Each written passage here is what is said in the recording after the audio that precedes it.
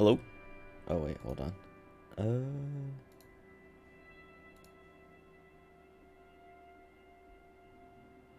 Okay. Finally back to this game. It's been like 2 weeks. Like, I was looking... Oh, yeah, like, I loaded a save just to, like, check the audio and stuff. May 7th, dude. That's like... Yeah, it's 12 days. It's crazy.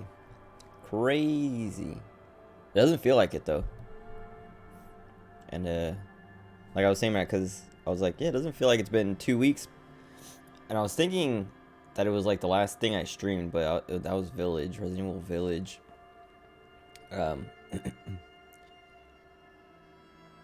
But it didn't feel like that long since this game before that, because the last time I streamed that was like Friday, Thursday or Friday last week, or I guess yeah, it's past Thursday or Friday. And I wanted to play sooner. I wanted to play like, because I didn't want to play during the weekend because of FanFest. I wanted to play like Sunday night or Monday night, but I don't know. I just like got tired on Sunday, and then Monday I didn't want to. Well, yeah. So Monday night I didn't want to stream because Tuesday, because I needed to get sleep because all the stuff I had to do Tuesday, and then I hung out with Akira on Tuesday, so I couldn't stream yesterday. Which, like, man, every time I start streaming again, like, I get like a couple days or a few days, and then a bunch of stuff just like lines up, and it's like, oh, like tomorrow, like I almost didn't stream tonight because I'm like, oh, tomorrow I have to get my COVID shot, like the second one.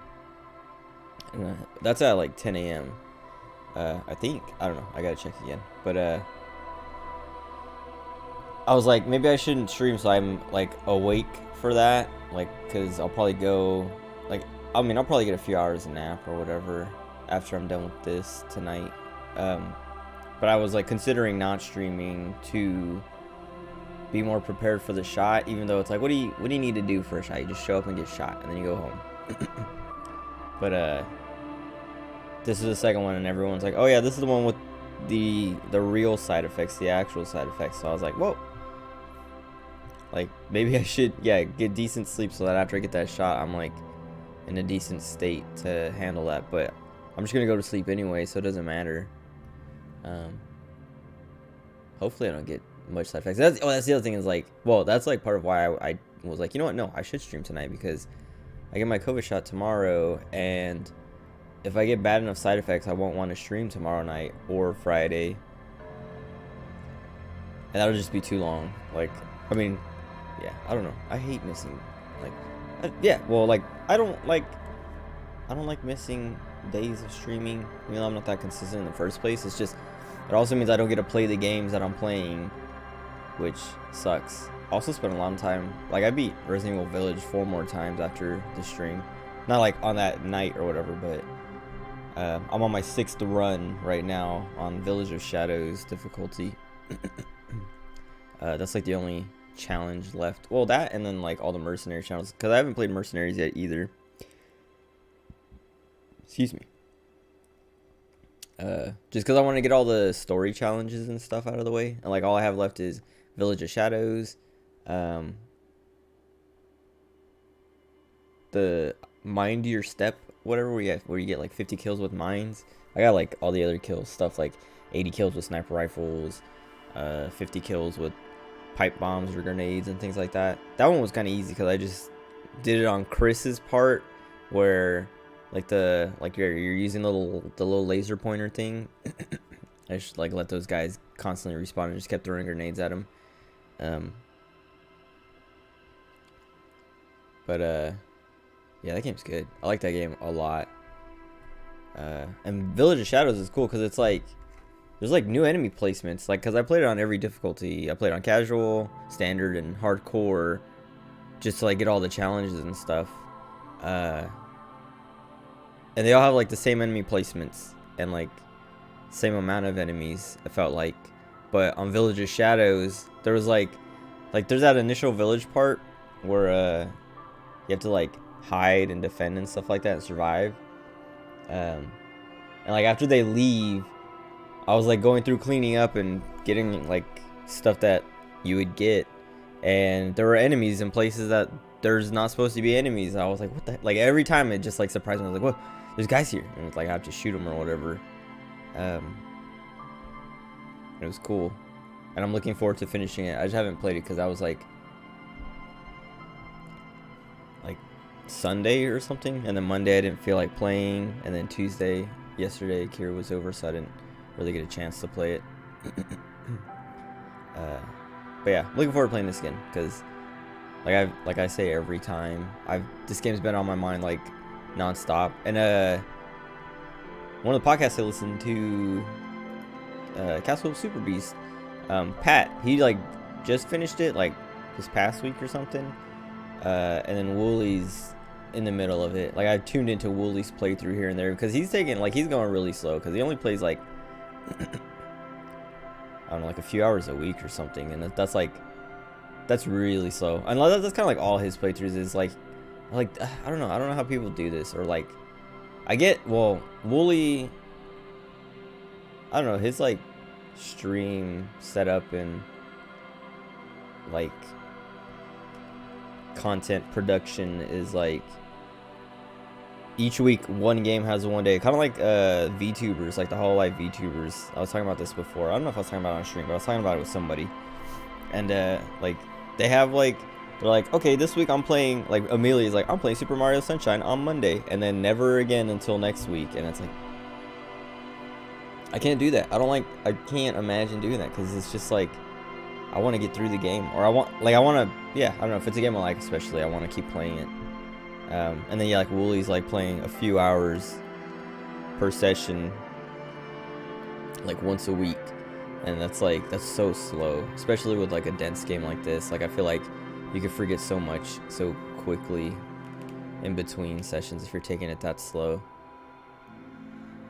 But like that's kind of like his thing though, that's like the way he puts his stuff out is like episodes, kind of like weekly scheduled programming and stuff, and I guess it works for him. So, but like, yeah, I don't know, like tuning in, because it's like I was saying, he's taking it super slow. Like I could tune in and watch his playthrough and not get spoiled by anything, and also see stuff I haven't seen, because the way he's doing it is he's like not save scumming, but he is like picking choices and things just to see, and then reloading his save so that that's not permanent, because he was just curious and he wasn't actually like committing to something.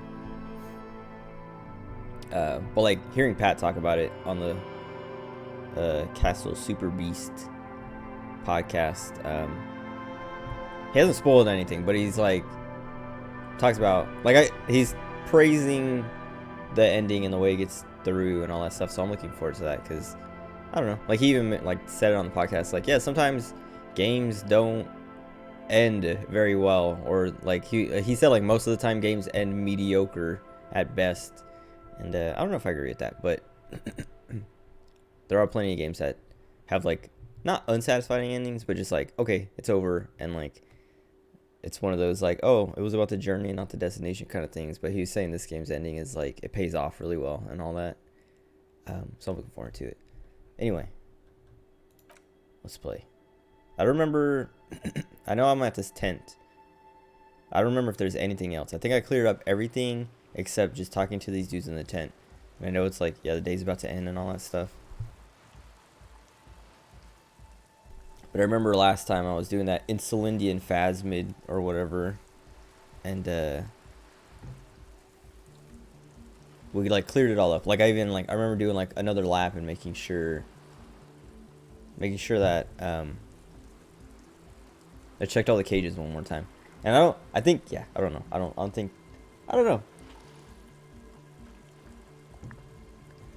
I want to hope and believe that it exists and that I'll run into it, but I don't know. I kind of give up. Like I'm not gonna go out of my way anymore for that. Like if I see a trap on the way, I'll check it, but I'm not gonna do too much. The tent is just tarpaulin fabric covering a pile of stuff. The flap is open. Inside, 3 young men are listening to some new form of music. It's like nothing you've ever heard. One of them looks at you.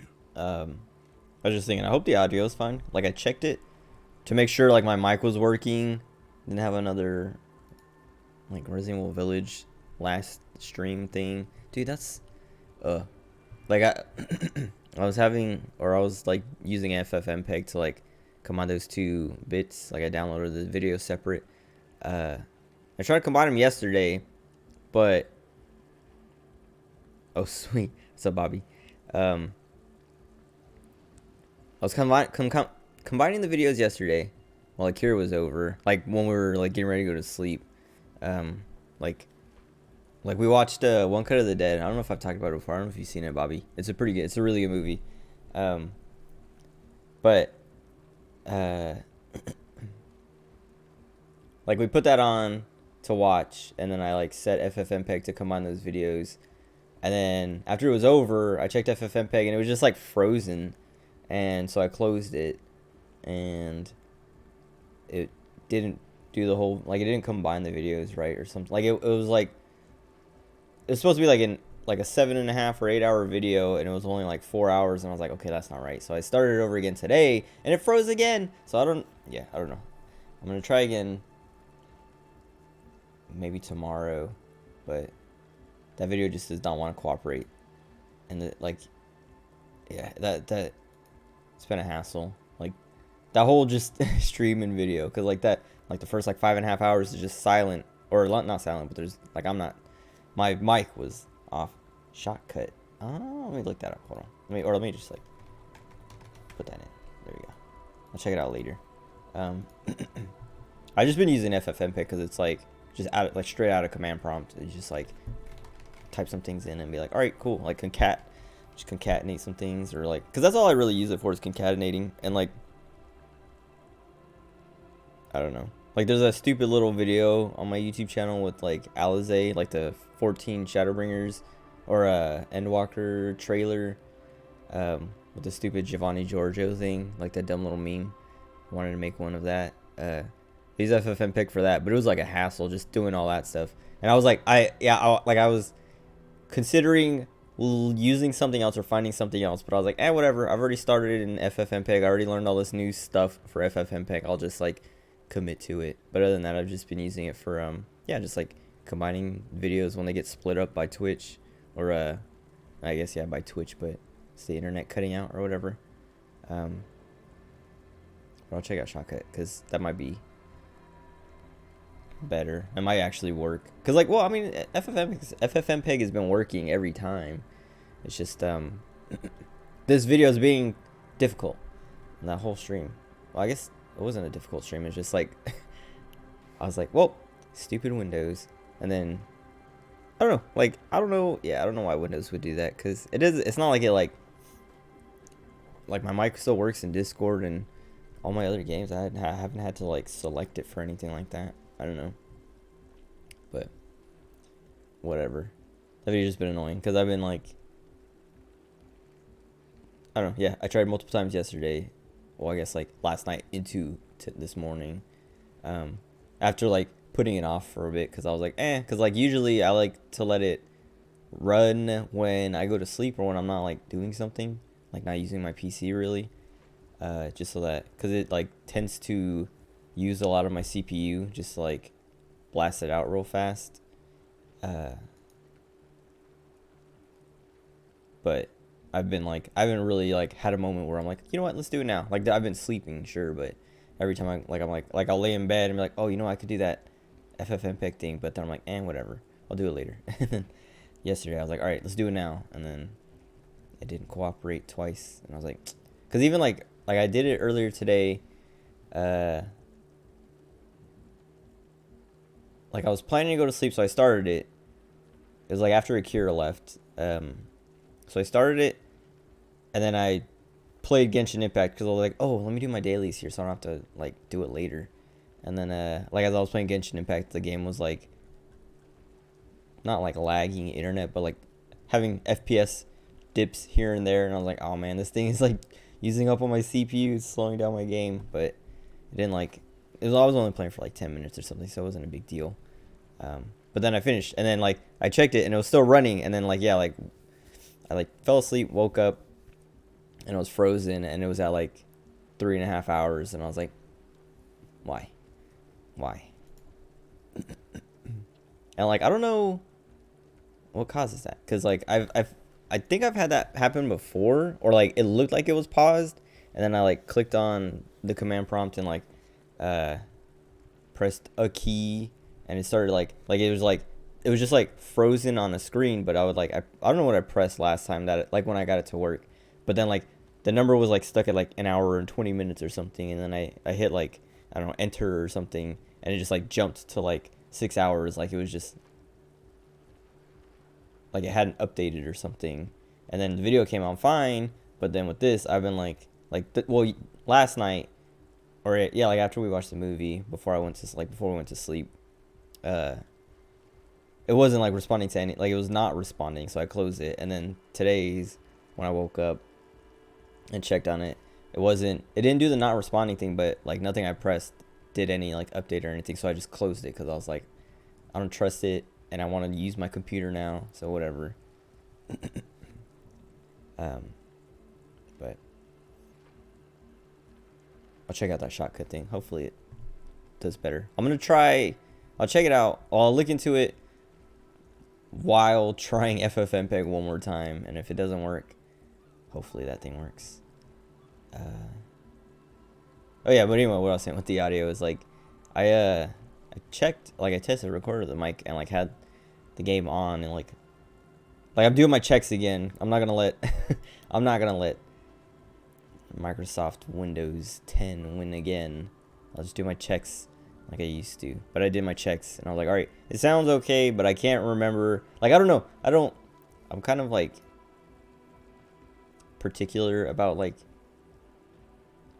consistency across all my like videos and stuff. Like, not that every game in my voice volume has to be the same or whatever, but like I went to watch the last Disco Elysium stream, and like I was listening to it, and like I recorded my I recorded a little bit like my voice and like the game with, like I was talking to a cell up here, so that I could like have her talking and like voices playing as I'm talking, just to like see what the balance is like. And then I played the last stream and then the video at the same time to like listen and compare, and I was like, okay, it sounds good enough. Like the new version sounds like gameplay's a little bit louder, but I wasn't sure if that was like actually gameplay louder, or it was just like the two parts of the game are just in different parts. Like her voice is louder than the other voice I was listening to or something.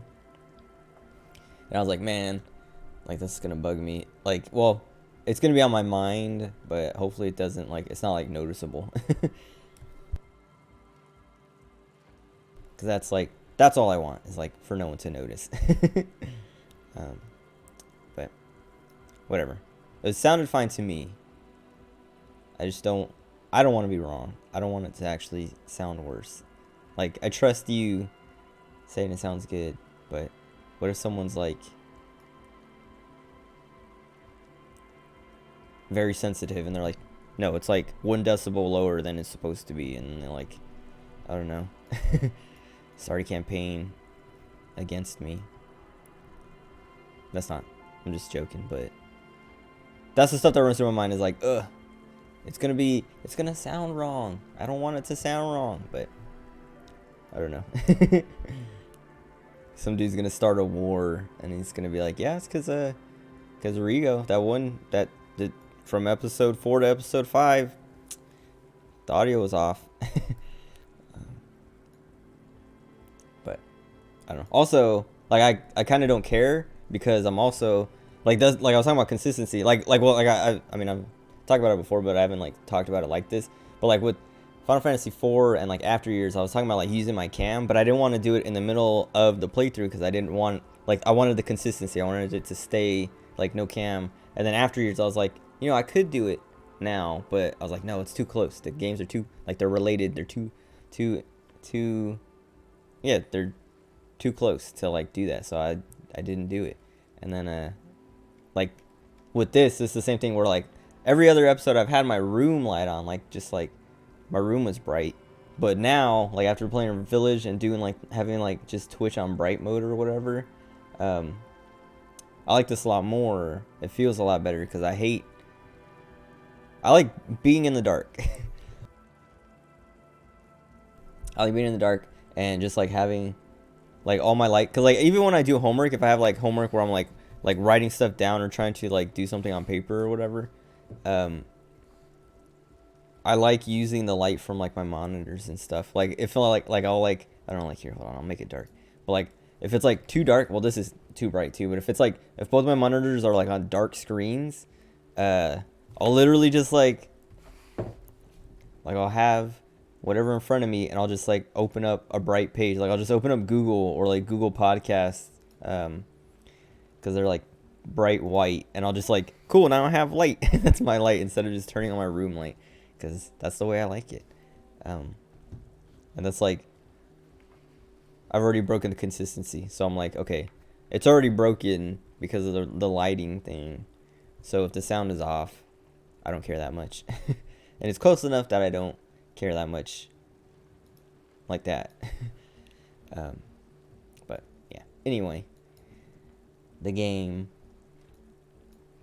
I heard this conversation can take a while, which is cool. Like, I don't know, I love this game, and like it's so, I don't know, it's, I was telling Akira about this game, and I was telling him about it because it's like a lot of political and ideological stuff like that, and I was like, dude, you would probably like it a lot, because Akira likes that stuff. Akira, well, I don't know if he's very into being, I don't know, he's not like political, but he's like always like complaining about politics in our like little group chat on Facebook, and it's like, okay, all right, like, you obviously like it enough to like always be talking about it. Yeah, well, so like, and that's what, like, when I got to talking to him about it, I was like telling him about it, tell him how good it is, and he's like, well, what's the gameplay like? Because I was like comparing it to like Divinity, or I was like, it's like an RPG like Divinity or Mass Effect or Dragon Age, where there's like a lot of like choices and things like that, and you're like doing a lot of RP, like role playing in conversations, like a lot of like politics and like persuasion and like all that stuff. And like he was like, well, what's the gameplay like? And I was like, that is the gameplay. It's just talking to people. And he was like, it sounded like he lost interest immediately, and I was like, dude, you would like it, it's good, you should play it. And that's like, that's what like yeah, that's where I was going, is like, just like, I don't know, it's not like a visual novel, but it's all like conversations, and it's cool, and I like that, because it's not fun like a gameplay way, but because it's like so engaging and so, I don't know, like it's fun even without like the gameplay like that, without having something like stimulating like that. Like the conversations and stuff are so good, and the characters are so good that it's stimulating enough in that way. Because it could, like, I could see it really, like, I'm sure there are plenty of games that try this that are very boring because they're not, like, there's not enough personality to them or something. This game's great. I don't know, I'm looking forward to finishing it. Just from what I've heard, and like, yeah, good stuff I've heard about the ending and things. But like this conversation in particular, I heard is like decently long. Like I heard it, like Pat was talking about it on Castle Super Beast, and I was like, that's like, he didn't spoil anything, but he's like, yeah, I spent like an hour and a half or something talking to some dudes in a tent, and I was like, dang, that, like, hearing him say that, I was like, that's long. But I was like, no, I probably spent just as long or like longer talking to other people about other things, so it's not even like, that's not even a surprise. And I was like, cool, like, I get to do that. That's the next thing I'm doing, is just like talking to dudes for an hour and a half. But like thinking about it, I was like, dude, this game is literally just talking to people for like hours. It's crazy.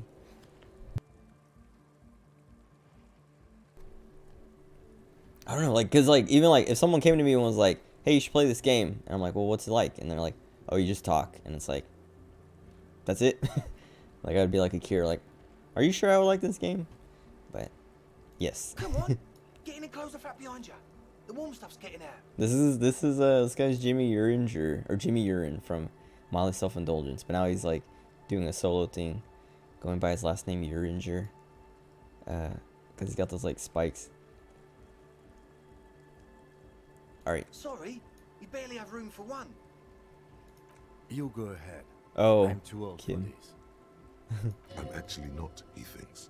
I just dislike delinquents. I'm Okay. sure you will feel right at home. I miss I'll him. keep watch. I missed him. Like, I missed this game. Like every day I didn't play it. Like I was saying, like I think about this game all the time. Every day I'm not playing it, and yeah, every time I come back and Kim's talking, I'm like, man, I missed Kim. I always forget how much or how good of a character he is and how much I like him and miss him.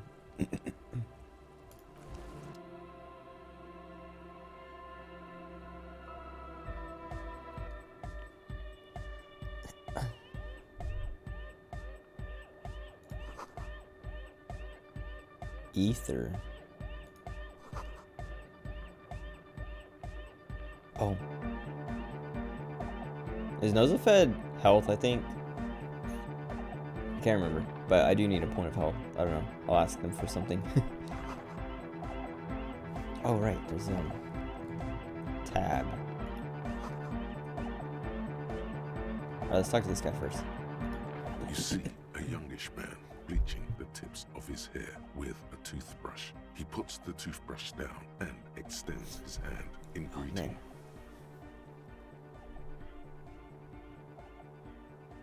Ragnarok's. Hold on.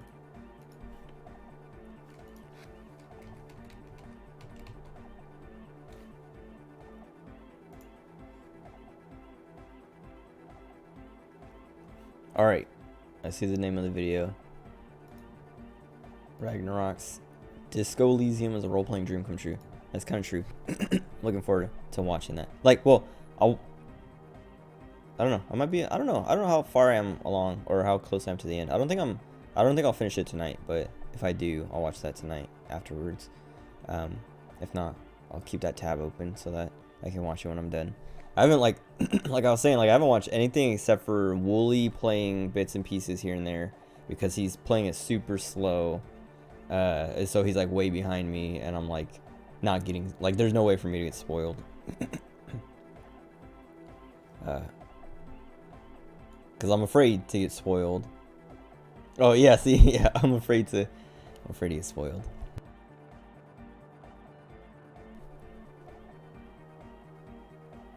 Hello, I'm Andre. It's a pleasure to meet you. Shake his hand. His grip is strong, sweaty, and warm. He's trying to project and inspire confidence. Dude, I hate when people do that so much. Like in the military, people do that all the time. Of like you meet someone new and you just go to shake their hand and they like squeeze it and like jerk your hand and you're like, dude, like all I wanted was like a quick little grab and then like let go, but like they're trying to like it's like overcompensation. Like they hear like, oh, you need to have like a firm handshake or whatever, and so they're like, oh, like I need to like I don't know, yeah, like project and inspire confidence, and it's like, no, dude, you're just annoying me now. Like you're making me, like people will talk about like, oh yeah, your handshake is like a first impression and all that stuff. It's like you're just making me not like you. Like you're giving me the impression that you're annoying and insecure.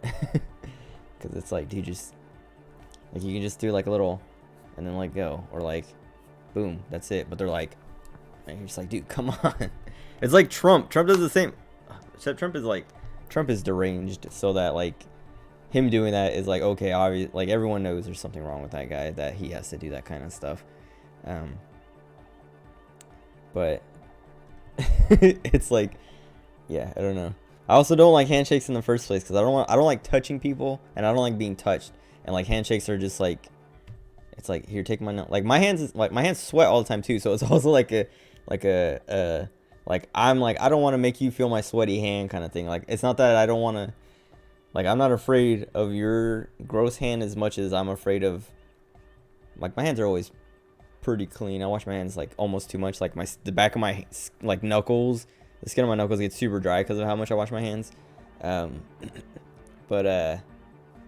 I'm just like, I don't want like to make people have to like, I wouldn't want to shake someone's hand and like take my hand away with like their sweat on it and be like, oh, gross. So I'm like, I don't want to do that to people. So I don't even want to shake people's hands. Like, I don't need to shake people's hands.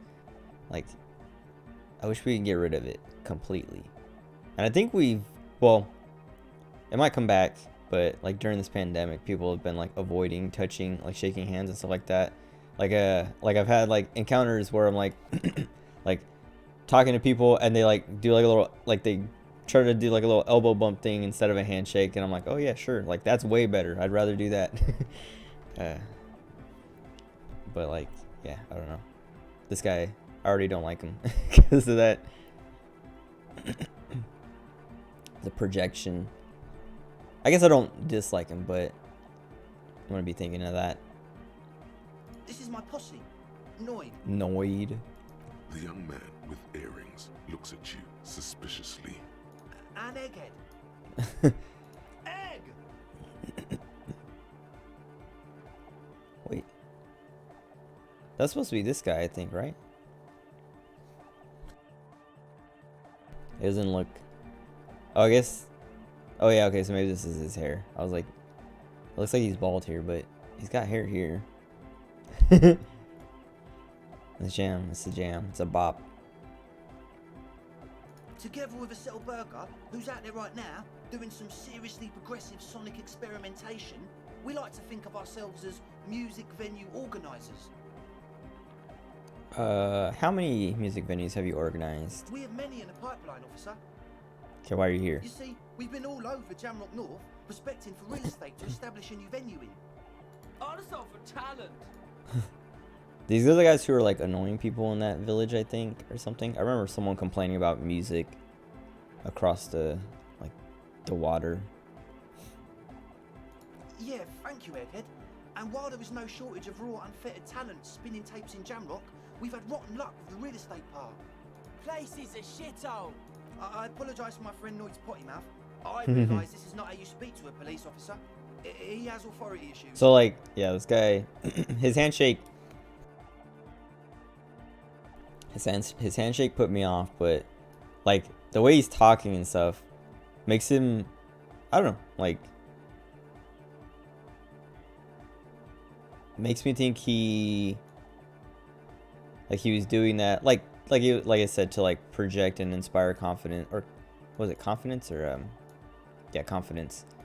And like it's making me think like, oh, he's like he is projecting, like he's like I was saying, like those kinds of dudes who like do it to like compensate. But he's like actually like, I don't know, like the way he's like stuttering and also like afraid of me. It's like, all right, this guy's got like self-esteem issues in a way that like makes me feel not as bad, or like not like, it makes me not think as worse of him because of that handshake. Let's see. The place is pretty bad. Let's see.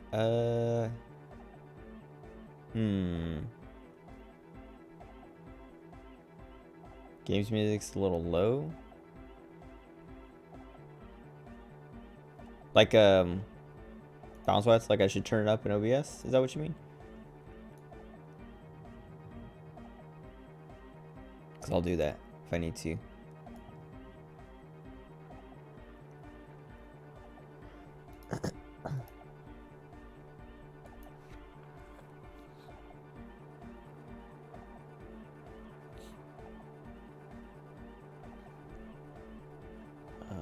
Let's see. I want to say this one, but I feel like I should. Nah, let's see that. Was there something you wanted your friend to sell? So there's a problem with the church. Oh yeah, we have to get into the church too. Good. Yeah, it's a matter of occupied ecclesiastical property. I bet you've noticed the derelict hive of narcomania on the coast. An attempt to pander to your perceived conservative sensibilities. No person his age would ever use a word like narcomania with a straight face. Okay. Don't fall for it. Don't fall for it. I mean, it does seem like he's trying to like appeal to me, like the way he's saying like, oh, apologize, like he's apologizing for his friend's potty mouth and blah blah blah. It's not how you speak to an officer. His authority issues and things like that. Okay, let me turn the game up down just a little bit, cause I think I turned it down, like game audio. Okay, turn it up a little bit. I turned it down because of Village being loud. But I couldn't remember if I actually turned it down or how much I turned it down. But I turned it up a little bit. Hopefully that's better.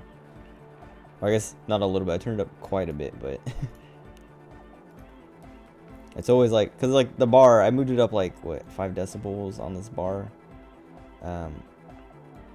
which it's only like a small bit of the bar, but that is like, it's quite a bit. Let's see. Enough histrionics. What are you talking about? I'm talking about the church, and I'm not exaggerating. Even a place of spiritual refuge can become a magnet for all sorts of dopeheads and Okay, so there's burnouts people in if there? left unattended. Dopeheads! Burnouts! Well, I'm sad to say, that's exactly what happened. Sad because we were just about to put Martinez on the map with one of the maddest dance clubs in Jamrock. Nah, strike that. In Revachol. Strike that! The word!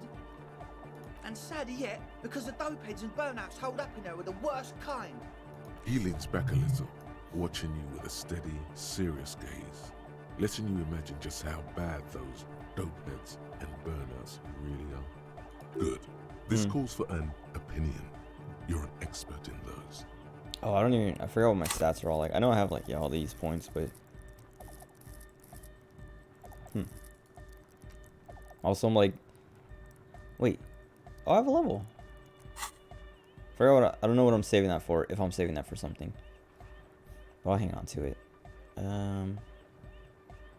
Oh yeah, I was gonna say, like, I'm used to like Resident Evil Villages controls where like right click would cancel, like get me out of this menu. So like I opened this and I was like right clicking to like close it. It's not how that works anymore.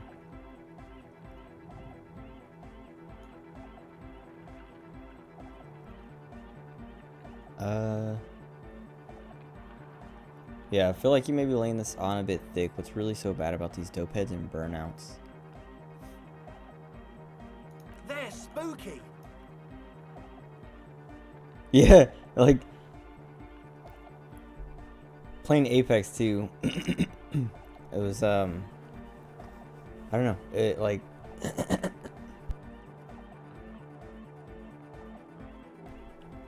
the control hill. Yeah. Well, so like playing Apex, I did that a few times after like the last time I played. Like yesterday, me and Akira were playing Apex for a bit, and like at first I was pressing control and just like crouching. I'm like, what is that? I'm supposed to be injecting myself. I'm supposed to be healing right now. I was like, oh wait, this is a different game, different controls. And then also like I wasn't sliding at first because I was trying to do it in Village at a few points where I was like, oh, like in Apex I would be able to slide. I would just be able to like run and crouch and slide. But it doesn't work in Village, so I like kind of unlearned that. Or like in Apex I was like running around and like not even thinking about sliding until like I saw someone on my team slide and I was like, oh right, you can do that. I played a ton. Like, hold on, let me see. Yeah, 43 hours in Resident Evil Village now. Like after playing it on stream, I played for like another 30 hours. Saying like, yeah, I started my 6th playthrough on Village of Shadows difficulty finally, because that's like the last difficulty I have to beat it on. And I've only I'm still in the first part. I haven't even made it into the castle. I got into the castle. I'm like at the part where you meet Duke in the castle for the first time. That's like the last thing I saved at. But man, that game's good. I like that game a lot. Like I was saying, I think I like it more than RE4, and I think I'm like after playing it like 5 more times or 4 more times, and then starting another playthrough, I'm pretty confident in saying I like it more than RE4. just because like with RE4, like I was telling, I don't know if I was talking to Joe or maybe I said it on stream or something, but with RE4, like every time I play RE4 now, as soon as I get to like the castle or like through the castle, I'm just like, I lose steam and I stop playing, or I either like slow down and start playing it less often until I finish it, or I just like the last time I played it, I just like I got to I think I talked about it on stream too, or I was talking about it with Joe, I know. But I got to like I'm in the castle, got to that part where it's like that big open room with like the water in the middle, and like Ashley has to go around like turning the levers and you have to like protect her. I died on that like 3 times. Like I'm professional difficulty, and I was like, you know what, I'm done. Like I got what I want out of it. This is like where the game just takes a turn for the worse. I'm kind of like, there's good moments in the castle and all that. Like there's still some stuff I wanted to do, but I'm like, eh. Like after this, it just, there's nothing for me anymore. So, you know, I'm done here. But like with Village, every time I've played it, like I just like played it all the way through. Like this last, like Village of Shadows playthrough. The only reason I stopped was because I was tired. Like I'd been playing for like 10 hours that day, and I was like, all right. Like I started the playthrough because I was like, what? I don't remember why I started it instead of just waiting till the next day or something. But I was like, let me just, I wanted to see like what the difficulty was actually like and how hard it was gonna, like how hard it compared to like hardcore. And it's way harder. But like I got to that, I didn't die, but I got to that save point where you meet the Duke in the castle, inside the castle for the first time, after you get like hooked up and all that stuff. And I was like, all right, let me save and quit here, and I'll finish this later. But like, yeah, like just every run I've been like playing all the way through, like in one playthrough. Cause like after, yeah, like it's like super short. Like once you know where everything is and how to do everything. Like I think the longest playthrough I did after beating it all the way was like 4 hours and 40 something minutes. And then the shortest was like 2 hours and 20 minutes. But like, there hasn't, I haven't, like, there wasn't ever a moment where I'm like, okay, well, I guess every time I got to Heisenberg's part, I was like, it's his part. But you can just sprint through it all. Whereas like in RE4, I mean, I guess you could do it in RE4 too, but it's like way more work and way more, I don't know. I like Village a lot more than any other Resident Evil game. I still think 7 is scarier. Like I remember Joe was saying, he said he thought 8 was scarier, and I was like, man, nah. Like after, like, he said that when I was in the middle of it, and I was like, maybe it gets scarier, and it did at Donna's part, but other than that, like, the rest of the game wasn't, I don't know, it wasn't scary. It wasn't as scary as 7. And I was telling Akira that yesterday. I was like, yeah, like, 7 is scarier, in my opinion, but 8 does have, like, Donna's like house, the Beneviento house is scarier than anything in 7, but overall 7's like entire game is scarier than Village's.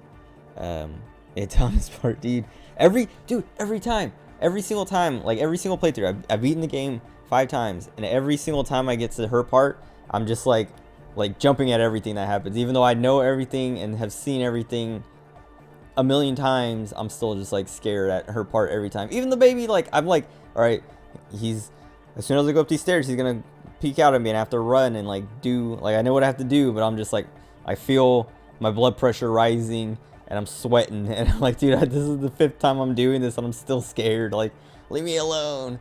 But I don't know. But also, I don't know. Yeah. That's like the only really scary part of that game to me. Like there's like a lot of moments in Castle Dimitrescu that are like pretty scary, pretty tense and all that stuff. But like knowing what everything is and all that stuff takes away like all of the scariness, where Donna's part is like, okay, I know where everything is and it's still scary. And then after that there's like pretty much nothing scary. There's like Heisenberg's part has like the moments when the lights go out and you have to like fight those dudes, or like they're like just like stalking around and you like turn a corner and they're right there and you're like, oh god. But it's still not scary in a way that's like giving me anxiety like Donna's part.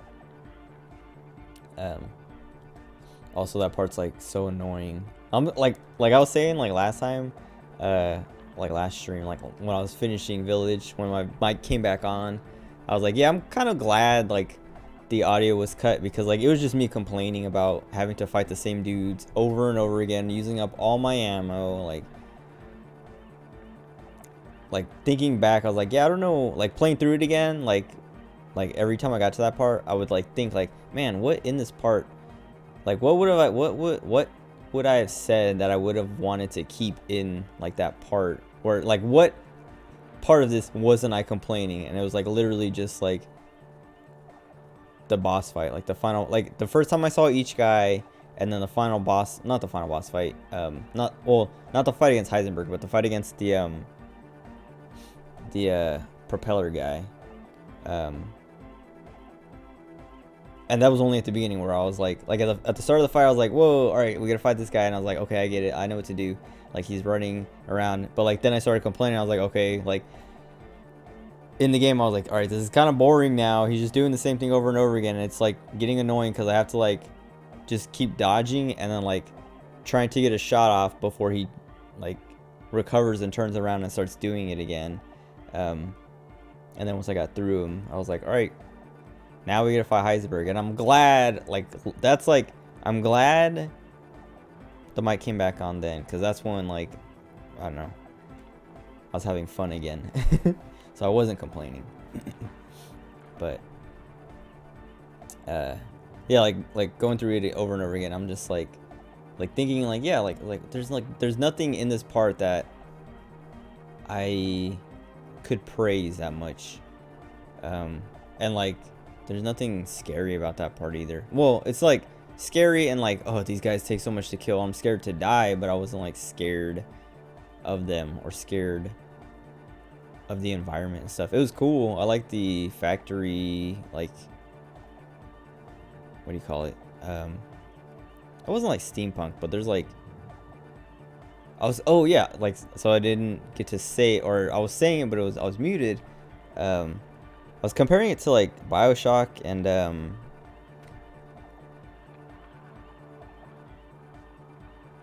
there's another game, I can't remember now, but, or like Dead Space, like BioShock and Dead Space, of like the very like steam and pipes and like, not like factory, but like just like a lot of metal, and like Silent Hill, like rusted metal and stuff like that, where like it reminded me of a lot of those like parts of those games, and I liked it, and I was like, this is cool, but I don't know, it's not like it's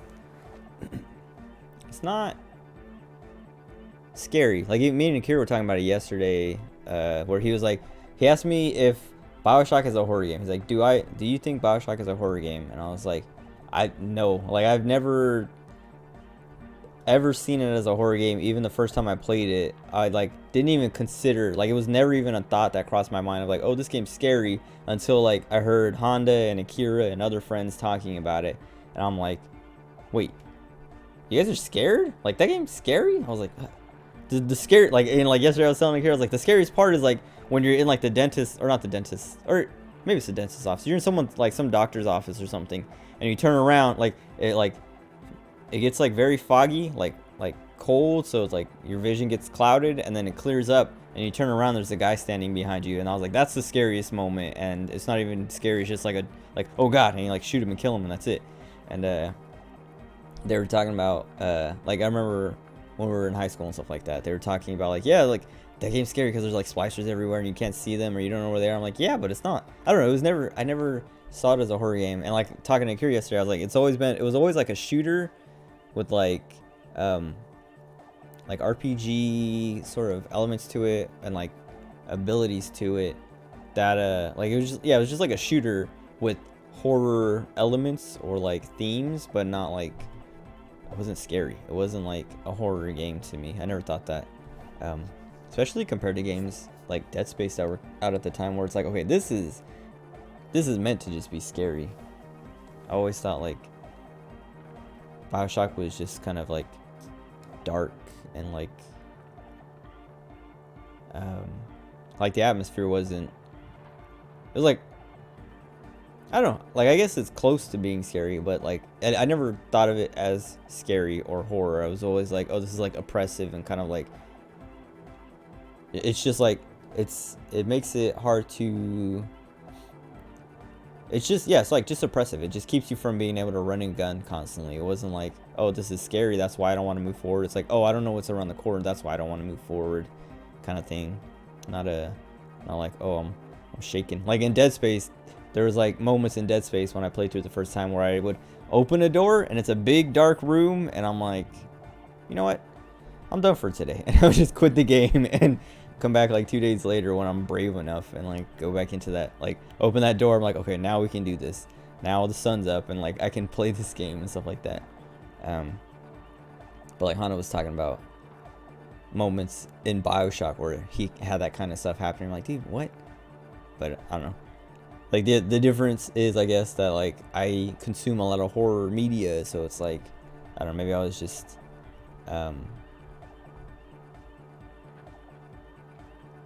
jaded. I don't know, like just seen so much that it didn't get to me like that.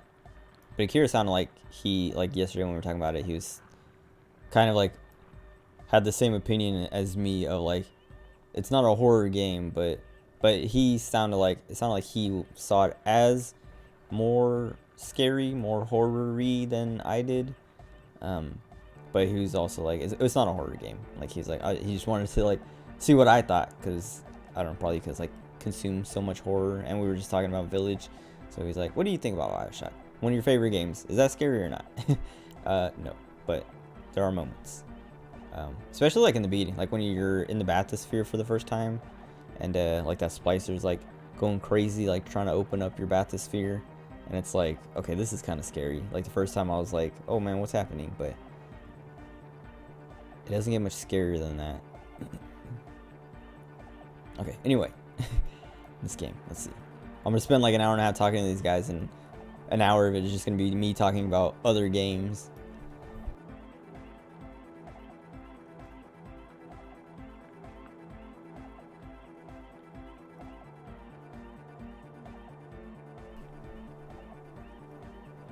Oh, one thing I noticed is that like I never thought to like check, or that it would be noticeable, but like drinking my water, like you can hear it on the mic. I never even noticed. I mean, it doesn't, like I don't care that much, and I don't know if anybody else cares, but like you could hear me swallow my water, and I was like, do I swallow that loud? Like, is that, I don't know if that's normal.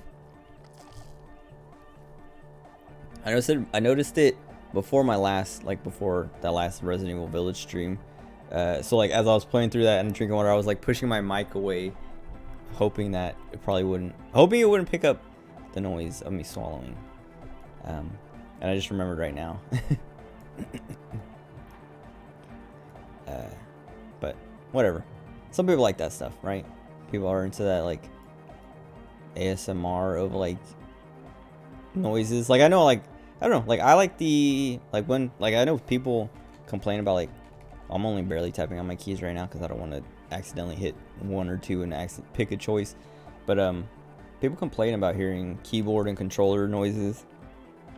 But I always like that stuff. Like right before I started streaming, I was watching Nene play Minecraft, and you could hear her like clicking and clacking on her keyboard and mouse and stuff. And I don't know, I like that. It's like it's like ASMR in a way where it's like, oh man, it's like, well, also it's like Minecraft. It's like super comfy, like those kinds of streams, because it's like Minecraft's a comfy game. It does get scary sometimes in a weird way. Like I would say Minecraft is more of a horror game than BioShock is. No, not really, but there's like tons of moments where you're like deep in a cave and you're just like, what was that? And like, yeah, people complain about anything. That's true.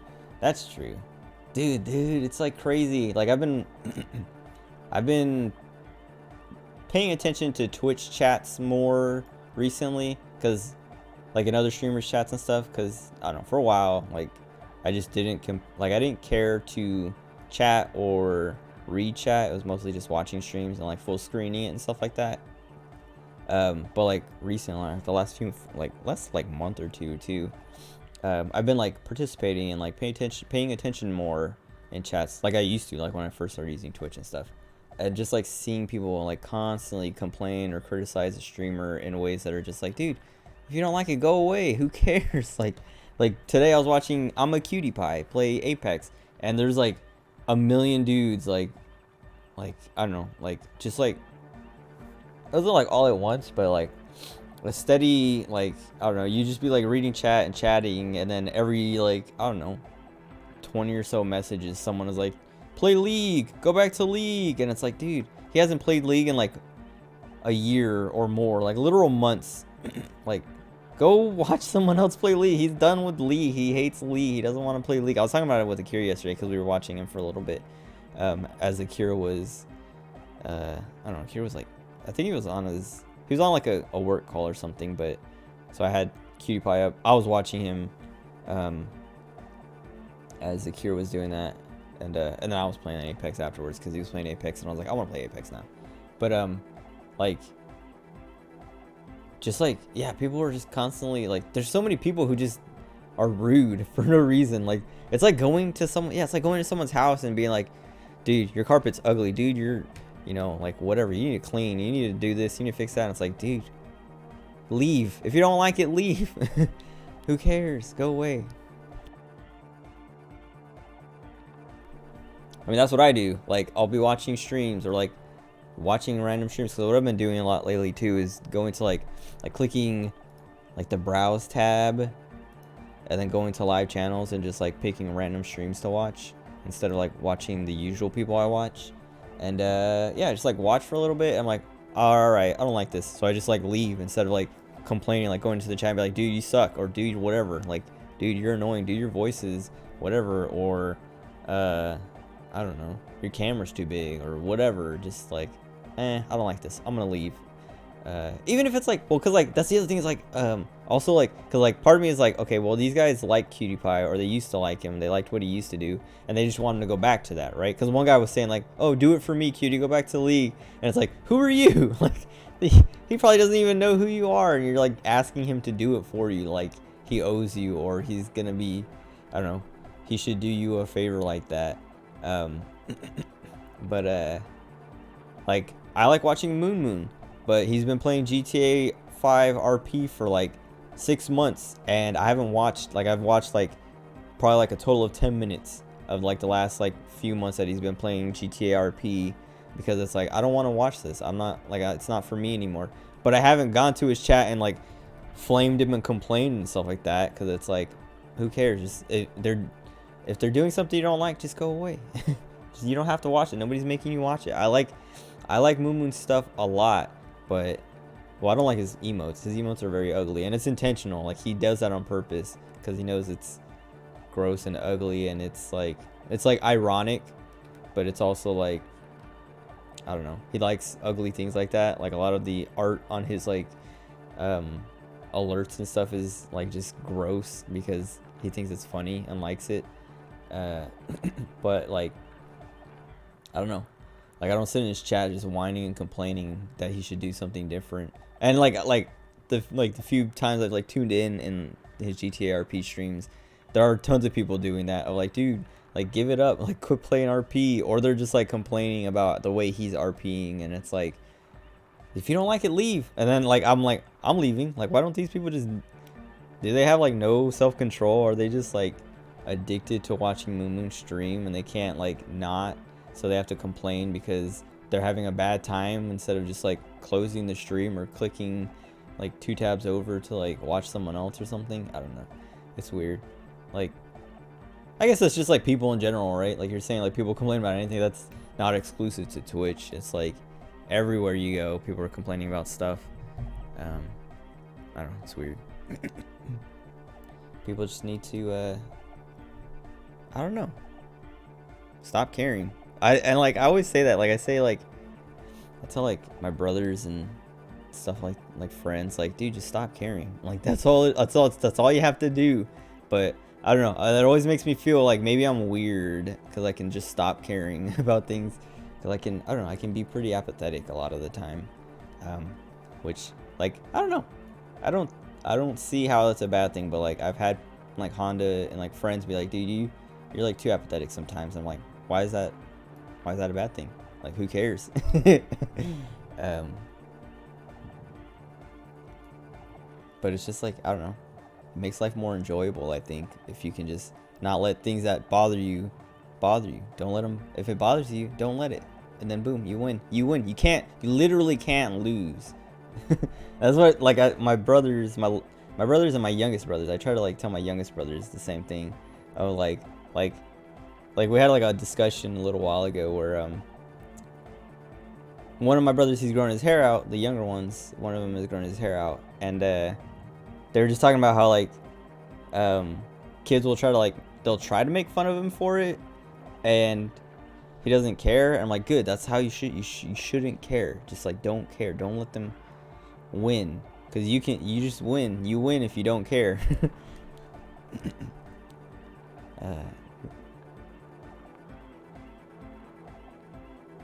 Oh my god, that's stupid. What? Why would he even? Yeah, okay. If you're gonna go to, yeah.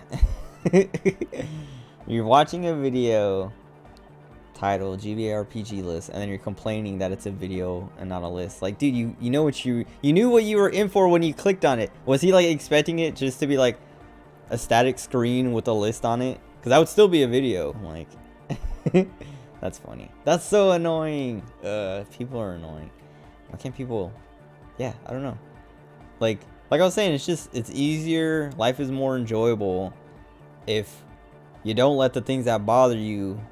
Don't let them, like, just stop caring. Or if you have control over it, change it. Yeah, that makes sense. But it's like, you can't. I don't know. Like, leave people alone. Don't don't force your, and I guess it's like that gets into politics and stuff of like, don't force your ideas and ideals and opinions and stuff onto other people. And like, yeah, I don't know. Like, I guess you can express discontent and things like that to like hope for change, but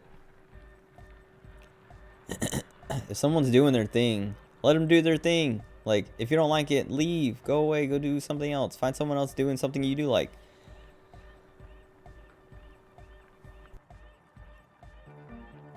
Exactly. Just let us vibe. Just you know, like, I'm vibing, you can be vibing if you find something you like, right? I don't know. Just been sitting here vibing to this song, complaining about people complaining. But at least I'm not complaining to them, and I'm not like making them, I don't know, spamming them with chat messages constantly. Like, there's one guy, like I was talking about, like watching on a Cutie Pie stream. There's like one guy who like so there's that guy I was saying who was like, do it for me. He sent like 5 messages in a row, like not like back to back, but just like every message was like, Ludi, like, Cutie, play league, do it for me, play league, and then someone timed him out finally. And it was just like, man, like, these people, like, I don't know, like, how hard is it to just, like I was saying with Moon Moon, I haven't watched Moon Moon stream in months, like literal months, because he's been playing GTA RP the whole time. And like before that, I think he was playing D&D, and I don't like his D&D streams either, because like, I don't know, like I'm fine watching D&D streams and stuff like that, but the way he plays, like, also the way he does his RP, like basically just the way he does RP is not for me, because he's like, I don't know, it's just very, I don't know what the word is, but like, not like off-putting, but it's very, it's adjacent to off-putting. There's a better word for it, but it's just like, he's trying to make it as frustrating as possible, while also just being as annoying as possible. Like, a lot of his stuff is just about being annoying. And that's kind of like, that's part of why I like him, and the stuff he does is because it's funny, because people do get mad, and it's funny to laugh at those people who get mad at it. But then, like I was saying, like, it's annoying to me in a way that it's like, all right, this isn't even funny, this is just annoying. And like, it's like the difference between like actual trolling and just pretending to be stupid.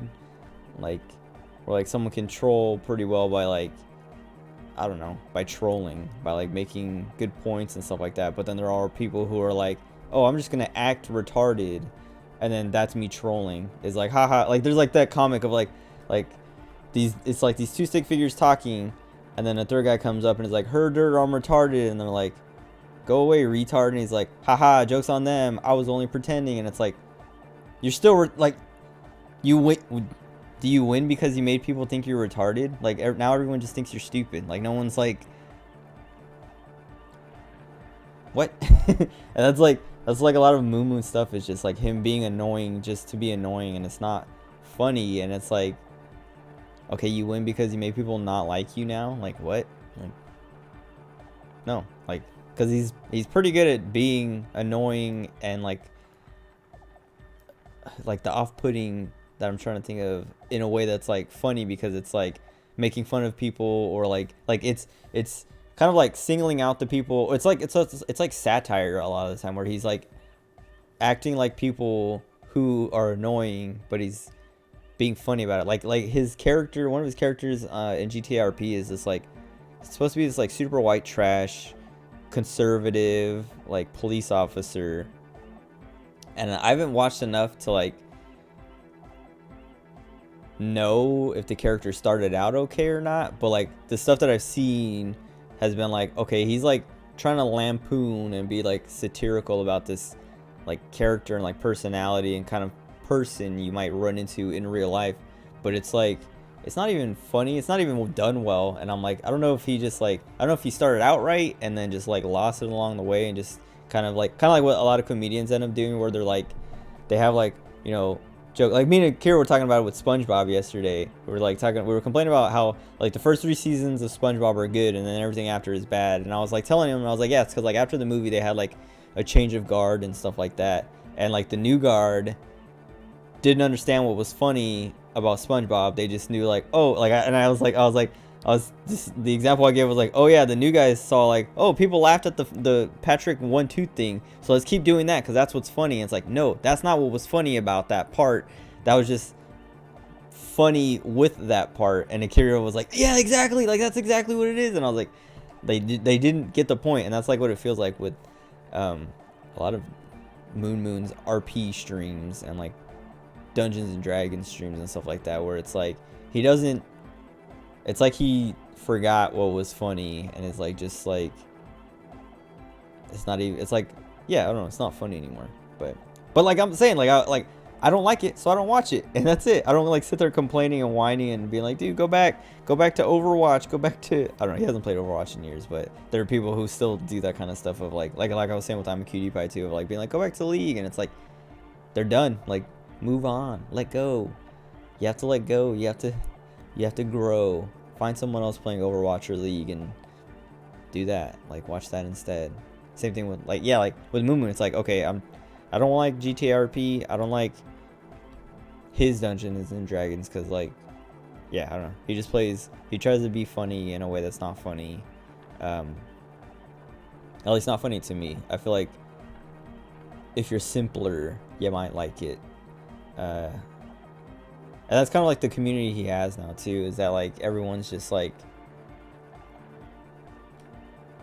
they're almost like sycophantic, where they're just like, oh yeah, everything Moon Moon does is hilarious, and like you have to spam it like you see it in like other people's chats, like especially like when something big is happening, like a big stream, like an event or something, you'll see like Moon subs just spamming their emotes and stuff like that, and people are always like, oh my god, it's Moon subs again, and they like double down on it because like that's what they're there to do, is just be annoying. And it's like, man, it's not like, it is annoying, and it's not like annoying in a funny good way, it's not trolling, it's just like you're just being unlikable. And I don't know, like I always think of it as like, maybe it's like a defense mechanism. Like it's like, if I can be unlikable on purpose, then I have an excuse for being unlikable. So like when people don't like me, I can be like, oh no, I was saying, it's like, oh, I was doing it on purpose. And it's like, well, I still don't like you. Like that doesn't protect you from being unlikable. Like it's like they're being unlikable to have control over why they're not liked. I don't know, but maybe I'm just like overanalyzing people I don't know on the internet based on like some chat comments. I don't know, but man, like I do like miss watching Moon Moon streams. Like I was saying, like I've tuned in a few times here and there trying to watch the GTA RP streams, and it's just like, ugh, this is so lame. Like I'm gonna go watch something else now, because it's not, I don't know. Like when he plays regular games, he's funny, especially like with his chat interaction, because he reads chat a lot and is like, he'll call people out for being stupid or like saying something stupid or complaining about the stuff I'm complaining about, like, or complaining about the stuff that I'm complaining about people complaining about. Or people will be like, dude, go back to Overwatch or whatever, and he'll just like be like, all right, and he'll just like spend like 10 minutes just like roasting some dude. Like he used to, like back when Twitch would let you see who people were following, he used to like, he would do that a lot of like, be like, all right, let's look at this guy's following, and just like pull up their like profile and like go down their list of people they're following, like, oh, Amaranth, oh, Soda Poppin', and just like make fun of them for like being, I don't know, like the most basic Twitch chatter and stuff like that. But then Twitch hid that from people, probably because of him.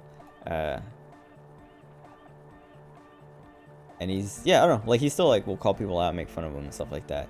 Like he'll be like, oh look, you got the Overwatch badge, go away. Like, I don't know, we don't play Overwatch here anymore. Yeah, whatever. Anyway, this video game.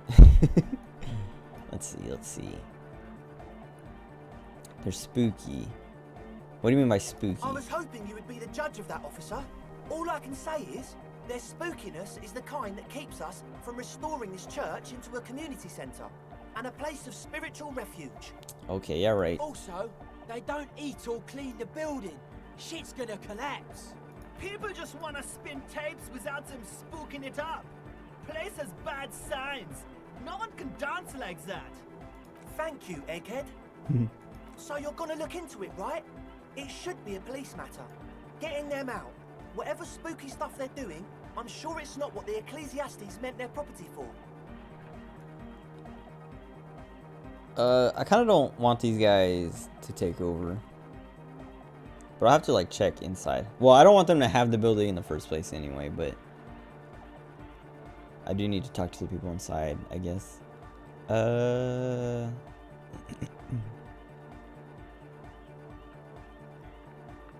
Tell me more. All right, man. Andre's obviously very happy you took him seriously. The whole tent is. The boys exchanged giddy looks. Alright, I don't... There might be other ways to end this task, but I don't want to let them look into the spookers. I don't want it to get turned into a nightclub. Unless a cell wants it to become a nightclub. I don't know, it seems like I want to do it for her. But it seems like these guys are kind of using her, or like not, they don't care about her that much. So if it means they win and she doesn't, I don't want to do it. But if I can get her to win and them to lose, I'll do it.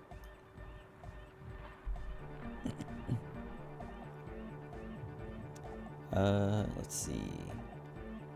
Yeah, who are these Ecclesiastes? Oh yeah, that's a meteor and name for the founding party. Thought it'd be cool to use it. Okay, what do you mean by meteor? You know, of Meteo, concerning Meteo.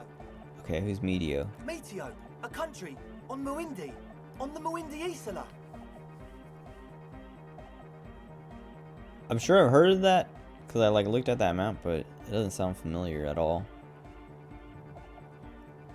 And what is the founding party? Come to think of it, I've never really looked them up, you know. I can't give you a precise definition, but they're a very powerful religious organisation. And they have roots in ancient mass society. And they're the custodians of the Pericarnassian Church. Plus, they anoint the innocents. They, like, made the Innocentic system, no?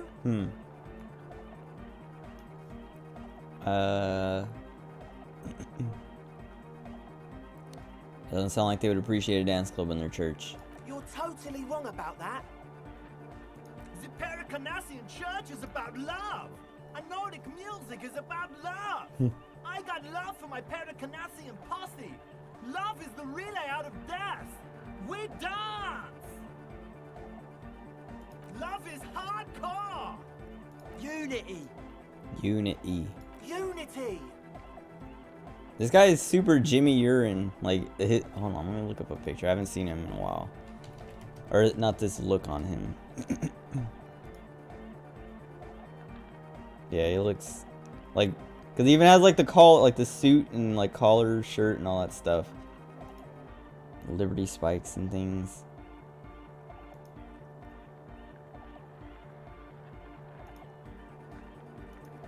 I wonder if that's what if he's supposed to look like that. Look like Jimmy Urban.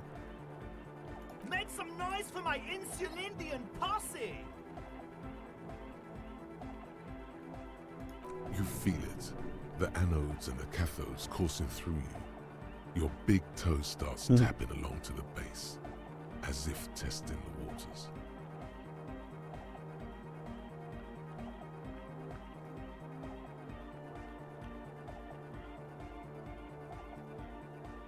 It's not my head. Feels Enjoy the good. beat. I'm doing it! That's cool. That's fun.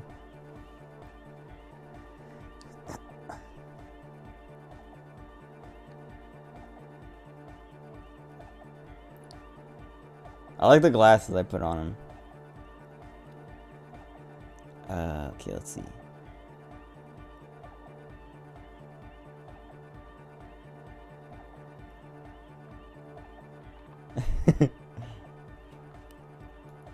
This isn't like the music's not very hardcore, but these guys are hardcore about their music. And Love. I guess Love can be pretty hardcore.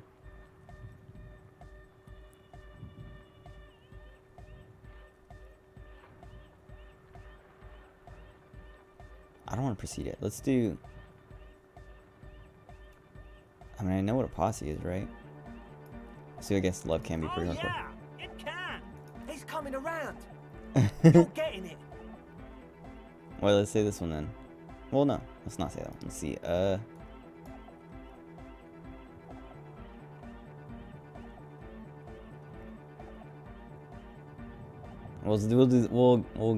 We'll go along with them. Now understand it was lame of me to suggest otherwise. Yeah! Yakokata, the place to be. He seems I don't know what that ecstatic means. that you share his vision of pericarnassianism. I don't even know what pericarnassianism is. Do it for the masses. Do it for the crew. I didn't want to say it, but it was pretty lame of you to imply otherwise. Anyway, you got more questions? The Alright. one with the large head is still looking at you, nodding his head, waiting for your body to Oh, start. I just like whipped out the flashlight. Did you put the padlock on the door? Yes. I asked Noy to install a measure against more drifters wandering in. I It's a see. temporary fix, just something to contain the situation. Did they lock some dudes in there? I had to do it I in can't an hurry. remember. Not my best work, but it should hold for a while. Okay, how long have they been locked in there? Not long, like a week maybe? That is long, dude. How can you be sure they didn't starve? I'm super sure they're alive. I mean, come on. I'm at least 90%, maybe 85% sure they're still alive. That's not good enough. Okay, I'm sorry. I'm sorry too. I guess it wasn't very hardcore of us to just lock them in like that. Yeah. Give me the key. Of course. Noid, give the officer the key. All right. Oh no. Be the cool cop. Oh no. Alright, hold on. Oh. I guess I'm gonna try that again. Try to go on a date with her. But I don't want to. Because if I mess it up. What? Like, I don't. I said it last time, but I just wanted to go on a date and like hang out. But then I failed and like all my options were like, let's have sex. And it's like, leave her alone. Just hang out. Just, you know, chill out, talk, hang out, be cool. And I don't want to, like, I don't actually, like, if going on a date with her, I'm sure they would give you the option to, like, not have sex with her, but I wouldn't want to do that. Like I was saying, it's like, I just want to purely platonically hang out with her. But I guess we can try again. Because I do want to, like, know more about her. I'm trying to see, though, like, if there's anything I want to spend this point on to, like, try again. I feel like maybe the ice cream maker.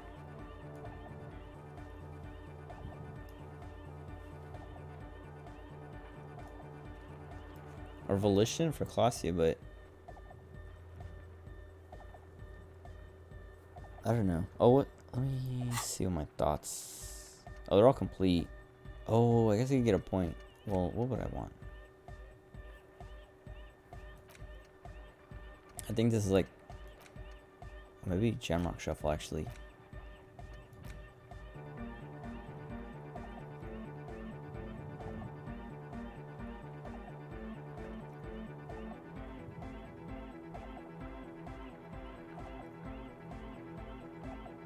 This probably gives me Savoir Faire, maybe? Or I don't know, I would think just Savoir Faire because it talks about being cool and that's like the cool thing. But I wouldn't want that much. This feels like it would give me, well, it says -1 esprit de corps, but I feel like it would give me the like more points in esprit de corps. Like it would I would get my esprit de corps back and maybe a bonus to it or something that would help with it. Maybe authority.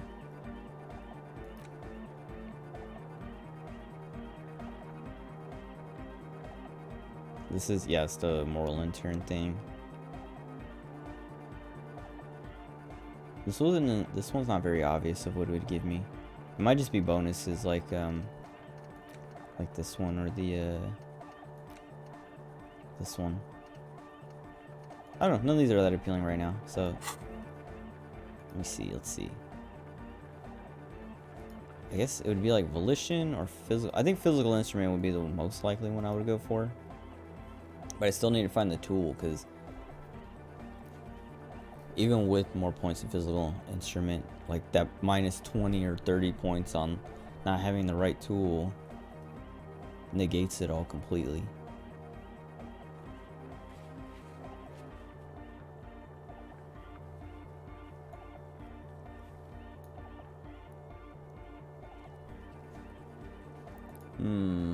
I'll just save the point. I'll try this roll, and if I fail, oh well. I don't know. Let me think actually. Let me look at it again. I need 10 points. I have 2.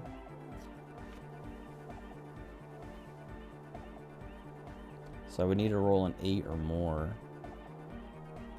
Yeah, getting 1 more point would just put me at 7 or more, which is better, but not that much. Let it fall to the ground, then pick it up. Yeah, let's just try it. You sense the trajectory. I'm a of the cool little cop. piece of metal plastic. The object makes a small ringing sound as it approaches. Just the tiniest chime to your left. Cool. Ka-ching! The key hits your palm. The speed freaks nod to you approvingly. Thanks, man. Play it cool. The speed freak nods to you. Okay, other questions. Sure, man. Tell us what you want to know. Let's do it. Who are these people? Truth is, I don't really know. None of us do. I don't even know how many there are. All we've seen are glimpses.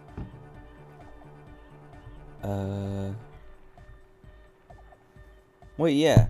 Like that's the thing is like I kind of don't trust them about what they're saying. These people are like, and he's like, yeah, all we've seen are glimpses. It's like, okay, wait, you don't even actually know who these people are. You haven't even seen them? There's also the machinery. This machinery is of the deeply mystical variety. When I first scouted the place, back in February, it was abandoned, empty. Took some time getting the crew together. So about 2 weeks ago, we came here hoping to set the stuff up. Suddenly, there are all these strange machines lying around in there. One of them has wires running into bowls of water. Wires into water. Never seen anything like Oh, it. I wonder if this has to do with the pail. Cause I've been thinking about that. Like I've been saying, I've been thinking about this game all the time. I'm still wondering what the pail is or what it's like. Cause we haven't run into that. Like we ran into like that woman from the pail or like near the pail or something. I think like one of the truck drivers or something. And I've heard like mention of it and like read about it like in like some stuff, but I don't know what it is. It makes it seem like it's like a nuclear like Fallout zone or something, but it could be weird. And this could be, I don't know, maybe related to it. I don't know. I guess we'll see. Andre, tell him about the feeling. Oh, and it felt like there was something in there with us, watching us from the dark. No, the other one. Which other one? I'm not as in tune with my emotions as you are, Egg. Felt like silence. Awful silence. For this man, even regular silence is awful enough. But that was something greater. Okay, but you haven't seen anyone. Not exactly. We've just seen someone who we think is a woman go in and out of the church a couple of times. And we felt someone or something eyeing us inside. But that's kinda it.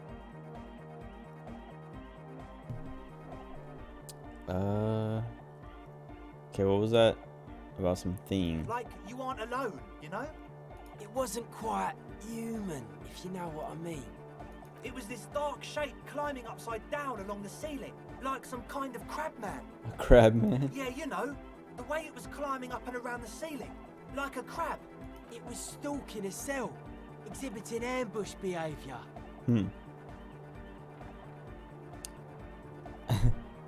Are you sure there was a crab man? Yeah, totally.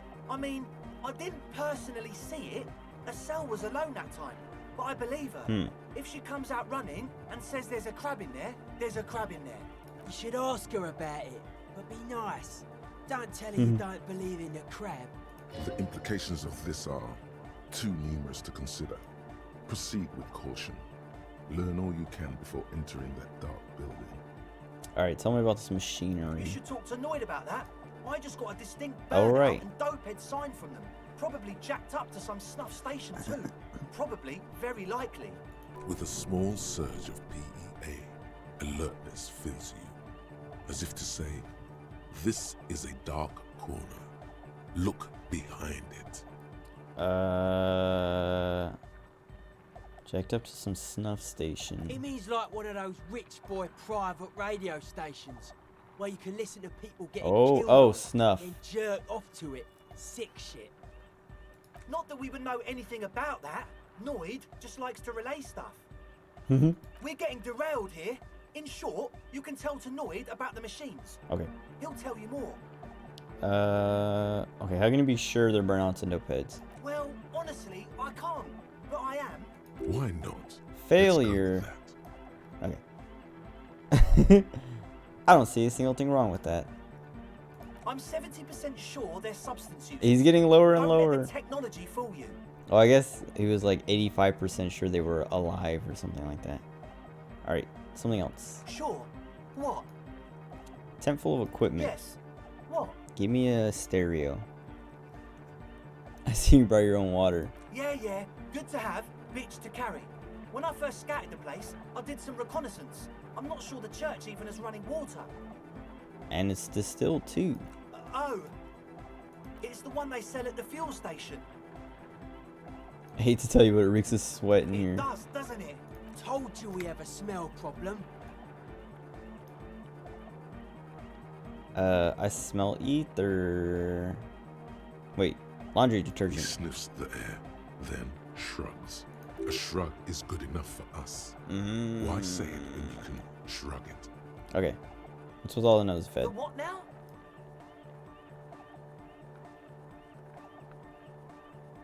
The nose fed ultra. Oh, the old Ultra. We, Give me I some. have a major sinus infection. Stuffy nose. We all do. Shit's all blasted up. Winter. Can't even breathe. You sound fine. Yes, that's all. Because it's Nosafed's working. doing. Yep. Without the I knew Nosa, it. I'd be drowning in shit right now.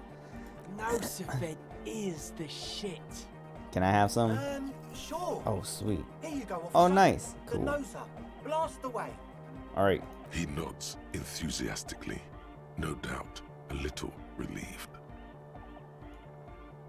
Oh, I mean, it's a white check.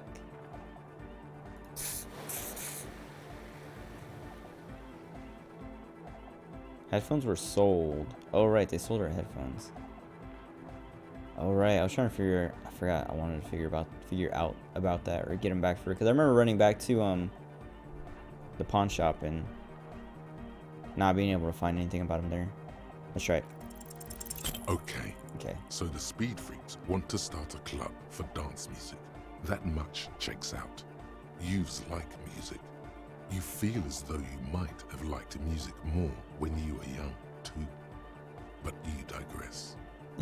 Rubber Chin. What's the gist of it? The gist of it is, they want to turn the church into a club, but a suspicious element has overtaken the building.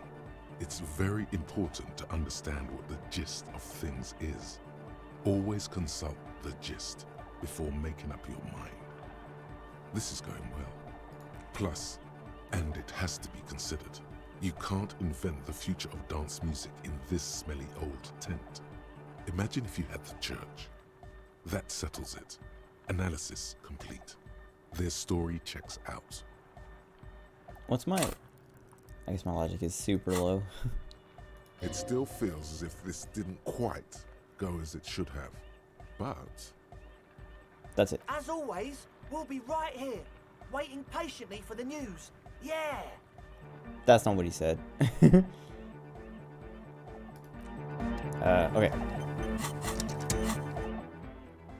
I'm gonna go to the bathroom and get some water. I'll be right back.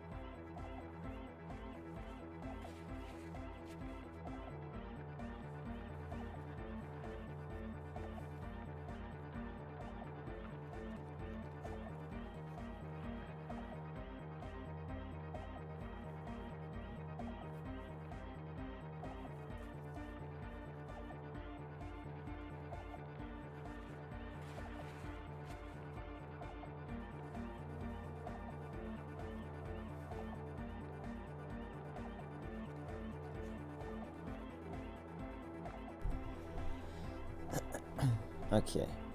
Why do I have this on my map? Is that just that new check being added? I think.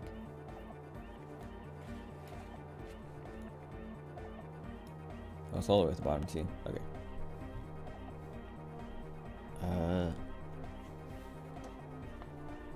I don't know if I'll ever put more points into logic. My chair. Hold on.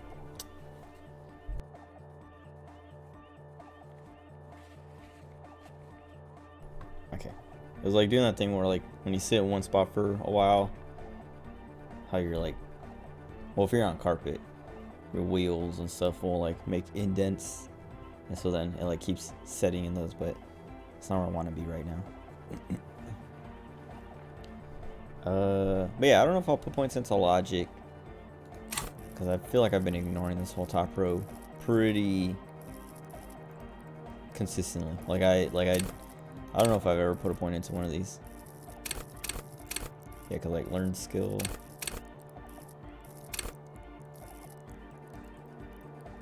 Oh, I guess I've only put 1 point into Inland Empire, like from a level. I guess.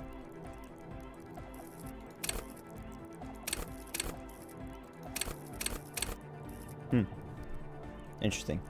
Felt like I put more points into it because it's so high, especially. But I guess picking it as a signature skill on the base, put it super high, and then holding the clipboard gives me way more too. Or, well, it's like at 2 out of 5. Maybe.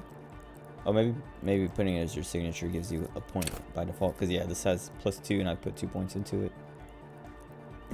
Okay. Now my perception's high too. That's weird. I didn't even realize. Wait. Oh yeah, I was thinking about. I don't think yeah. I don't see myself putting a point into logic.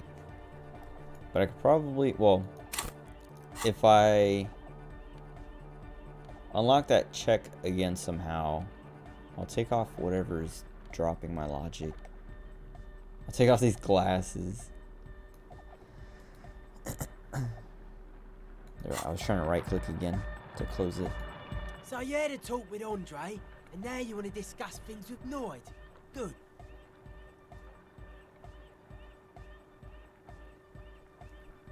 I can't remember. Oh, we're supposed to ask him about.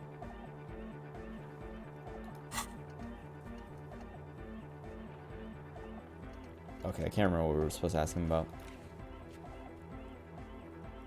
I'm sure it'll come up though. It's good you talked to Andre first. Gave me time to get a reading on your sign. Can't really talk to people before you get a reading.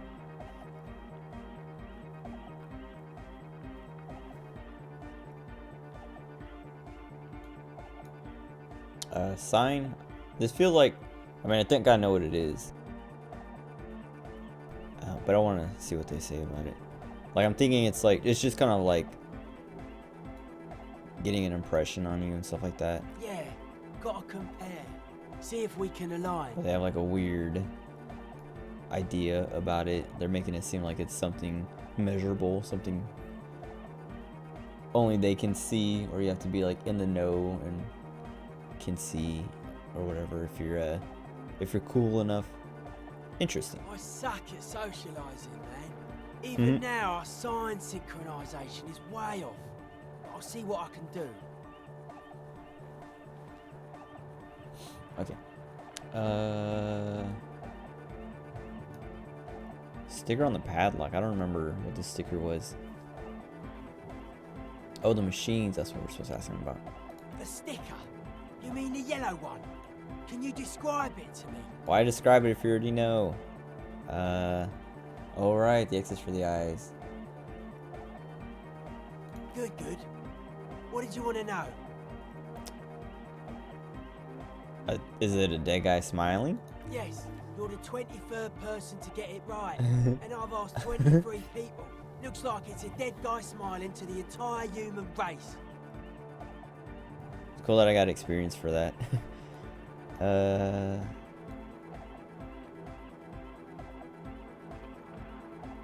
What does it mean? He defeated history.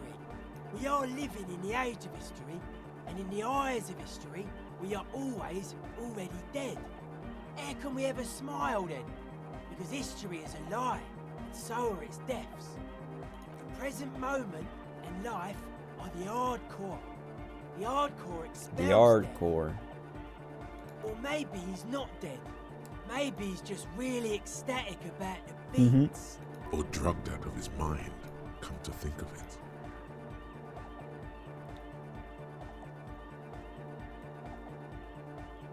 Oh, I'm thinking he's also a symbol for communism. It's dead, but doesn't care. I'm thinking we should sell this. Oh, like make it like the new smiley face. Or their world's version of the smiley face. But that's not what they want, right? They're not those kinds of guys. That's not hardcore. Maybe it is. Maybe that'll help them fund their venue thing. He could be drugged out of his mind. Or drunk, or in a clinical coma, or glad to be dead. But those versions suck. Okay. I guess one could write an entire treatise on the thing. But what for? Are the signs all right now? Nah. Mhm. Still strongly out of sync. Stage gamma disalignment. What? You heard me. Okay, tell me about the machines. Oh wait, no. Why are you called The Noid? hardcore aesthetic is esoteric. It's not meant to be discussed with the law at this moment. It's funny because like isn't like I haven't seen the Noid. What's it like? It's a pizza thing. I don't know. Hold on. The Noid. I don't know what pizza chain. Domino's. Okay. I haven't seen the Noid in any advertisements. I've just seen people say, "Oh, the Noid's back," in like advertisements. And like advertisements unrelated to Domino's. And it's like weird because it's like everyone's talking about this thing being back, but I haven't actually seen the thing be back. Like this is the first time I've actually seen the Noid since like I don't know, he was relevant. So everyone's talking about the Noid, and I like this is the only Noid I see. I guess not everyone's talking about it, but it was like on a couple podcasts were talking about it, and then I saw it like trending on Twitter for a little bit. But even like when I clicked the Twitter trend, there was nothing of like what the Noid was actually, and it was just people being like, "Oh, the Noid's back," and not in Domino's advertisements, and it's like, okay.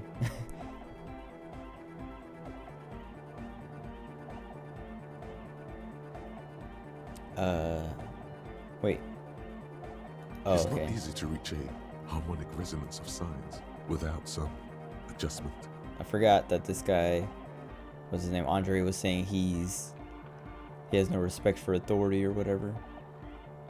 We need sign matching. Yes, further sign matching would do good for us. One way to achieve this would be by getting us into the church. Okay, tell me about the machines. Weird stuff. Specialised. There was a data processor and some sort of long wave machinery. Wires going into water. Gives off a spy sign. Or some fucked up Samaran science sign. You know, the kind that goes head first into the supernatural. What's wrong with the supernatural? Nothing's wrong with it. You should definitely be researched. You can still do sick shit with it though. The sickest. That's perhaps why it should be researched. Okay. So you think it's real? Most of it doesn't exist, but there's also stuff that isn't allowed to exist, because the moralists think it's too dangerous for the plebs. Psionic powers, pale-related diseases, pretenders pretending to be human, folk rights, that kind of stuff. So the pale, well, I don't know. Yeah, and I wanna see the pale. I feel like that has to like come into play in the ending. I think. Like it just hasn't come up yet, and I can't imagine they would like let the whole game. Maybe I'm not playing in a way that lets me get to the pale, but my Inland Empire, I feel like this is like the pale stat. So I feel like I should have seen something. If it was gonna if it has shown up by now, or would have shown up by now. Okay. Egghead. young man with peroxide blonde hair holds up a Harman Welshi tape player, nodding along to the music. He looks at you with a knowing smile and says, as though you're supposed to be sharing some tremendous evangelical secret, Hardcore! Is it? It's hardcore! You're just gonna keep saying it, aren't you? Skibberdy, skibber danger. I am the rearranger. Okay, he didn't say it. could there have been a right way out of this garden of forking paths, you think? The young man with the tape recorder acknowledges your return. When he looks at you, he squints as though you were the setting sun. This is hardcore. Okay, it looks like you can keep talking to him, and the way they made it sound is like you could keep trying, or you could find a way. Yeah, solve the egghead puzzle. What if you just try again? There we go. Say nothing. Hardcore! Say nothing. Hardcore to the mega. All right. Here comes the night. Okay, I was wrong. Back to the heavy Oh. hardcore. Okay. Nothing. Hardcore. Nothing. Hardcore to the mega. Nothing. Internally coherent. Oh. I was wondering if you knew who killed the mercenary hanging behind the whirling rags hostel. I mean, I already know, Good but morning, yeah. 1, 2, 3. Yakokata, the place to be. why is this Yokokata the place to be? Yakokata is a hardcore place. I lost. We're close. True, hard, full, core. Hardcore. Hardcore to internally coherent. Still say nothing. All core. All right. Say He nothing. furrows his brow as Is that his how you very win? large head You just traces stare at the him sublime, until he gives up? invisible movement of the music in the very real air of the stuffy tent. Hardcore. Ah. Alright, we're gonna say it. Is it though? I was just thinking that. One mind, one spirit. No. There's no other world. There's no other life. Alright, we gotta get back to that. We're close. True, hard, hardcore, internally, all core. He furrows his brow. Hard. Is it though? It is. What is it? I mean, really. Feels like you should reply with the very pinnacle of idiocy here, so that things get totally transcendent. But you haven't gotten there yet, so you don't know what to say.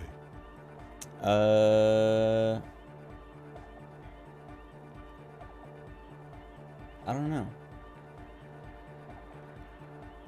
I was thinking that too. I am the Mike Enforcer. No. I am the Chick's Checker. Yeah. Okay. We're close. True.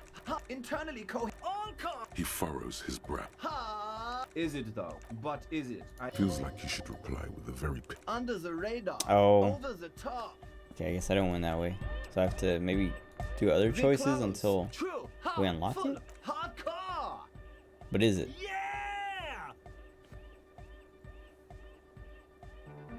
Yeah. Lakierski, Materialski. What? We're close. True. Hard. Wait, let's try this. Hardcore.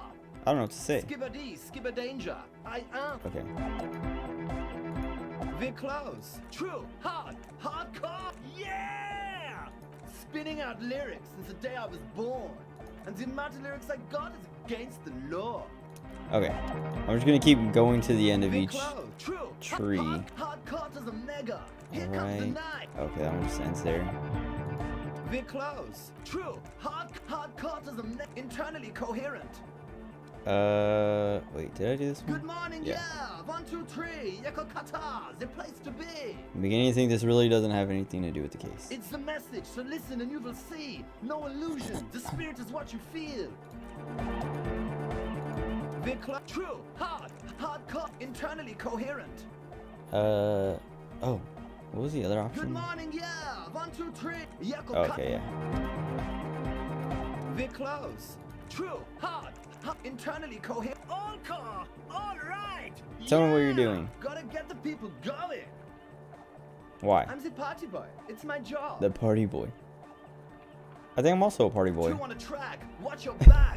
Watch out for the heart attack. Alright, let's get back to that. We're close. True.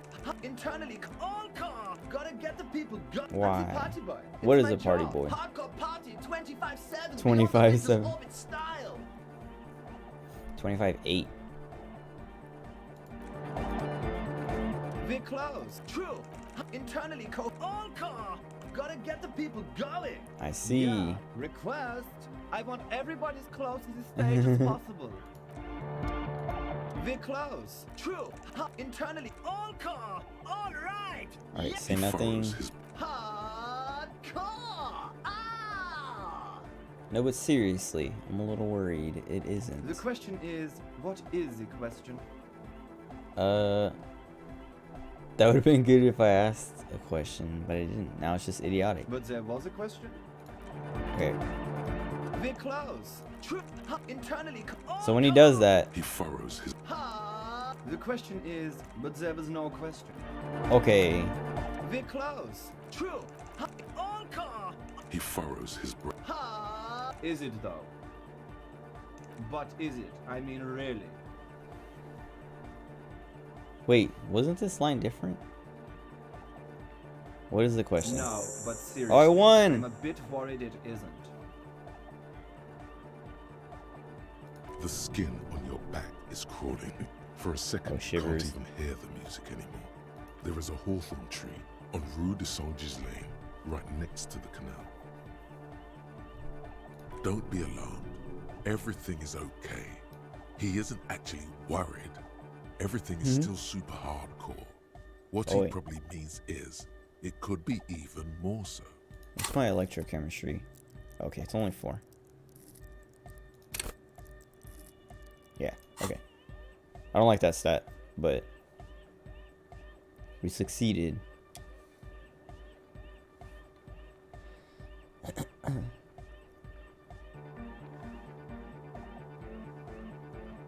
I didn't even notice the lungs on his belt buckle.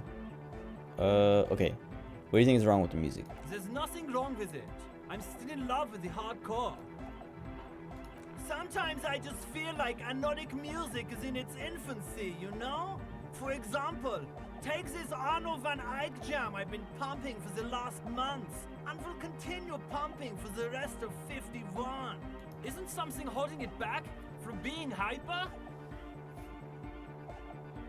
It's like it's only ultra. I think it's super hardcore, but you're right. It's not hyper hardcore.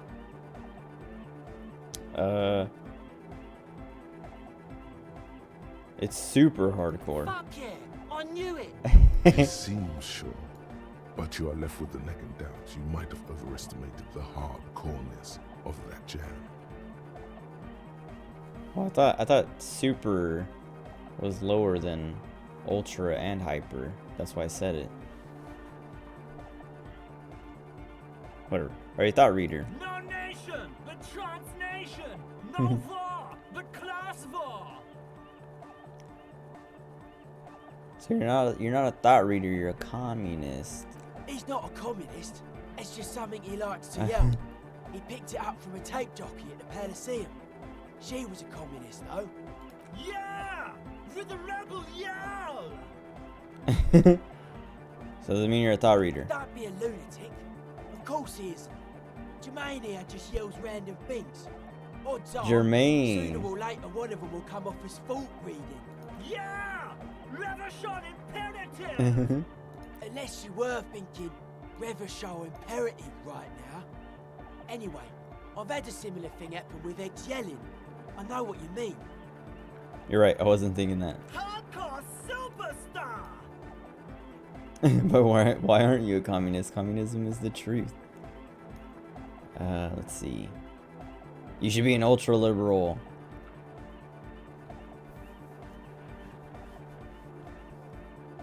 Let's say that. I could be an ultra. Oh yeah, I If you forgot. want that? Forgot You about the want money me to thing. be an ultra? Please don't turn him into an ultra-liberal. Okay. Oh, jeez. Please don't do that. There's enough exploitation in the world. Let's see.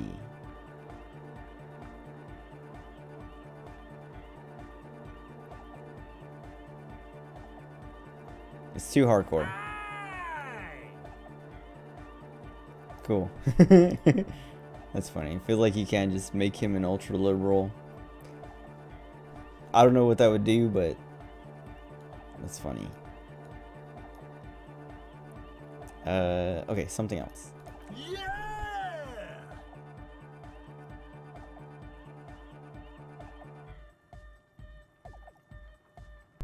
Man, my nose has been itching for like ever. Like barely felt like a sneeze, like the tiniest bit. Like I had to sneeze. But then that sneeze just like showed up out of nowhere.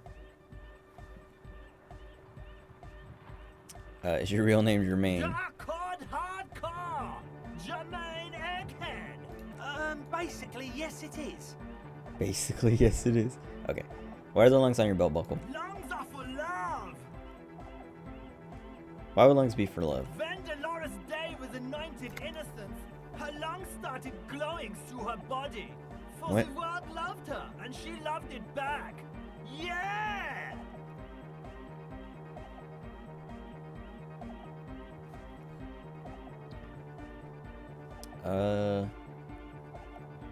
Really? I think so. That doesn't sound like a thing that would happen. But that's what everybody saw. Explain it as you please. But it doesn't really do to just deny it ever happened. Okay. All right! Here comes the night!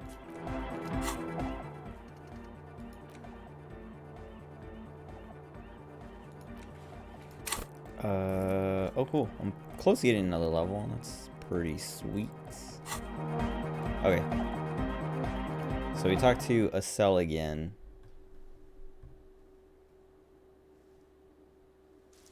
Talk to a cell, and then check out the church.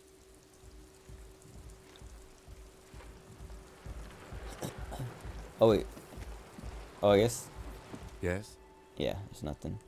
He would have like the little dots next to his portrait if there's something to talk to him about with all that. The shaggy-haired girl kneels on the sea ice. She looks up as you approach. So you talked to my associates, right? Are you going to help us? With the church, I mean.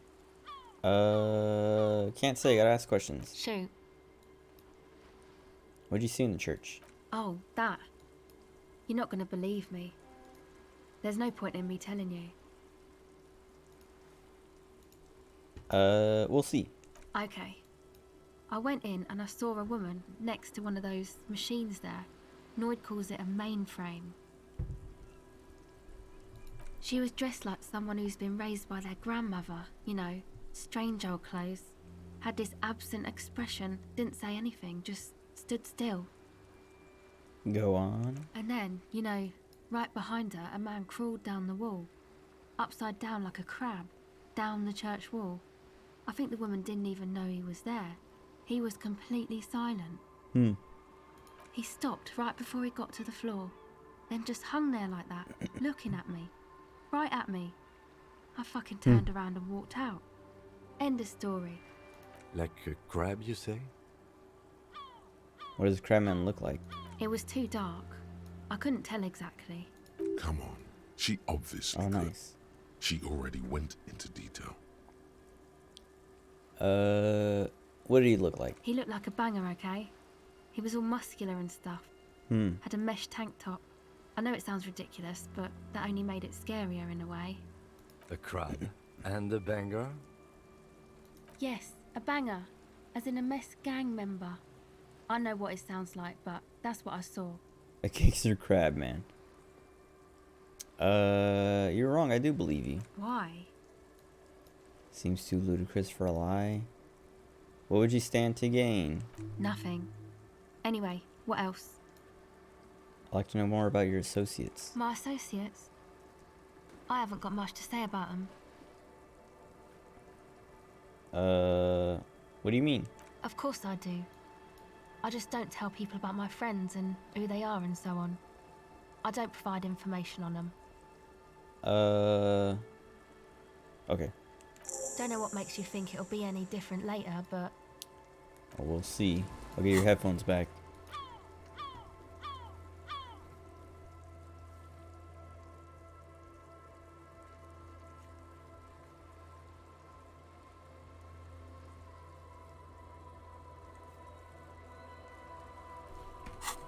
After I set up the nightclub. I don't want to help him set it up. Well, not yet. We'll see.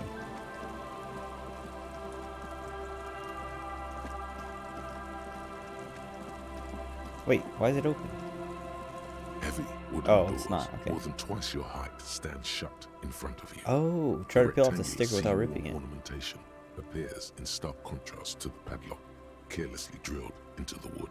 I thought, unless it's changed, I thought last time it was interfacing to open the lock, but maybe I didn't read it well enough, or maybe I just forgot.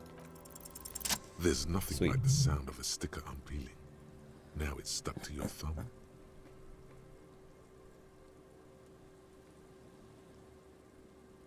Put it on the cover. Voila. Looks very modern. Oh, I got a level. Now that I have this level, well, it's past Kim's bedtime, right? I think he goes to bed at 9, or can go to bed at 9, but I don't want to end yet. But I was thinking I was gonna try to go talk to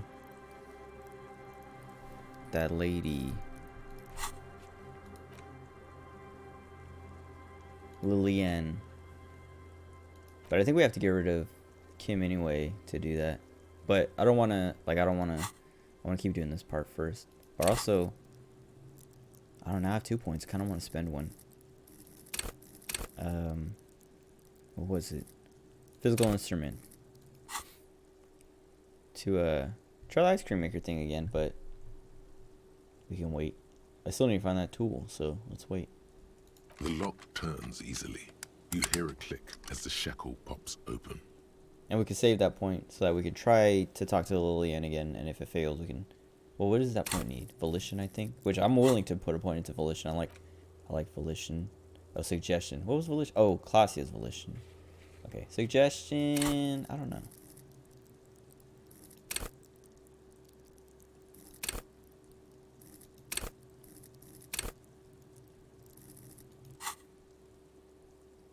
I don't know. Let's go. A great whoosh of air rushes into the dark innards of the church, Innards. as though rushing to fill a great vacuum in the heart of the city.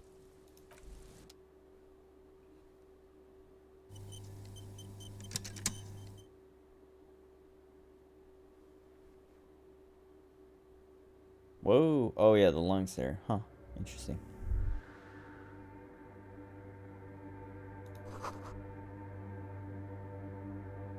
Walk here, not run. Okay. The statue, is that supposed to be whatever her name is? I was trying to like move the camera. I'm trying to think what... Oh, I guess Divinity lets you like move the camera around and stuff like that. I think it's middle mouse button. That's what I was trying to use right now. Like clicked it to like drag. But I don't know if this is supposed to be... I forgot her name. Whoever they're like, the innocent girl, innocentic. But it's like how like Christian and Catholic churches have Jesus on a cross hanging around. Like how? Wait, hold on. Okay, there's like I saw someone say something like, "Man, imagine if you were Jesus Christ and you came back and you saw churches just had like pictures of your death, like your murder, just hanging up everywhere, or like statues and stuff everywhere in the house of worship." It'd be so weird.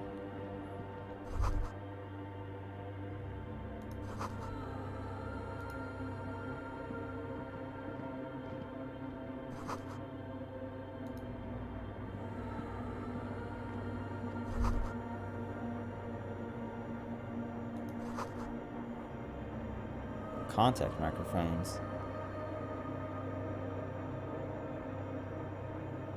They all go up here. So let's go this way first. The silence in this part of the church, it's almost palpable. All the shifting matter and Yeah, this shuffling music and of like everything atmosphere is gone. pretty Nothing seems to exist beyond the creepy. church anymore. Maybe if you were to stand in just the right spot, even your footsteps would be completely silent. I still hear something. And then it's gone. Almost all of it. But for the faintest of hums, you can hardly hear your own breathing. Stomp your feet and clap your hands. Let's yell. Your voice is barely audible. Not a howl, but the softest of whimpers. Do I have sleep paralysis? It's unnerving. Stomp your feet and clap your hands. You produce a few muffled thumps, after which the silence feels even more total somehow. Kim.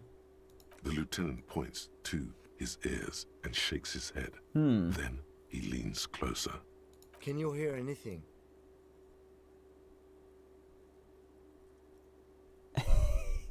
Can't hear I shit. wonder why the church was built with such strange acoustics. His detached tone Wonder if it's these conceals how things. uncomfortable he is. Or maybe these things are like listening. Like, well, they were saying contact microphones. Yeah, maybe they're like listening for something. It's definitely real. Something odd is happening. The lieutenant doesn't reply, but you can sense him tense up next to you. Look up. The orderly rows of ceiling panels become barely visible, then disappear completely in the darkness of the tower overhead. Wait, is there anything I need perception for?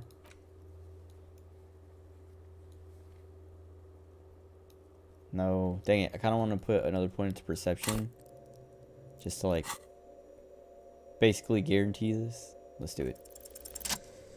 Sweet. Never mind. Glad I didn't. I rolled a 9. But that, oh yeah, I had like plenty of points there from that.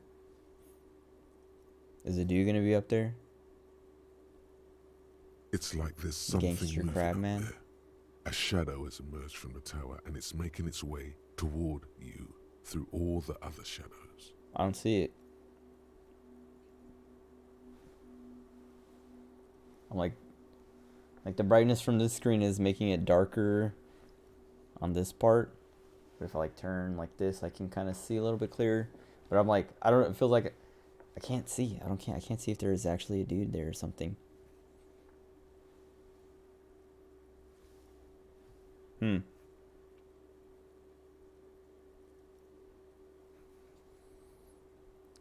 Follow the shadow's movements. It's not a shadow anymore, becoming more substantial as it gets closer. The shape of an animal descends. Officer, is there something up there? Oh no, you've lost sight of it. Where did it go? Kimmy, you distracted me. On the ceiling? Yes, the darkness makes the ceiling feel infinitely far away. Blink. Oh! You see something hanging from the rafters, looking straight at you with dark eyes. I was talking about the descent. Actually, I don't know if I was talking about it on stream when I was playing Village, but or maybe it was the one I was muted. But I watched the descent last week, and I didn't like it that much. But like this reminds me of it. Maybe it's possible to talk to it. I like the way I'm aiming the flashlight. Just over my head. I want to talk to him. Or it. But I kind of want to finish looking around. What if he kills me? Let's talk to it. The shadow is a man. A man made of the same stuff as the carpentry of the building. He is studying you intently. The crab man.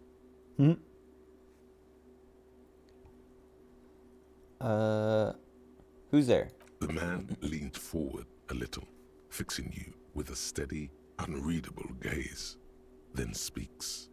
Habitual alcohol use has made you into a scared little pussy, Holmes. But don't worry. Everything's gonna be alright. You come to the right place. For what? Here you can receive the mother's love. And when you're ready, She will take your hand and lift you out of the despair at the bottom of that bottle. This man is obviously a habitual narcotics user. Do we really need to question him? Yes. I'm put off by this religious stuff, he thinks.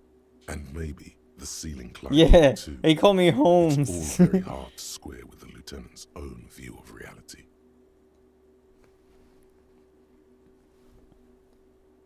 Hey, and what was that about? The bottle again? You haven't even drank that much lately. Lay off it already. Shish. Sheesh. I've been seeing people like post that everywhere. I don't get it. I don't know why. I think it, like, well, I was trying to look up why, and all I could find was, yeah, exactly, sheesh. Like, it's from that frog video, but like, people are using it in ways that's not like,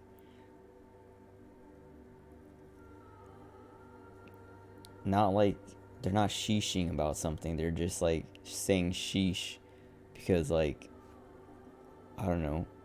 Like, most of the time when I've seen it is like someone dies or loses at something and they go sheesh, or like chat goes sheesh, and it's like, it feels like some streamer or something said it or has been saying it, and so people have been like spreading it like that, and it's not actually from the frog video. I don't know. But seeing it here, it's like, why? Leave me alone. I'm tired of seeing it. I don't know. Well, I'm tired of not getting it. I do like that video because it's funny, because they're just like sheeshing at the frog for no reason. But the way I'm seeing other people use it, I'm out of the loop. I mean, it could just be people using it wrong. Like, or it comes from that and it's been, like, has a new use now. Kind of like ratioed. Like, that's the one that's, I don't know, always, not always on my mind, but like, I remember Honda was like, what does ratioed even mean? Or maybe it was Akira. Someone asked that. And I was like, well, oh, I think Honda asked it and Akira was like, oh, it's when you, it's when your, like, reply on Twitter gets more likes than the original. And I was like, well, that's like one of it. Like, that's like the new version of it. But the original is when a tweet had like way more comments than like likes or retweets, because they said something stupid. So everyone is like correcting them or like blowing them up instead of liking the tweet because they don't like the tweet. So I was like, there's two definitions, but the new one is like, the new one's wrong, but it's been like used so much that it's become like just another definition of it. So maybe that's what's going on with sheesh. Is like, people were using it, people were sheeshing at things that were like sheeshable, and now like someone sheeshed wrong and people took that and kept going with it.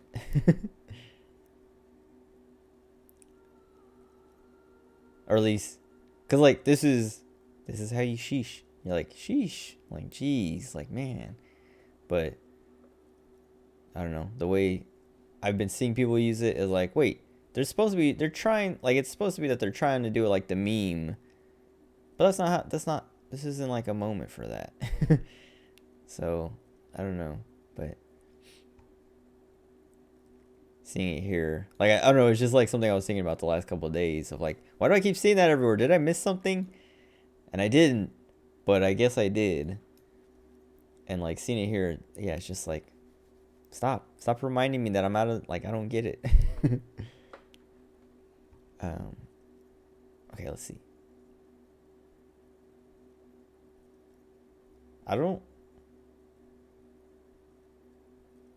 Oh, hell no. That's funny.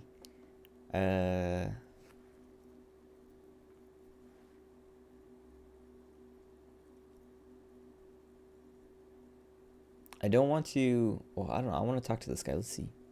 I just don't want to, like, be converted.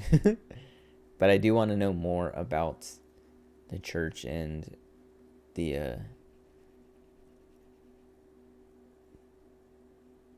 don't know what you call it, like the innocent.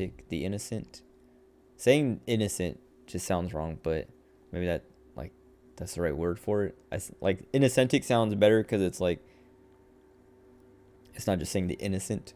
Because when I'm saying like, oh, the innocent, like it makes me think I'm talking about just innocent people, but I mean specifically this like woman with the lungs. I forgot her name. Let me see if.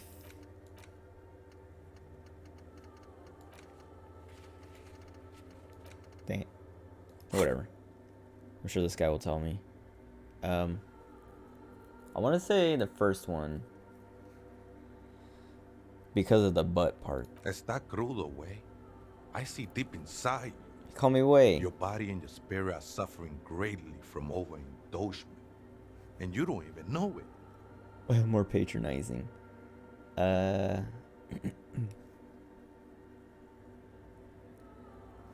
very in touch with my suffering. Not all of it. I was like you once. You don't know all the havoc El Vino is wrecking on your mind and your spirit. Necesita parar, homie. This guy. You know, actually, since we're here, you may want to pay attention to what the ceiling climber is saying. Look at these crazies. What is this shit? Even Kim's like, yeah, man. You gotta get that under control.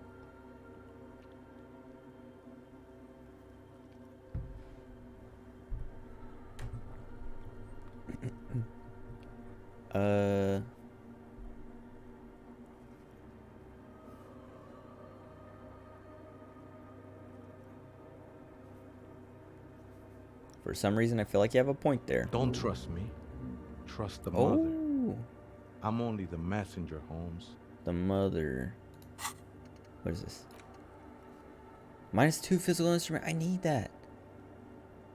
20 hours. Dude, that's a whole day. What the? I don't know if time passes at night. I forgot to pay attention to that. Well, let me read what this is.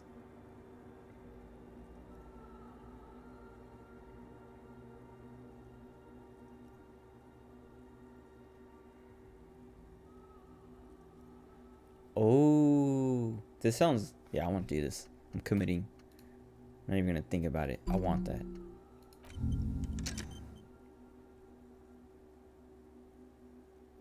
I wonder if this, like, chain matters at all.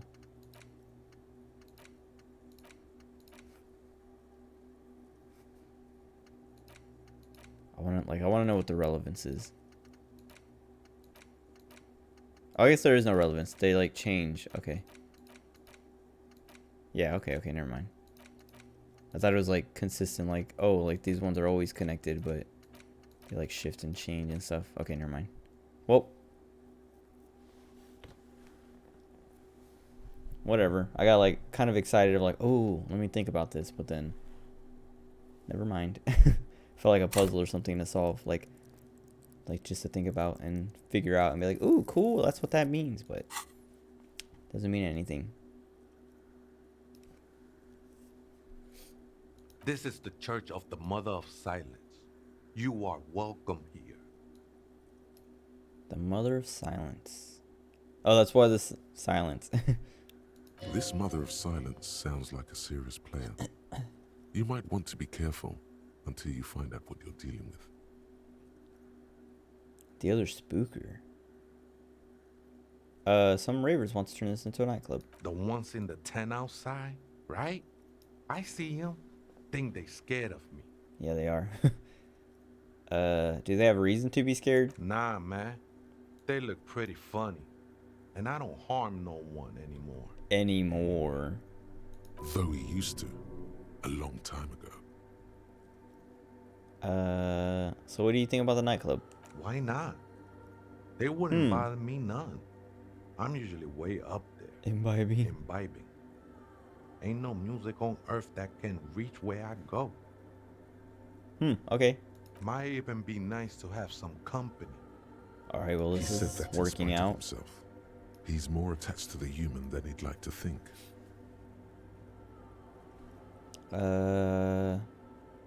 You must be the crab man. Never known myself to be a crab. But if that's the name you got for me, I won't stop you from using it. It's really more like a spider. Hey, it's your neighbors who came up with the name. I always thought of myself more like a flame, flickering along the rafters and beams. It may be that I gotta work on my technique. What were you before you became a crab man? I was in a gangway, but my memories of that time are fading. Most of them are already gone. A certain portent of Doom. I still don't think I've ever picked a Doom. Yeah, no Apocalypse Cops points.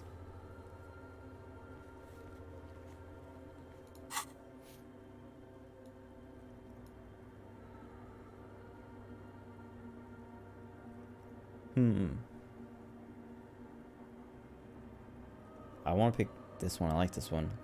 I lost my memory too, but I like it. It's like you get to start new, basically. That's not really the point, I said. You gotta give yourself over to service. Service of the mother, that is. Do you remember your name, sir? Tiago's my name. But those syllables don't mean much to me these days. I feel like A name sometimes. isn't just your identity, but also, so to speak.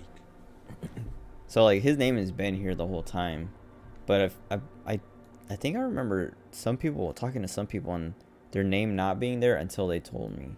So I wonder what. Maybe it's just like oversight or something. Because I also remember talking to people and having their name before they say their name. Maybe it's just like an inconsistency or something. Your place amongst your fellas. Your place in the world. I ain't got no use for such a place anymore.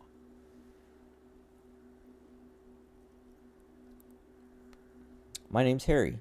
That's just the thing, Holmes. None of that matters. Okay, I'm glad I didn't shake my hand. I didn't want to shake hands, but that was like a part of that. I just didn't want to like do the whole, my name's Harry Dubois. My place is being a cop. I just wanted to be like, hey, I'm Harry. What are you doing here? This is a special place. There's a perforation in the world up there. A way out into nothingness. This church was built around it for purposes of veneration. I circled it, nurtured by the silence bestowed by the mother. One of these days, I'll be pure enough to go drink from it directly. Who's Mother of Silence? Oh, that's no simple question, I said. She is one who can be painted or sculpted. She is a cavity in the dark, beyond sense. She saved me, but I couldn't describe her to you. No one can, Holmes, and no one ever will. What will happen once you drink from this perforation? I will be incinerated, but not destroyed. Finally, I won with the state of the world before reality began. How did you find this place? Hard to say. I think I did some construction work here, back when I still had material worries. Up there, I realized what the true purpose of the church was. Been spending a lot of time here. It's like since. Bloodborne. The past is nothing to me now, eh? It didn't belong to me. It's like Bloodborne, where he's in a church. It's just a church, but once you go to the upper level, you see Ebrietis, and it's like, oh, okay.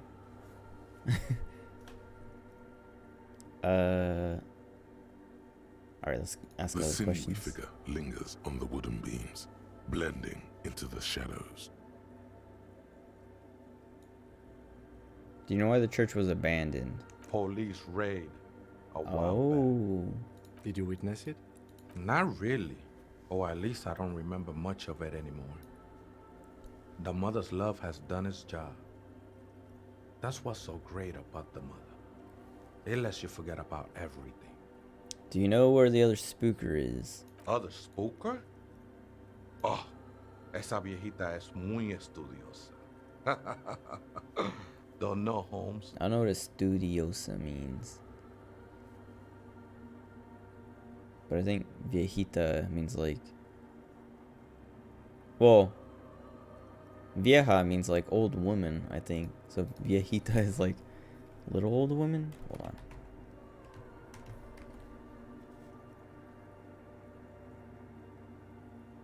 Oh yeah, little old woman. Okay. Oh wait, let me see what studio says. I would assume it means like studious. Yeah, studious. Bookish.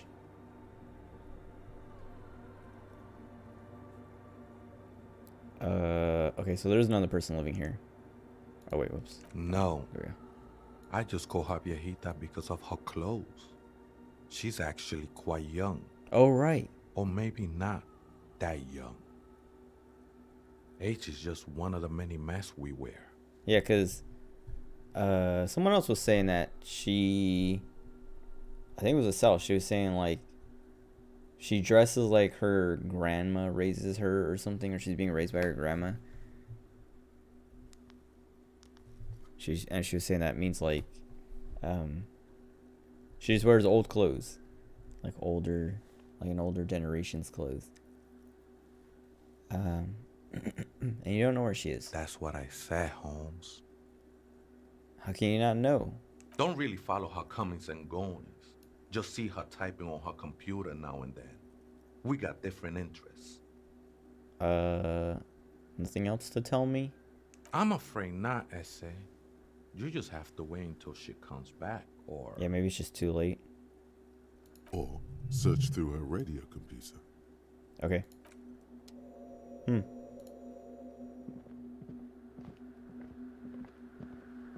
Oh, I forgot tab is a thing. I guess right click too. Oh, that's his. It's gotta be his, huh?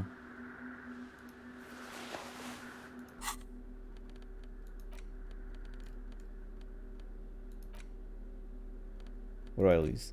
Oh, yeah, we're not gonna wear this. Well, let's put it on. See what happens. Nothing. Okay. I just wanted to see if I would get like some kind of dialogue or something.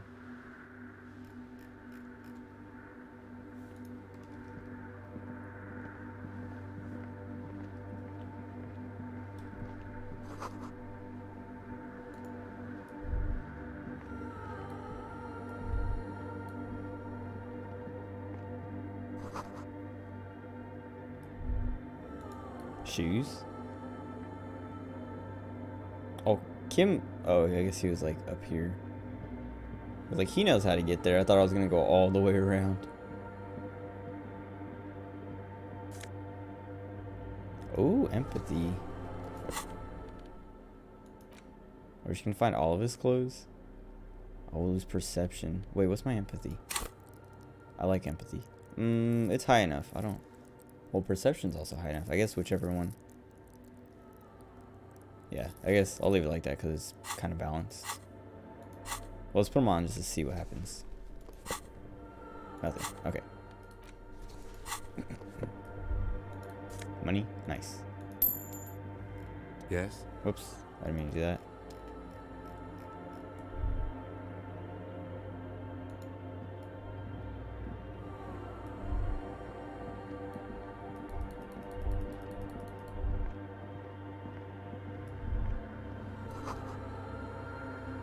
Let me go back over here because I didn't tab this side. Alright, doesn't look like there's anything anyway. Whatever.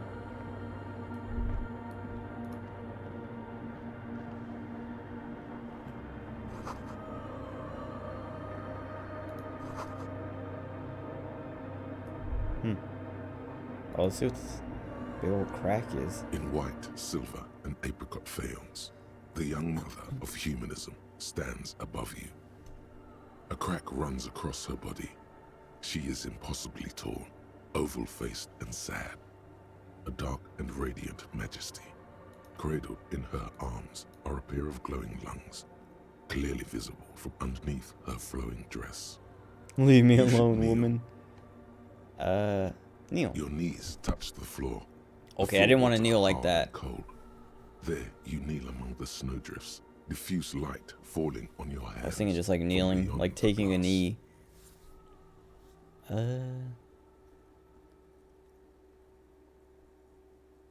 Close your eyes first. The world is silent, but for the creaks and cracks of the massive wooden structure behind you, it covers you from the wind outside. The ocean feels distant, its ebb and flow blocked off by the centuries-old pinewood sarcophagus around you. In the darkness, you sense her eyes on you, inspecting you with their multicolored glass, as if you're a bug under a microscope. The woman looks down at you kneeling. She towers among her followers, architects, laymen, courtiers. There is a sad smile on her lips and a glint in her green-blue eye of what? Compassion? Remorse? Compassion. As that soft word passes through your mind, the lieutenant draws an X-shaped cross from shoulder to shoulder. Do the same. Your fingertips touch your chest 4 times. Then you rise from your knees into the apricot-colored light I of can't the pass window. any of these. Above you, the woman still smiles her distant smile, sundered by the crack in the glass. So it seems like Kim. Well, I don't know if maybe he's not religious, but he at least knows the tradition. Who's this, Kim? It's Dolores Day. Dolores. Dolores The Day. old woman was right. This is the Dolorian Church of Humanity in Martinez, or the Small Pinewood Church in some records. You knew the place? It's a minor landmark, not easy to find. Most maps misplace it. It was built not long after Revachol's founding, 300 or so years ago, by first-generation settlers. What else do you know? There used to be 7 stave churches on the coast. Les Sept Sœurs, they call them. The 7 Sisters. Only one remains. The rest were burnt in the revolution or used for building materials. We should be respectful here, although the building appears to be deserted. I do not believe we'll find anything connected to the lynching here. Something else, perhaps? It's not deserted. We already talked to the crab man, There it is again. Tiago. A small pang of guilt. It's time to ask him what happened here. Do you know why it was abandoned? I have a theory, yes. There was a police raid a while back. Oh, right. I heard the place was shot to pieces. The old woman in the village was being tactful with us when she didn't mention it. Oh. She has more respect for the RCM than many around here. Who conducted it? Oh.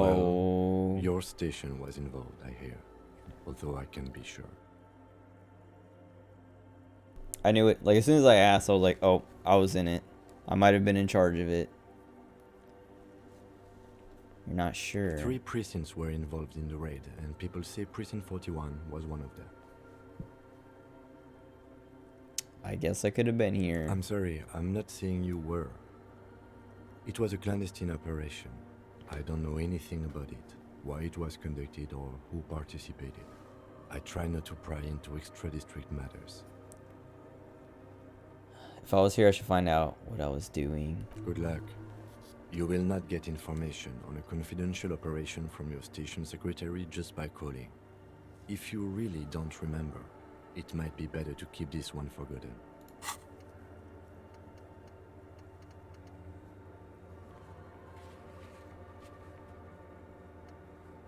Wait, I thought I just got a mission. Oh, maybe I just got experience points. I thought I got a mission for it. It happened a while ago. It's unimportant to our business in Martinez now. Alright, let's try both of these. It's a Dang. mystery. A mystery sprinkled with self-pity and regret. For some reason, unknown to your mind, looking at her delicate eyes makes you feel like you're ready for drowning. Your heart knows, but it does not want to say. Not Sweet. yet. Let these things be unknown for now. All you know is, No. this is the young mother of humanity, and that you should go. Do something else. Escape her sad, worry-worn look. The jigsaw broken shards Oh, falls yeah, into double place in sixes. front of you.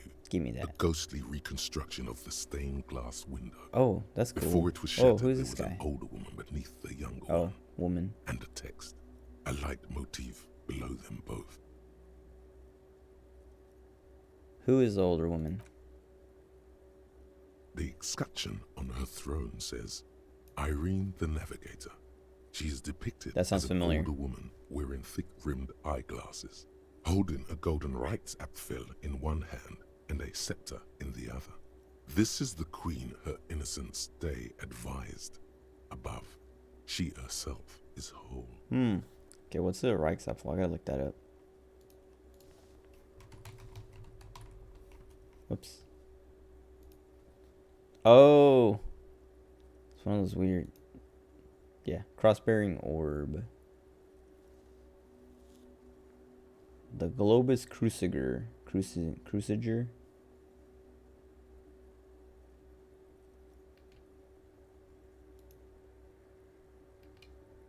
I've seen these. Okay.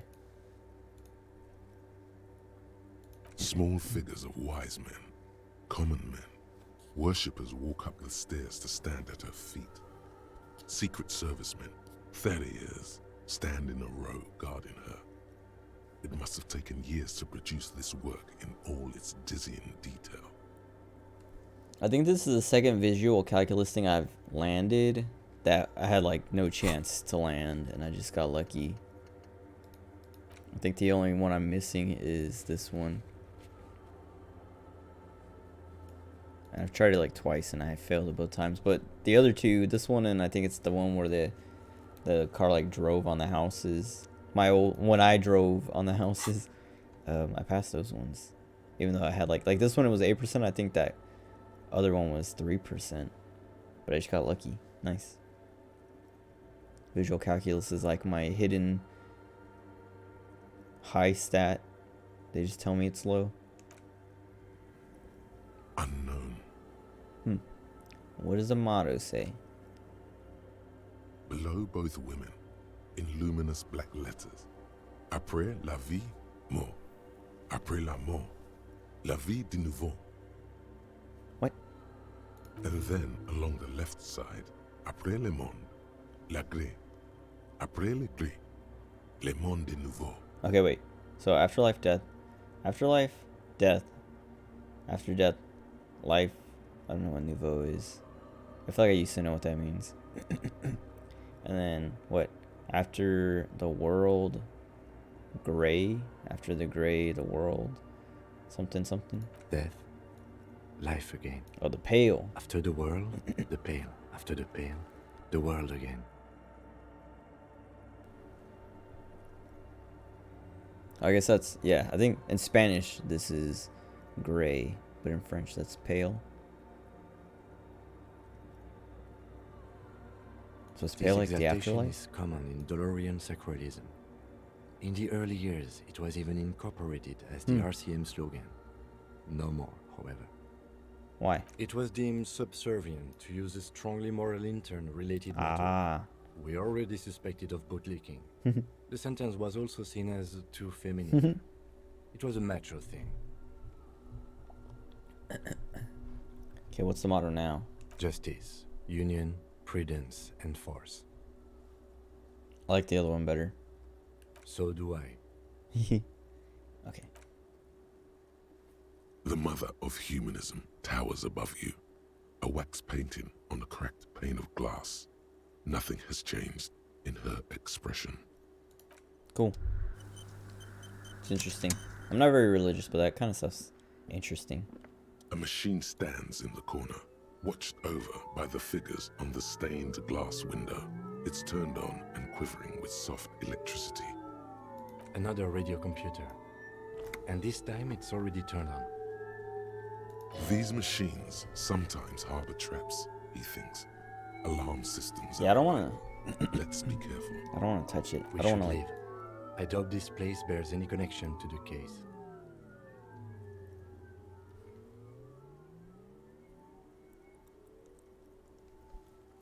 You're right. Let's get out.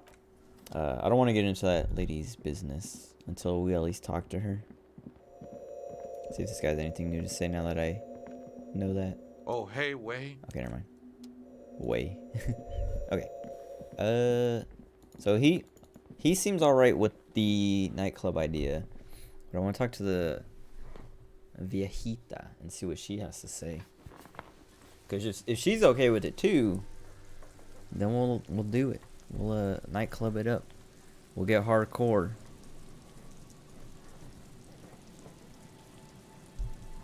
But if she's not into it, we're not gonna do it. Unless, oh man, it's like super dark. That's cool. I didn't realize that like when it's nighttime like this, it gets real dark. If she's not into it, well, no, we'll see. We'll see if we can. Oh, what's that? Nice. If we can figure something out. Seller's just a regular old dude. I mean, he's not regular, but. Hello again. What did you see in there? Oh, that. Oh, okay. Go never mind. ahead. I guess, yeah. It wasn't yellow, or not yellow, but bright. So, there wasn't gonna be anything new. I'm surprised they're still up though, cause it's like 10:30 or whatever. I guess they're not. Maybe like people at the hotel, the hostel, are in bed. Oh, I shouldn't have done that. I'm about to go to sleep. Wait. I don't want to talk to them yet. I don't want to talk to them until I've talked to the woman. So I guess I just go to sleep.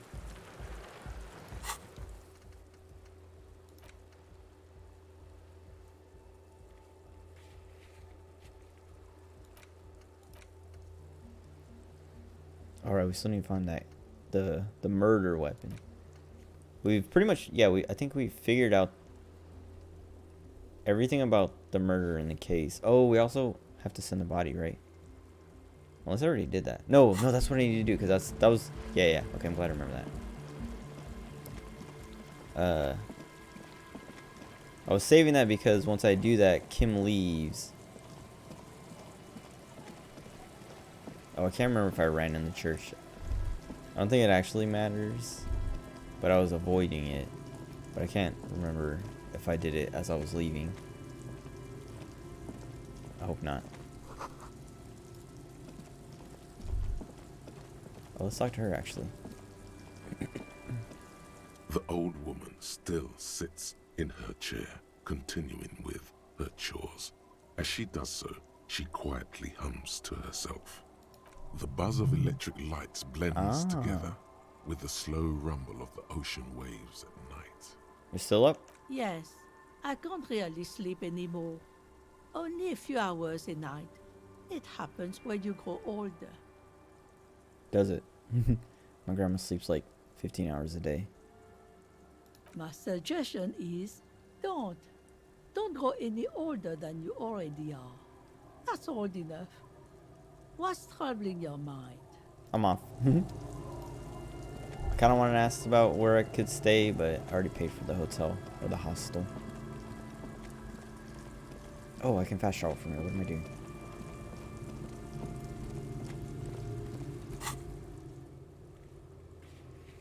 Oh, where do I have to stand? More this way?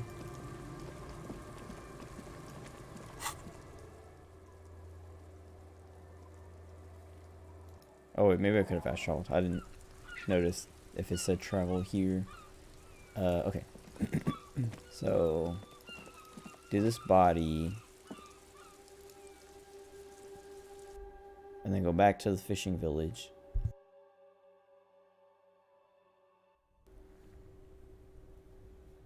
Try to go on a date with, what's her name? Lillian. Actually, let's see what other...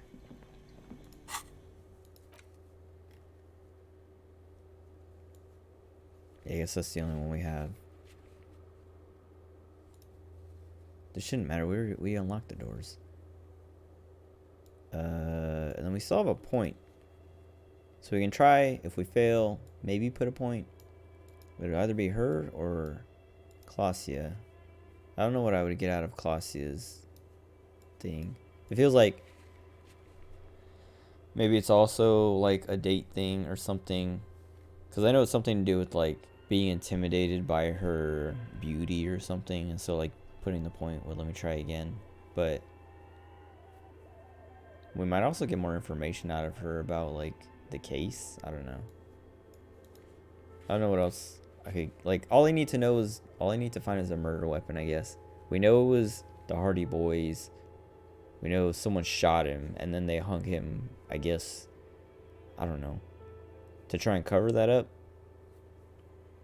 I guess we have to figure that out too. I guess we haven't figured it out. We just know he was shot in the head, like through the mouth.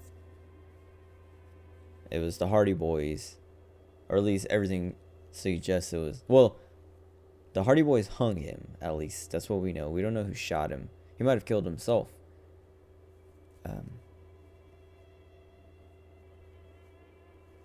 Like, now I'm, like, trying to remember if there's... I'm trying to remember if I forgot something. Like, if I had it figured out more last time I played, and now I just can't remember. Whatever. I guess we'll see. But... right now, let's just do this. The bear's eyes are still glowing red. It's guarding over the freezing... Take him away, Alright. Kim. Oh, nice. We got a lot of points for that. There go those beautiful enamel boots. May they rest in processing. So I remember, like, debating. Like, I don't know if wasn't sure if I wanted to take them or not. Pretty much settled on not taking them. Well, then listening to Pat talk about the game on the podcast, he was saying, like, he kind of spoiled it. He said, yeah, if you take those boots, you have to do it when Kim's gone, but when he comes back, he notices, and that's what I was afraid of. So he, like, confirmed my suspicions and basically told me I was right to not not do it or not want to do it. Oh well, in another lifetime. I will need a little help carrying him. You take the hands, I'll take the legs. Let's do it.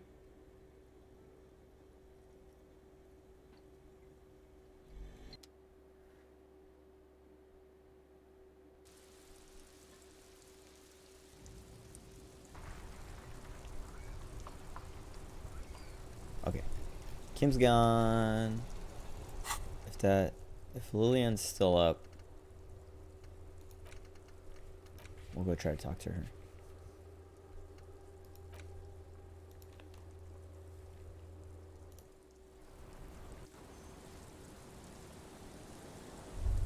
Oh, she is.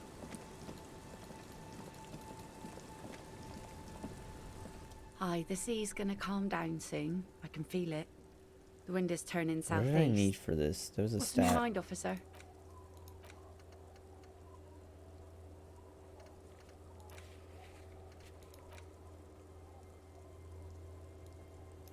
Logic. Dang, so that's like 2 things for logic. Hold on, I'll be right back.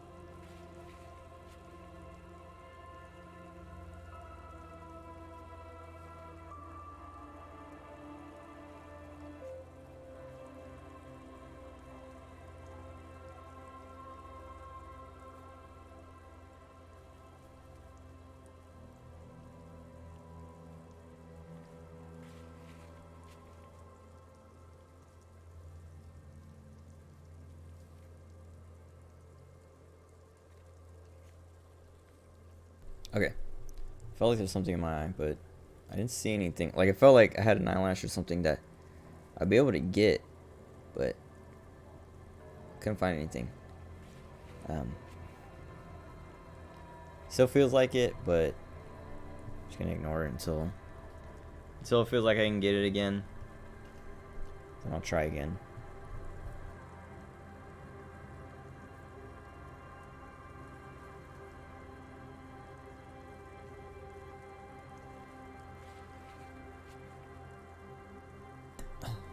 Okay, so I was saying there's like this and there's like another thing. Oh, this logic thing. There's a couple things that I was like, okay, maybe put a point to logic, but I can just never have them sign this.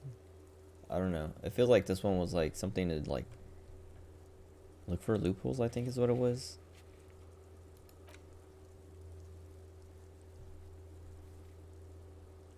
Whatever. Excuse me.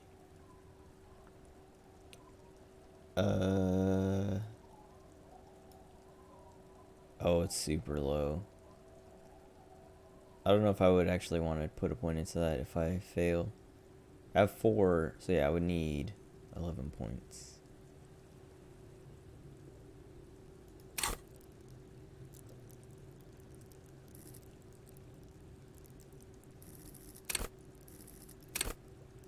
Wait, do I have... Oh, I guess I gotta get out of the conversation. Gear. We need suggestion. Nothing's... Oh, wait. Make sure that nothing's dropping it. Because there's nothing on the stats thing over here. But it could be like, oh, -1, but also something's +1.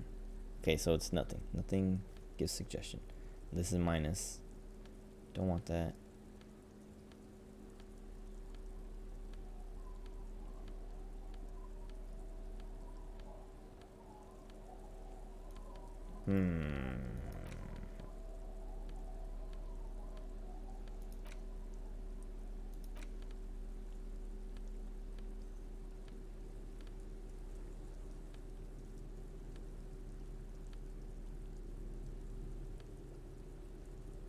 I don't think we've read this. I might read this to pass time because I have that 20 hours thing now. We still need to karaoke this. Wait. The note is written with a blue pencil on a piece of lined office paper. The kitchen magnets have left spots on its surface. What's a filament memory? The note doesn't specify. Of course. Never mind. Okay, so we can't do anything to boost our suggestion, so whatever. Aye, the sea's gonna calm down soon. Get the drink on. It would be unimaginable for a human female to have sex with a man without alcohol as the master of ceremonies to guide them.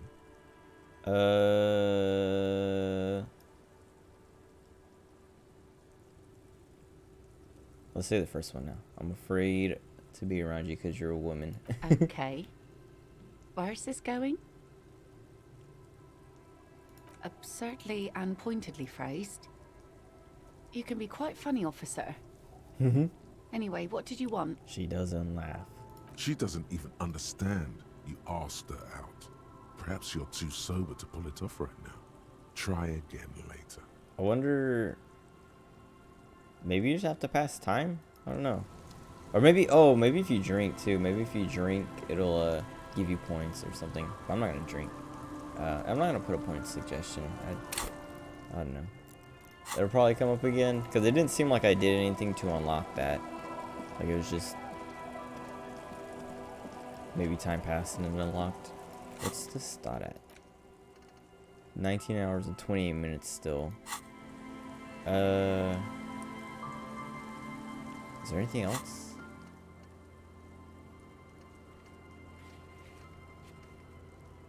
Find a murder weapon, but... I think I already asked,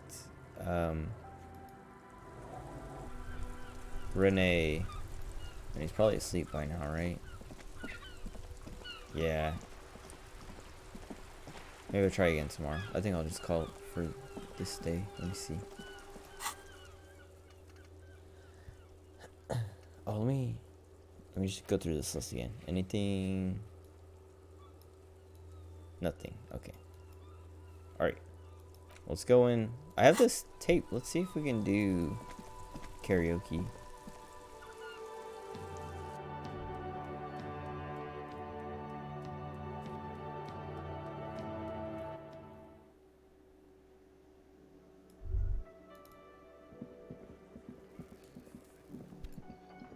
All right, let's.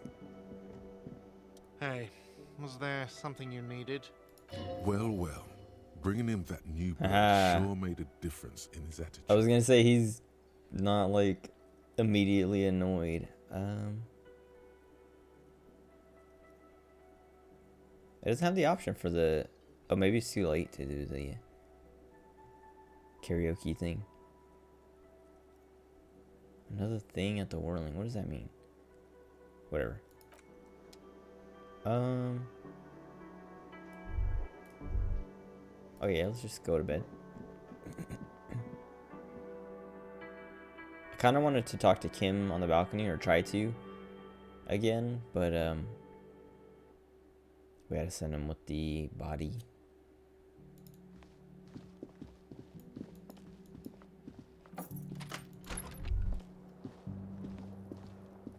Oh, can I? Oh yeah, I can take a bath. I forgot. I'm supposed to get clean. This is not the cleanest bathtub in the world, but it's cleaner than you are right now. Ah, that soap scum smell. It smells like life, at least compared to you. I don't know if I complain about this, but I ran out of my like body wash, so I've been using like regular soap, like a bar of soap, and I hate it because I don't know. I like the smell of my old soap, and I ordered like 2 bottles of it, but I don't know. It hasn't shipped yet, and it said like the estimate's like I ordered it like 2 weeks ago, and the estimate was supposed to be like the end of this month to like the middle of next month, and I was just like, man, that's so annoying because it's, I don't know, I don't think it's discontinued. It's Old Spice's Wolf Thorn. I don't know if it's discontinued because the website doesn't say it's like been discontinued. Like they still like list it, and they still have like the deodorant and other things of it. They just don't have the soap, like the body soap. But like I ordered it off Amazon, and it seems like it's coming from some random place in the world, like somewhere in Asia or something. And it's like, wait, is that like the only place that has it left? Like there's some boxes somewhere stored in like China somewhere that they're like, oh, we still, I don't know, we still have some. It wasn't like more expensive than usual, but it was just like, oh, I have to wait forever for it to get here. And the website itself isn't selling it. So I don't know. It's scary because that's like, I don't know, I've been using that for years. I like that. I like the smell of it. And it's also like nice on my skin because like the bar of soap is like, it dries my skin out super hard. Makes me like super itchy. And like the body wash doesn't. I don't know. It's weird. It's annoying. I was just thinking about it because he's talking about soap scum and he's about to take a bath. Oh, so live forever with a corpse smell? No, run yourself a bath. The bathtub slowly fills with water. The water beckons. The water is only lukewarm, but still comforting. Like amniotic fluid. A few beer cans are bobbing up and down along your flanks, like sad duckies. You feel nice and lonely. You just leave the cans in there? So tired. Take the beer cans out. Now you are alone with your thoughts in the tub. But it's easier than being alone with your thoughts outside the tub. They're not even really thoughts, just assorted sensations. None of them acute enough to focus on. Imagine something. You see the corpse. Oh, no. You can still smell the cadaver on you. It's going to take more than one bath to get rid of that stench. I was hoping for Inland Empire. Then, houses along a narrow street. A video rental. Darkness on the planet's curvature. What's my... It's only at 2. Okay, I guess that's easy to pass. Linger in the tub. Your fingers grow pale Oh, and cool. are covered with tiny whirls as the water cools. Oh, I guess I could have done that earlier, huh? Okay, The conclude. waterline recedes as you stand. You are cold now. Your clothes stick to your still moist skin. It's another easy 30. Dude, alright, I'm about to level up again. I also got these new towels. Like thinking about like bathing and stuff. They were called bath sheets, which I saw the name and I was like, bath sheets, what the heck? And I looked up the difference, and they're just like longer towels, like longer, bigger towels. And I was like, all right, let me get these, because let me see what it's like, because it felt like my towel was too small, and it might have been because I got it in Japan, like, I don't know, last time I was there, like a few years ago. Like, I've had that same towel for years, and like recently it's been like smelling, like after I would wash it, it would smell like kind of mildewy, like I left it in the dryer or something, or in the washer, just wet for too long, and like the smell, like it wouldn't go away. So like the last like few, or like I guess like yeah, like the last few weeks of using it, like I've been smelling that more and more. I'm like, okay, maybe it's time to get rid of this towel. So I got these new ones, and like I saw that they were bigger, and I was like, okay, whatever. Like it said, like I was comparing sizes, like reading about sizes, like, oh, bath towels are like this long, and bath sheets are this longer. And I was like, okay, well, if my towel is the size of a bath towel, but like whatever, if my towel is the size of a bath towel, this bath sheet is longer, but it's not like drastic. It's not like a big deal. It's like it'll be cool to have like more room, because like my old towel wasn't like too small, but it was like, I don't know. It felt smaller than a normal towel, especially like because we have other towels here that I use. I just like this towel the most, so I used it the most. And the other towels are bigger, but like I don't know. I didn't think, like, when I looked at these bath sheets, I was saying like, oh well, if it's only like there's only like this much difference on each edge, this towel, it's not that much longer, so I'll get these. And I got them, and they're huge, and I was like, okay, these are really huge, and they're really heavy. Like when I like wrap my hair up to dry, it's like heavy on my head in a weird, like, I was like, I don't know, not regret, but like I'm like, man, I gotta get used to this. Like I kind of don't like it, but it's fine. It's just like it's just different, because like the other towels, they're bigger than my old towel, but they're smaller than this towel. And that's kind of like I wasn't thinking like, oh, my towel is like a Japanese towel, so maybe that's why it's smaller.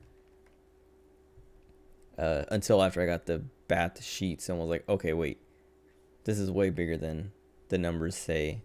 But yeah, I just didn't think of that. But they're cool. I don't know, they're black. I like them.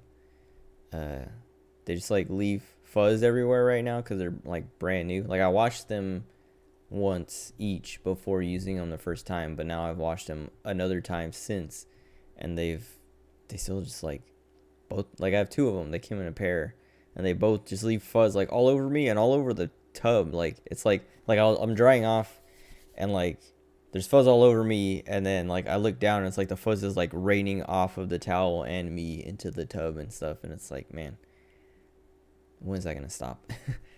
Because I feel like that does happen. Like I've had that happen with towels before, but it went away pretty quickly, like after the first wash. But these things have been washed twice and they're still doing it. But like the main problem I have with them is that I thought they would be softer when they showed up, because my old towel was super soft when I first got it and first used it. But these ones aren't that soft. They're just like thick and like heavy. And, like that's like my main problem is that they're super heavy. So like when I wrap my hair up, like how I do with other towels, it's like it like puts so much weight on my neck in a way that's like, man, my neck is weak. Or these towels are just like super heavy.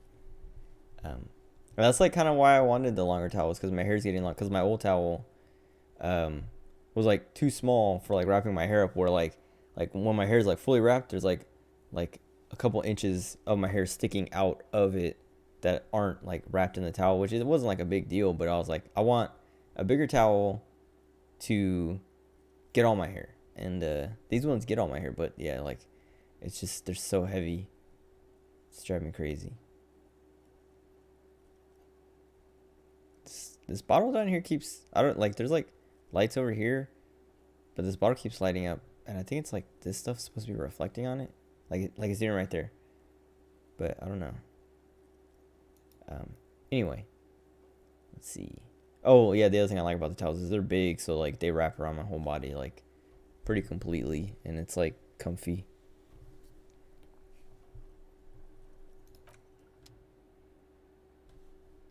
I don't think I can do this. Interfacing electrochemistry encyclopedia. Yeah. Okay. Well, now I'm clean. I wonder if that'll give me bonuses with anything, like talking to certain people and stuff. This goes. Oh yes, yeah. We can't see what Kim's room looks like. Okay. I should go to sleep then. Let me close my door.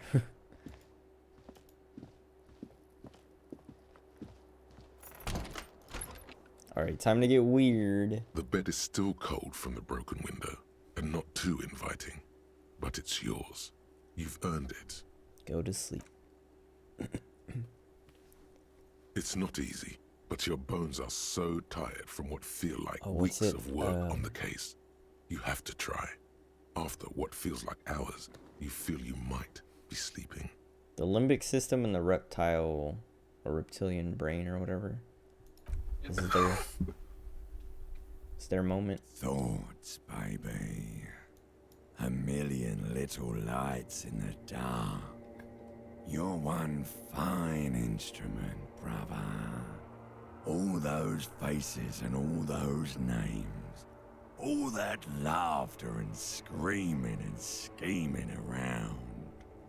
Every corner and every street. We can see into Kim's room now. His room is small. There's like nothing in it. My room's like way bigger. Recorded in you forever on ferrotape. I like this song. It's like very, I don't know, depressing, existential crisis inducing. It's like perfect for this moment, these moments.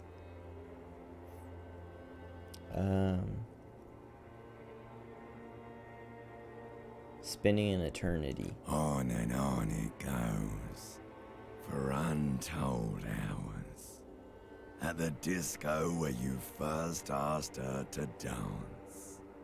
Rising, rising, above the dark curvature, the great wingspan of sleep, studded with stars. Behold, there are millions of them down there. The first time, the last time, the smoke in her mouth, the plotted flowers, the faces turning, changing. He said plotted flowers. That's potted flowers. It's the world, Harry boy, and you're made of it. Every day you're out there, you make more of yourself from it. I'm afraid you can't be unmade now. You can never forget this shit. I don't want to.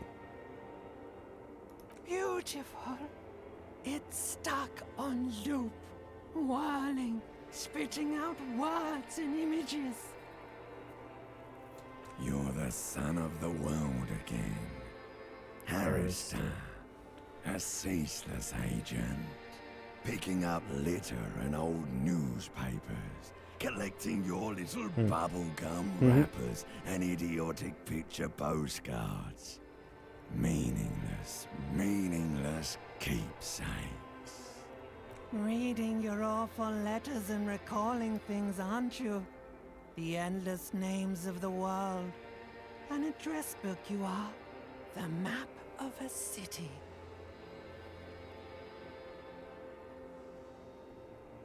That's right. You'll go insane if you keep going like this. One more day, and you'll be in the loony bin. I just know you will. And for what, brother man? For the working class. Hmm. For the money, baby. Wait, I want to see what the points are. For the greater good. Solving your little crossword puzzles. Doing your tasks. Crossing names off lists. Trying to become some sort of world detector. It won't make it okay. It won't put smoke back in her mouth.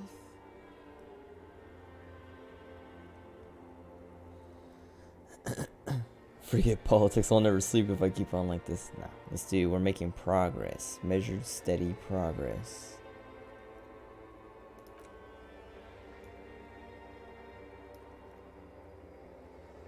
He's got no idea what he's in for. Why? 'Cause only love can break your heart. Feel the pillow under your cheek. Beep, beep, beep. The alarm is ringing, Harry. The disco circus goes on and on. You barely slept 3 hours last night. You can do it. It's nothing. Do it for the city. Mm-hmm. Go. Yay. Do it for the wind. Oh.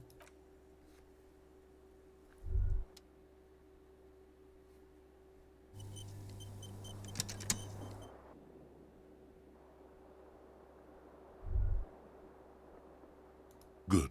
You're up. Listen, there's something that's been bothering you for a few days now. What? It's a suspicion, or a feeling really, that things are not quite in hand around here. Every day, things seem to spin more and more wildly, out of control. The center isn't holding.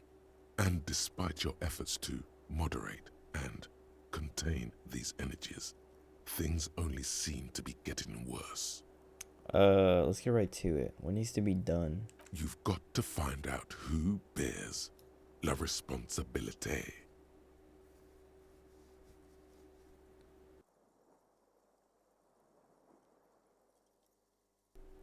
I thought I was assigning responsibility for the murder. No, what exactly is it? The most awesome, terrible thing. It is human nature to crave la responsabilité and to deny it. That's why it must be distributed across many different organizations, agencies, offices, and portfolios. Okay, I thought I was assigning it. Harry, you're thinking about this too narrowly. La responsabilité isn't concerned with trivial questions like who killed who. It's about the real issues. The human Alright, I actually welfare get it now. index, the price of staple goods, the transition to real democracy. Alright, give it to me. Whoa. This isn't some kind of dictatorship. You can simply seize la responsabilité for yourself. It must be given by legitimate authority, like a committee.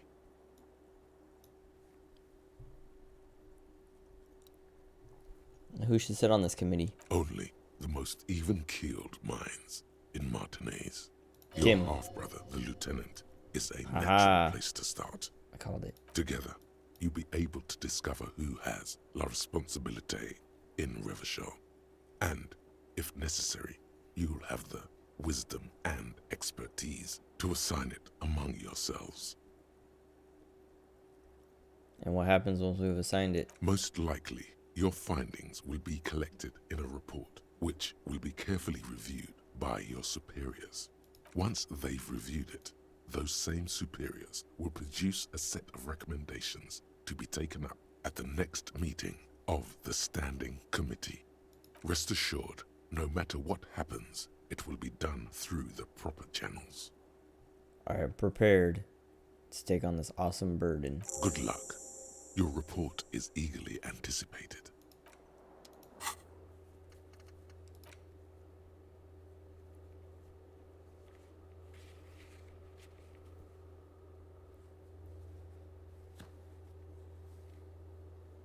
You and some other moralists should probably form a committee. Okay. Kim might know where to start, but seems like something Kim might not be interested in being a part of. Dang it, it doesn't pass time when you sleep. Okay. So that's still 19 hours. It's been like 9 hours. Because I think it was like 10:30 when I went to sleep. 10:40, something like that. That's so... That means I have to pass like a whole nother day.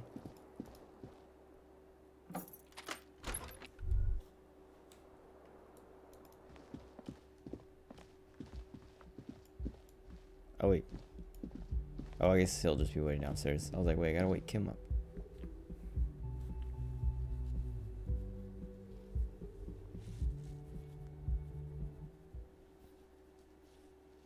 My head keeps itching like right under the band. It's annoying.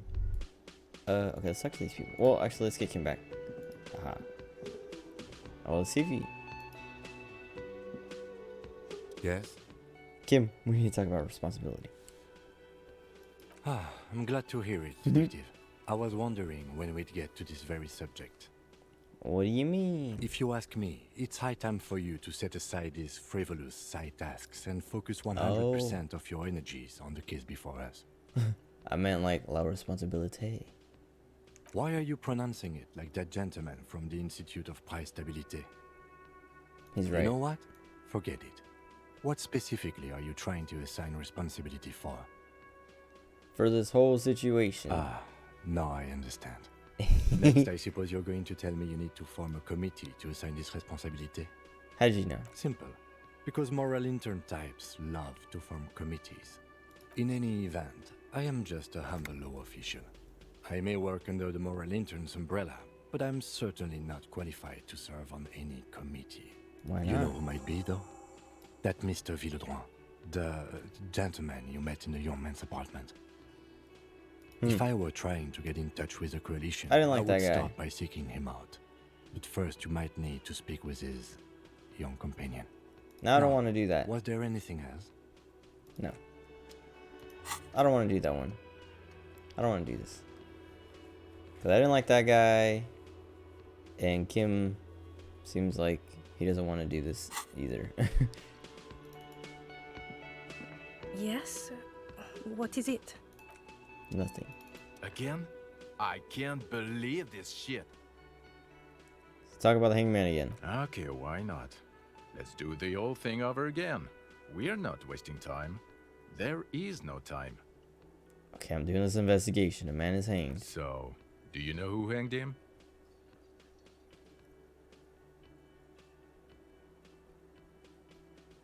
Not yet, I guess? Yeah, I can see that. Why am I telling you this? I don't know. Why are you? Oh my god, there's more. Whatever. I don't like that guy.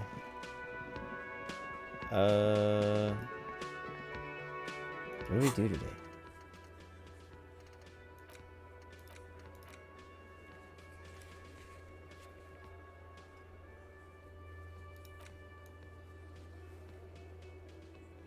I need to find that weapon, or not weapon, tool, well, the murder weapon, but also that tool for the ice chest thing. Or the freezer, ice cream maker, or whatever. Or ice maker, what is it? Ice cream maker.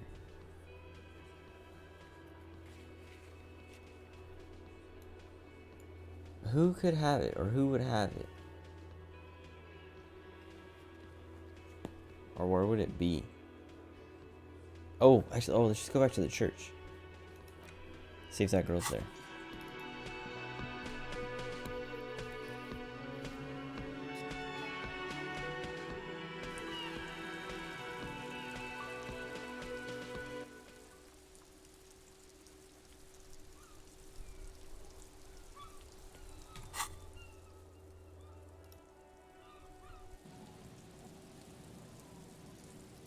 I don't know if it's too early, maybe? Oh, I should also... I want to go back to the hostel, pay for my room for the night. Before I forget. Or maybe, I don't know. Because it might not, there might not be like a, oh, it's too late kind of thing. Just because, okay, she's not here. Oh, I'm running. Whoops.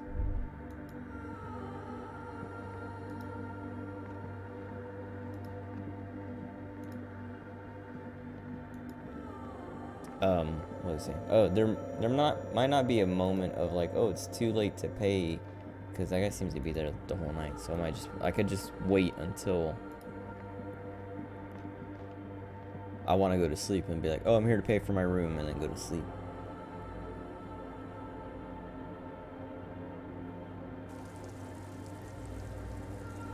But what if paying gets him on my good side?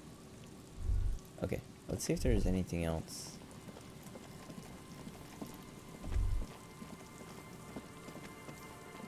I wonder if I don't remember her name. Oh, we didn't check this place out actually. An old door, worn by elements, guards the depot. The wind has blown a sand dune in front of it. The door hasn't been opened in a long while. You see a handle. Man, interfacing's at 5. Yeah, I would need like interfacing at 9 to even have a chance. Other than like to go above this 3%. What is this? It's military, a service depot of some sort.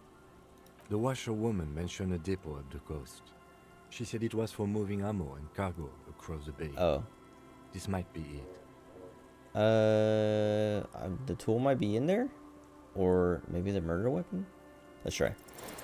You rattle the handle a bit, then push on the door with all your weight. It does not budge. Not only is it locked, it's also jammed shut. Huh, the door's shut tight. How can we get in there? We don't get in there. What do you mean? We get into like everywhere. We even got in the light bending guy's container. I wonder. Wait, you'll say that. Frankly, you're just going to have to accept the fact that you can't get in through every single door. No. We've gotten into every door thus far. That's what we do. We open doors. We're cops. That's our perk. Even Everard knew that's a part of our MO. I'm not gonna accept this. Relax. No one's hiding in there. If we can't open it, others can't either. And thus they can't get in. How dare you? An old door. No, because it was a red check too, so it's like, yeah, dang it. There's no way I would ever be able to get into there. Oh, let's check the trap. Just dead and dying locusts, and the slow swaying of surrounding reeds. Poor things. Alright, okay.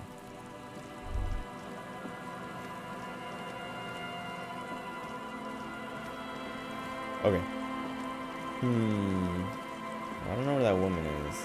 So maybe I should talk to the dudes in the tent again. Or maybe I should ask Lillian, because she said there's like that prompt to ask about looking for someone or something.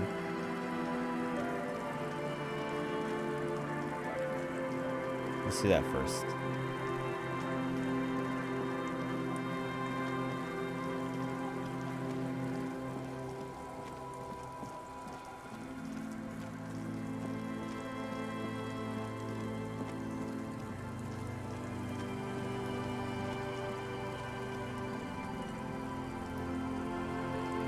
Waves are beginning to die down. Oh? Who? Never mind. Well, how can I assist you then, officer? I guess not. Okay. Oh, I think I was like wondering about the lady on the boat. I don't remember her name. And then the guy, Everett Clare. Maybe talking to them will give me some more stuff. Let's do this tent stuff first.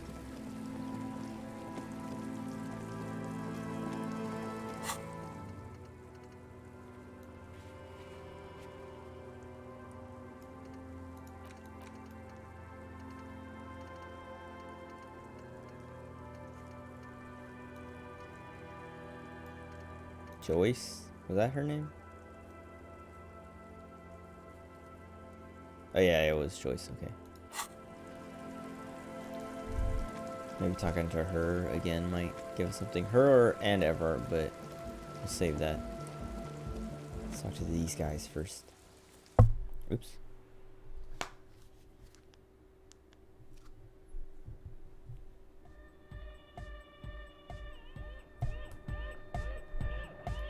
Hi again. So, how are things going? I checked it out. And? What happened? I talked to the crab man. Oh, man. Who is he? What did you think?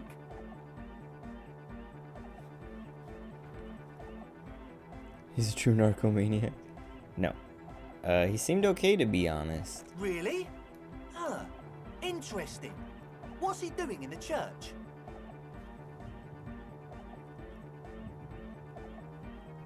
He's just preaching and praying. No matter. Is he gonna be a problem? Yeah, Noid is right. Let's get back to the point. What are we gonna do about him? Leave him These alone. guys will never catch him. You will never catch him. There's nothing to do.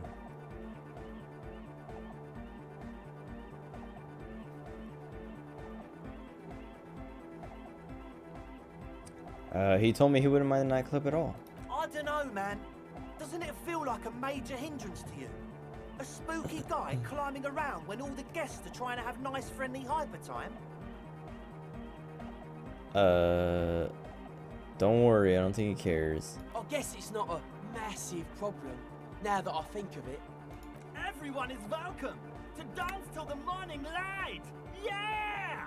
Maybe. I guess we'll figure something out.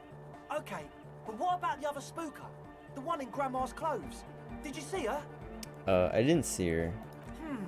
Well, she's in there somewhere. Has to be. Have you tried investigating the machines? Maybe I have anyway, to check this do let out. us know if you see her. As always, we'll be right here, waiting patiently for the news. Yeah! Huh? The large-headed youth has closed his eyes, lost in the music. Sensing you, he opens them. Good morning! Yeah! Pump it up! Pump it up! Pump it up! Dude, it's too early to be doing that. Okay, let's talk to Cell again, and then we'll go inside and mess with those computers. See what happens. 'Cause maybe that triggers her to show up or something. Hello again. Never mind.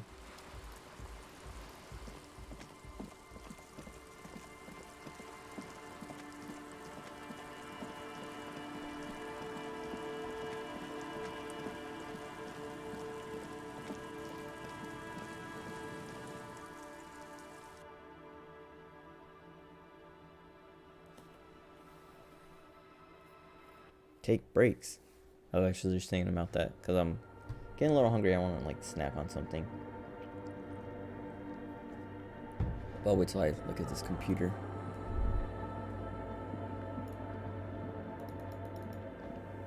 A machine stands in the corner, watched over by the figures on the stained glass window. It's turned on and quivering with soft electricity. The lieutenant doesn't say anything, but you can sense that he doesn't like you meddling with the machine.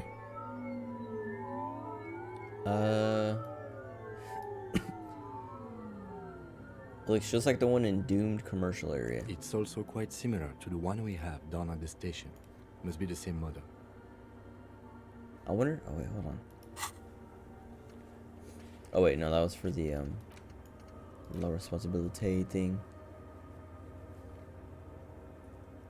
I was gonna say there's something Kim said about calling my station, but that was for that. The one you saw earlier was the Ream Civic. This is the Ream Prefect, a model number RC7024, equipped with a Fell mainframe and a Ream-compatible interim printer. Let me just investigate it. You see fluorescent play and print buttons on the keyboard. A hatch connected to the central compartment is wide open. The lieutenant says nothing. You see the machine's glowing frame reflected back from his diamond-shaped glasses. You're free to proceed. Look inside. Behind the hatch, sits a cube-like crisscross of filaments, smoldering in the dark like fireflies. Silver tape on the side says, in black marker, log, February to March. Another filament memory. Press play to talk with the repeater. Let's do it. The speaker comes to life. Static seeps through the machine's planar magnetic driver. An old lady greets you. Her voice sounds 100 years old. Oh, is this just the, what do you call it? I don't know if it's gonna be the same lady we talked to last time, but like the person who connects us. Good morning, Fortress accident on Saint-Brun. This is the East Insulindian Repeater Station 1. Please repeat. Is this the personal log?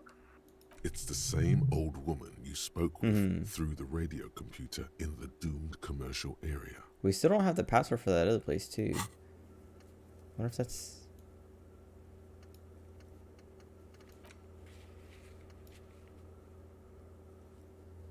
Maybe I should go back and try that again. Maybe I found the password somewhere. And I just forgot about it.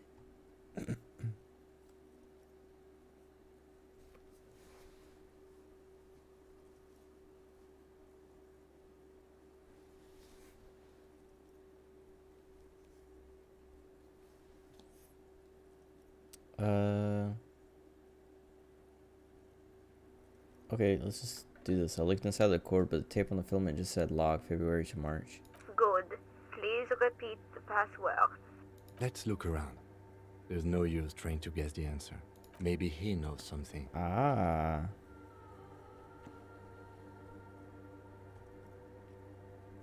Okay, I don't know. Received. I will register this login attempt. No. Fortress accident. Is there anything else I can do for you today? Like the one in the deep commercial area. I have two machines registered to this company name in Martinez. One on Saint-Brun, the other on Rue de Saint-Ghislaine. Saint-Brun, that's the church. And Rue de Saint-Ghislaine, that's the doomed commercial area. Anything else I can help you with? Nope. Goodbye, Fortress accident. The machine's keyboard is still illuminated, revealing fluorescent play and print buttons. Alright, let's talk to Tiago. Oh wait, stop running. I keep forgetting.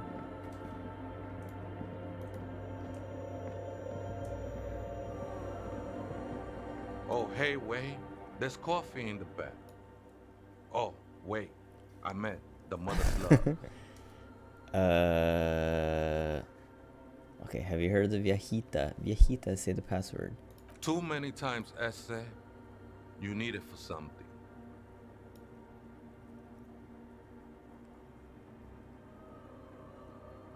Just tell me. Don't sweat it, vato. The password is afterlife death. I wonder if that's the same password for the other one. That is true. But what comes after death? The pail. What you think of that? Makes me almost pity La Nidita Pequeña when I hear it. I think we're done here, Ese. That was an interesting conversation. However, I'm still not sure how it's relevant to our investigation. We can't talk to him anymore. No. Maybe he'll come back. The machine's keyboard is still the speaker. Good morning, Fortress accident on Saint-Brun. This is the East Insulindian Repeater Station 1. Try again. Good. Please repeat the password. Afterlife death. Good. I have unlocked the filament. After ending the call, please press print to access the filament. Fortress accident. Is there anything else I can do for you today? Nope. Goodbye, Fortress accident. The machine's keyboard is still illuminated. The printer prints out a long text document with dated paragraphs. It looks a bit like someone's journal. Read it. The first entry, made on the 4th of February, 51, by an unknown author, is short and concise. Arrived at the church, the door was boarded up, so I used the crowbar to get inside. Looks like the place has been deserted. Nothing out of the ordinary, but I'll ask around. Need to figure out how to get the electricity in. The lieutenant leans closer, scouring the printout over your shoulder. Just as you finish reading, he looks up, muttering under his breath. 4th of February. That's over a month ago. Whoever set up those machines has been here for quite a while. Do you think it might be connected to the case? Our case? No, I don't think so. It must be some local eccentric. Second entry. 6th of February, 51. Had a little chat with the local fishermen. Said I shouldn't go near that place, that the church was spooky and ridden with narcotics. It's a little spooky, all right. Still haven't figured out the electricity. See? Even one of the spookers themselves says it's unnerving. I don't remember if they said when that raid was. But maybe there used to be. I mean, they did the raid because of drugs, so this might be before the raid. I don't know. What was that about narcotics? This could prove to be interesting. Wait, narcotics? No, wait. It's electrochemistry saying that. I don't want to do that. He wants me to get high. 7th of February, 51. Finally got the electricity in. Next on the agenda, a new antenna. I'm thinking Esca series, something advanced. Why would she need an antenna? Communication? Why would anyone need any of this equipment here?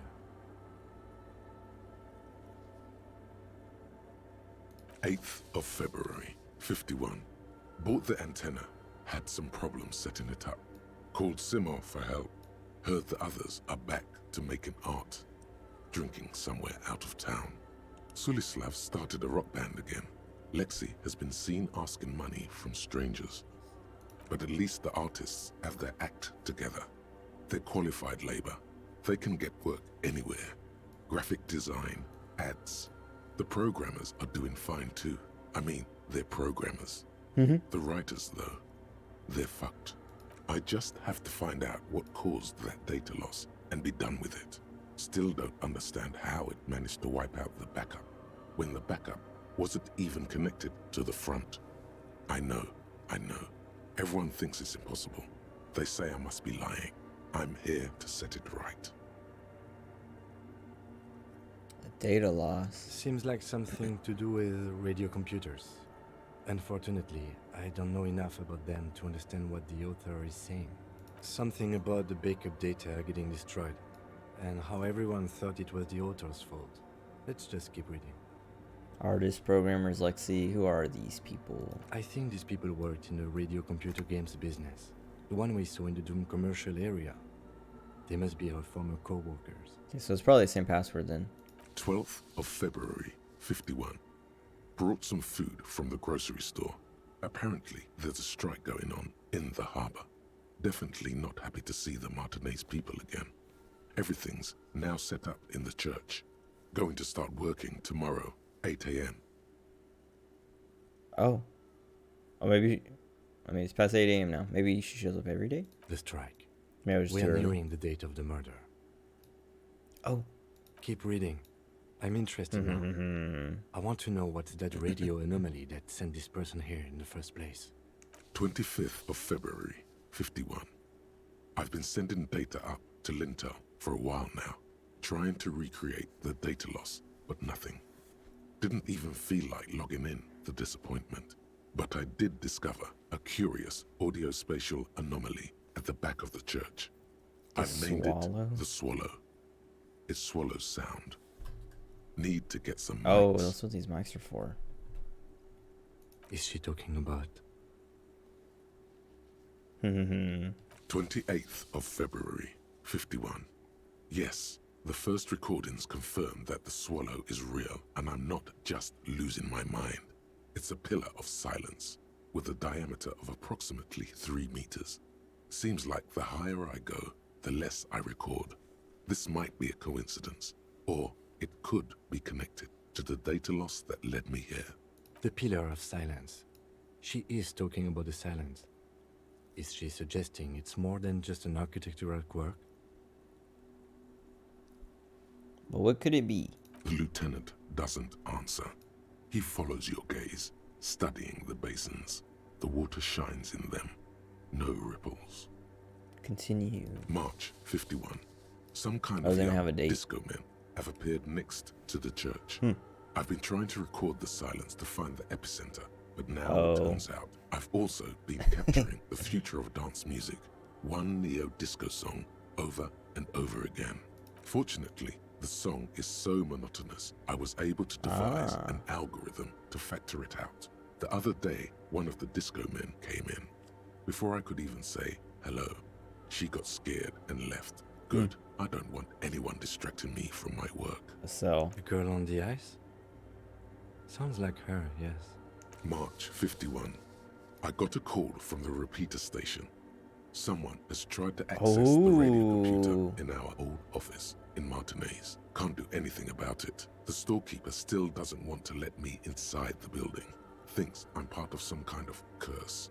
How Martinez of her. That's me. I was the one who did it. I knew it wasn't a good idea to meddle with the machine. Oh, we got experience and a level off of that.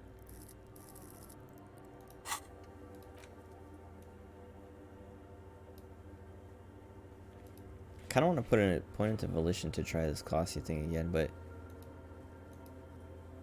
it's legendary. This is heroic and this was hard. I think legendary is harder. I don't remember. I'm not sure which one's harder. Whatever. We'll hold on to it for now.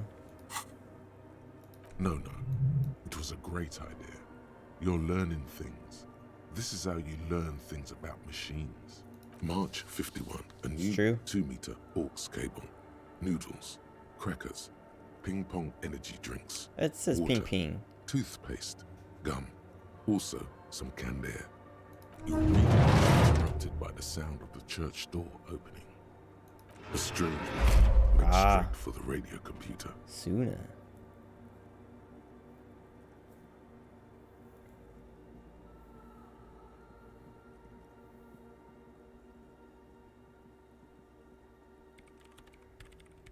Breaking into my radio computer, I see. Yes, you are breaking in, but not into her radio computer. You're a master circuit bender. I do apologize for the intrusion, madame. We are with the RCM, you see. I can assure you I'm an expert circuit bender.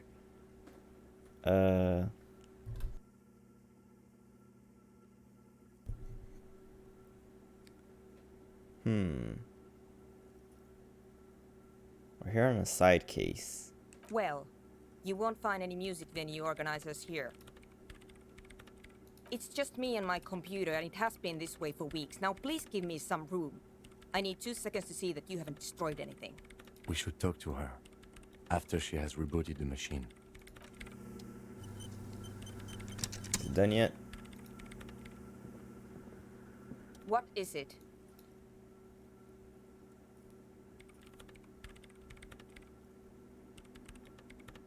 I didn't break anything, did I? No, you just printed out my personal log and wasted some paper. Are you the program of Viral Untethered? Yes. Or, no. Not anymore. That project is dead. She doesn't seem surprised to be recognized. Rather sad. Something passes over her face before she straightens her back. Who are you? What are you doing? I am Soona Luukkanen-Kilde, the former lead programmer of Fortress Accident and RSA radios.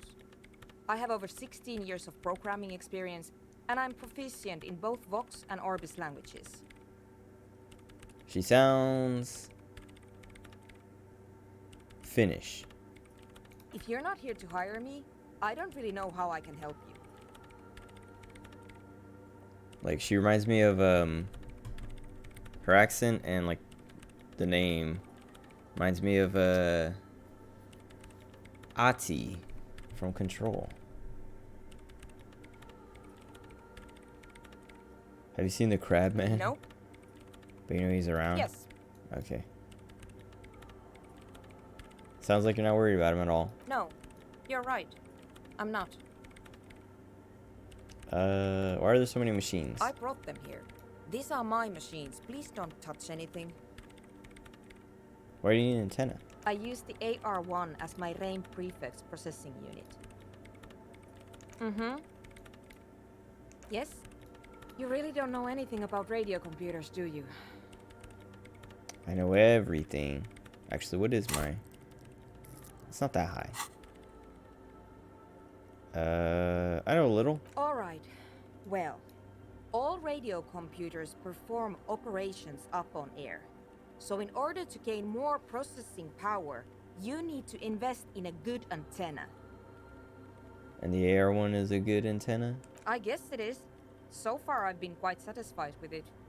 Martinez is an unstable region with bad coverage and the operation has been surprisingly stable. But it's not the cheapest one on the market. So I wouldn't recommend it for your regular red tape operations. Fraser 1000 is a foolproof line for civilians. Anyway, you should do some research before you decide to buy anything. Ask around, compare the prices. There are many milieus dedicated to that sort of thing. She liked telling you this. It calmed her nerves. What are you doing? I'm working. The machine seems almost alien with its pulsing core. The light casting her face in a strange shadow. Could you just shh for a moment? Or get to the point. I really need to focus on something. It's not just rudeness. It really is hard to concentrate on whatever she needs to do. And you're not helping. What are those bowls of water? They are connected to my RAIN prefect. Whatever you do, just please don't move them, okay? Thanks. Okay. Great. What are you doing in an abandoned church? You really like those questions, don't you? They're bloodshot. She really hasn't been getting much sleep lately, has she? There have been complaints from your neighbors. I'm conducting scientific research here. You can't throw me out. What I'm research? looking for the location of a 2mm hole in the world. What? What? What? 2mm hole in the world? She's looking for a disruption in the radio waves. That's what her personal log said. The lieutenant raises his brows, but doesn't say anything. What does that mean exactly? Exactly. What does it mean? Up to now, it has been impossible to say what it is because it's impossible to measure nothing. What do you think it is? What qualities does nothing have? How do you measure something that does not exist? Okay, hold on.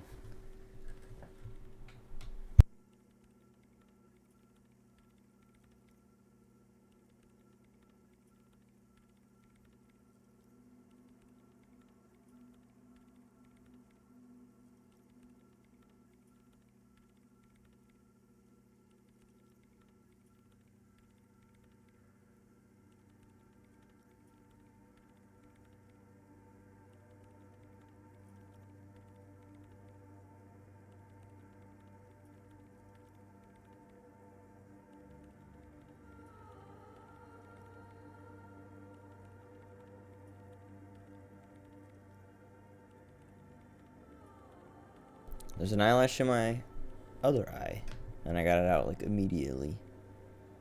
Annoying. It's like there's two today, and I had one yesterday, and I woke up with one actually today. But it was like the one I woke up with was it was like on my eyelid, but like long ways, I guess. I don't know. Like it was like perpendicular to my eyelid, and just like poking my eye. Like I woke up with it. Well, I woke up to Akira's alarm, and then like I started to fall back asleep as he was like waking up or whatever, like just chilling there like on his phone, and then he like blasted something out of his phone, and it like that woke me up all the way, and I was like, okay, I guess I'm awake now. But like as I was like laying there trying to fall back asleep, I could feel it like poking my eye, but I was like, whatever, like it's probably just like dried like whatever, like the crust around your eye or whatever when you wake up, just like on my eyelid poking my eye. So I was like ignoring it, just trying to fall back asleep. But then when I like woke up for real, I was like, all right, let me go look. And then it was just like a small eyelash just laying on my eyelid, poking me in my eye. And I was just like, man, and, like I got it out. But yeah, then there's that one that was in this eye that I tried to get out a little while ago, and I couldn't get out. And then just now, this one was like, there's one in my left eye, and like I could feel it as like she was talking, but I couldn't tell, like I wasn't sure if it was like actually like an eyelash in my eye. And then I was like, okay, that feels like an eyelash. And I went and looked, and I couldn't see it at first, and I was like, dang it. Like I pulled my eyelid and I was like looking for it, but then like I could barely see like a tiny bit, because like my eyes are brown, like kind of pretty dark brown. And so like my eyelashes, if they're like on like the iris at all, or like I guess what would it, like the retina, I don't know, that like part that's like whatever, if it's like over my iris, I can't see them because they're too dark, or it's too dark that they like blend in. But like I could barely see like a teeny bit like poking out like into the whites, what do they call it? Oh, wait, where's my pillow? Oh. The whites of the eye. Let me look it up. I can't remember what it's called. The cornea, though, I think is what I was thinking of.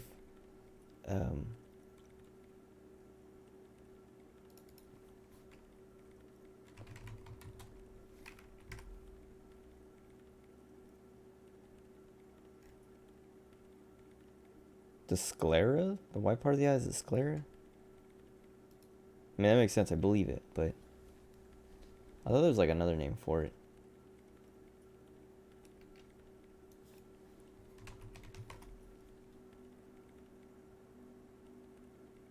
Okay, maybe. And then, yeah, retina is like... Not... Yeah, I meant cornea when I was talking about, like... Basically the part where you see from. Not like the pupil, but like that layer or whatever.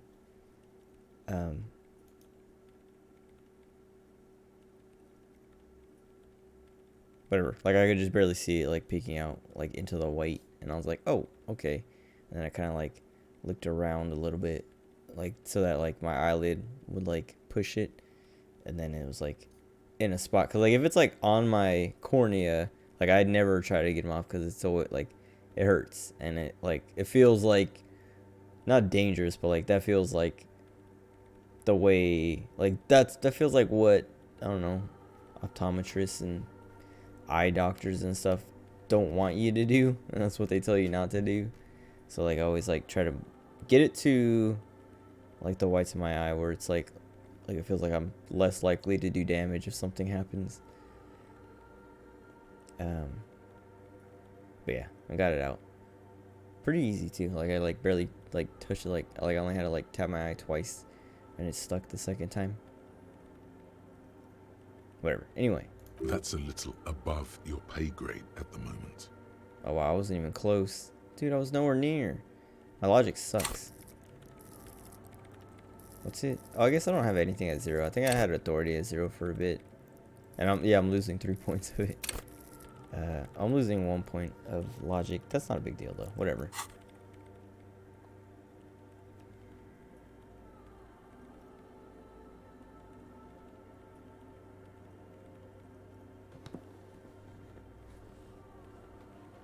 I can't even understand how we're talking about something that doesn't exist, let alone measure it.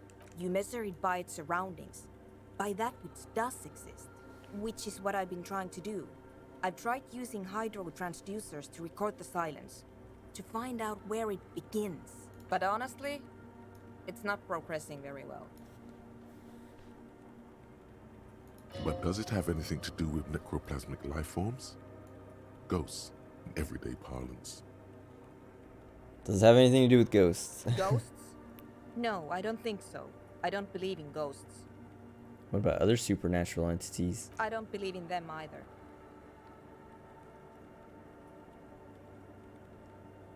Necroplasma exists. Great. What are we talking about? And why? Okay. Is it connected to the data loss? Yes, that's what led me here. But I suspect it might be something a bit more complicated than that. Do you have any idea where it might be located? Somewhere underneath those roof beams, I assume. So that's probably why the crab man, Tiago, likes going up there. He probably knows. Only a faint crisscross of rafters can be made out from the dark, most of the tower disappearing into the shade. Strange things may flourish in the dark. Why there? There's this place at the back of the church, a place where all audible vibrations seem to decease. I've named it the Swallow, and the higher you go, the less you record. The Pillar of Silence? Are you sure it's not just an architectural quirk? Maybe, but it's oddly close to the physical coordinates of the data loss that led me to this place. That's where the crab man lives. I know. You don't think he might be responsible? No, I don't. She sounds mildly annoyed by this line of questioning, her hands typing hundreds of commands into the machine. Research isn't going well. Why not? Because it's just trial and error, trying to locate the Swallow, the exact point in space. And I don't have a... You know what? It would be really helpful if you could just stop talking and let me work. Don't have a what? Maybe I can help. Okay, whatever. That's all I want to know for now. Great. Thanks. How do you feel about anodic dance music? Anodic dance music. What? I hate it. Okay. Not like disco does. Let's see. Why do you hate it? Maybe I'd have to be on drugs to get it, but to a sober mind it just sounds like uninspired rug whipping. No idea what it has to do with either dancing or music.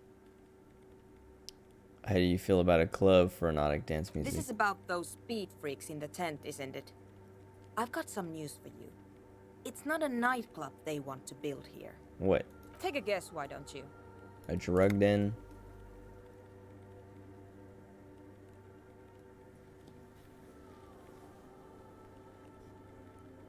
So it's their dream. I can't believe they got you so easily.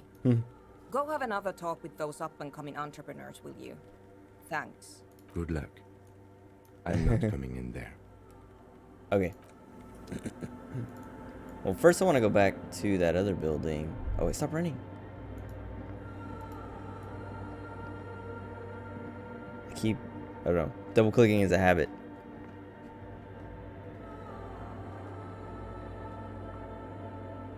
But I want to go to the whatever it was, doomed something.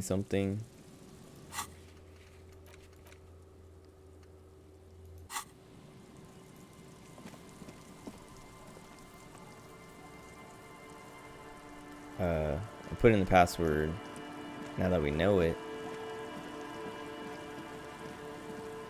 And then we'll come back and talk to Andre. She's kind of, I don't know, what's the word?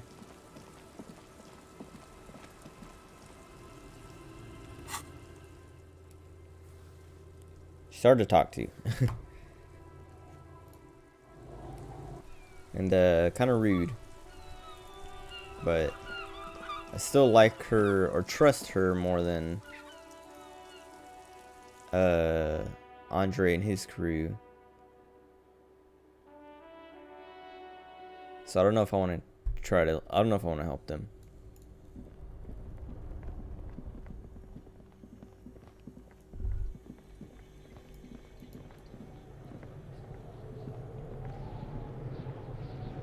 At least not until she figures out her thing.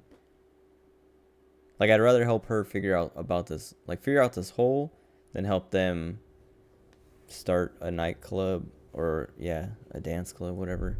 Especially if they're lying.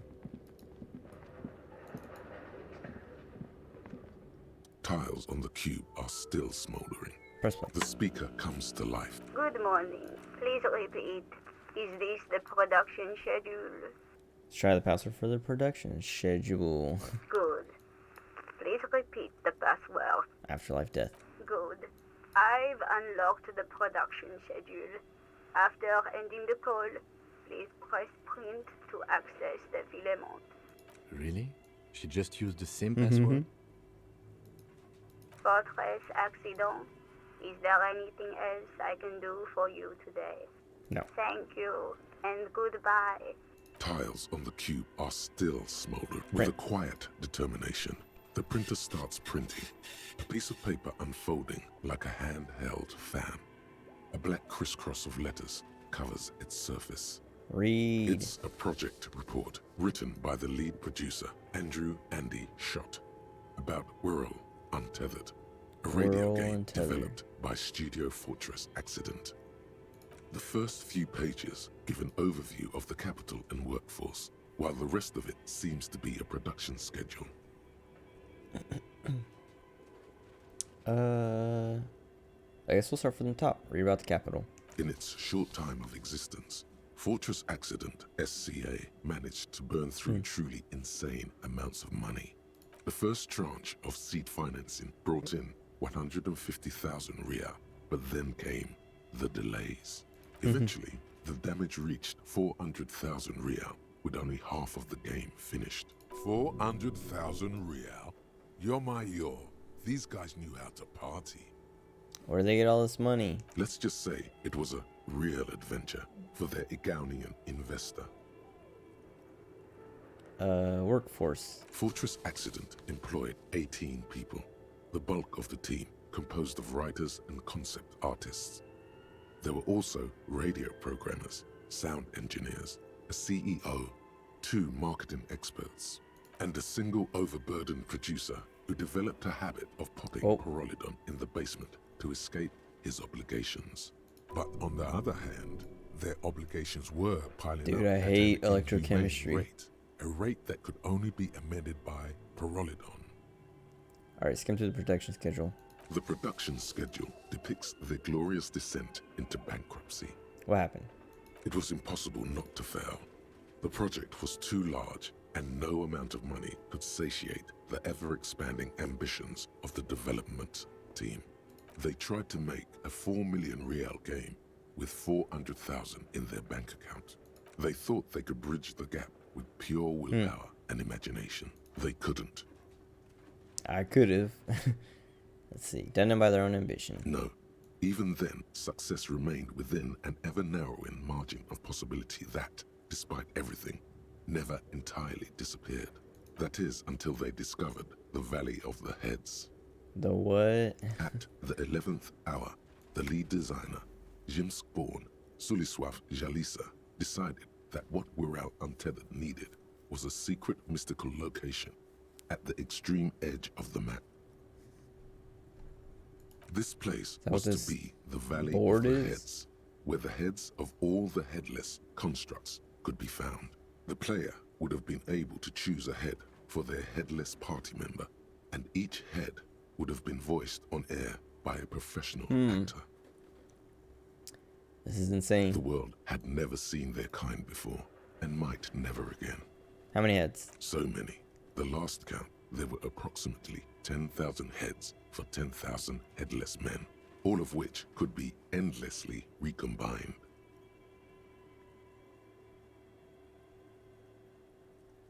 How many combinations? What? 10?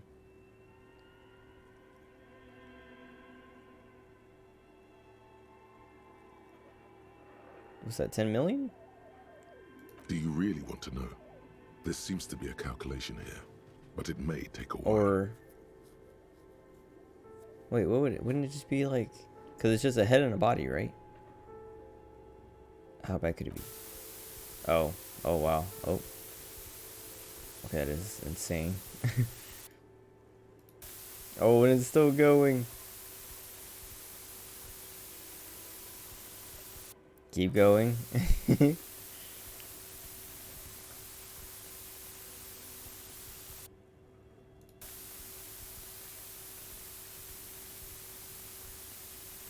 Yeah, so like it sounds cool. Well, yeah, definitely way. Patiently, his arms folded tight against his chest. Way too ambitious. But if that could work, that'd be fun. That'd be cool. Cause like it's supposed to be like alive, or what do you call it?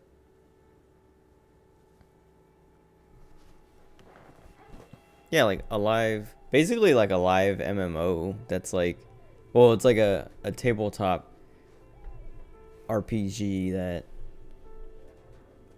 you always have, like, you can play whenever, like log in and log out whenever. So like basically like a MMO tabletop RPG.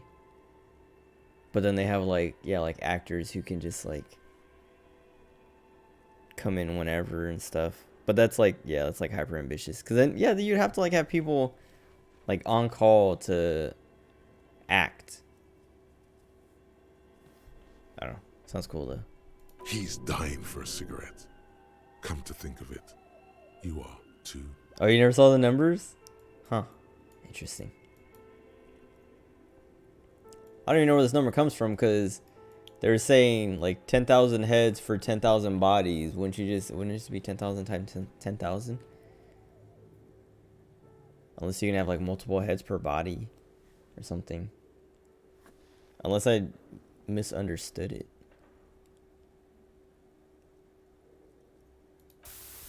Oh, it's still going.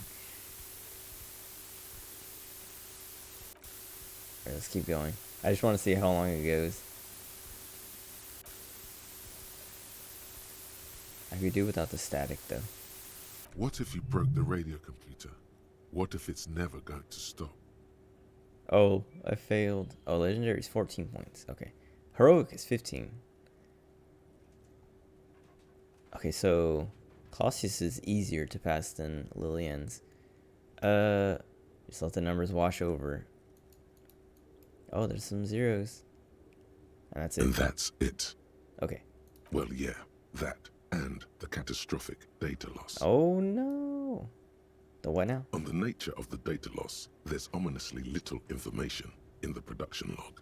It comes at the very end, where things get fuzzy and dark, where tables and numbers seem to vanish into an eerie nothingness, before the Egonian investors pulled the plug. What is clear is that one day, an unidentified numeric anomaly occurred on the East Insulindian lintel front, just as the World Untethered project was being compiled that day. And it caused a data loss. When the project was returned, it was completely blank. Oh.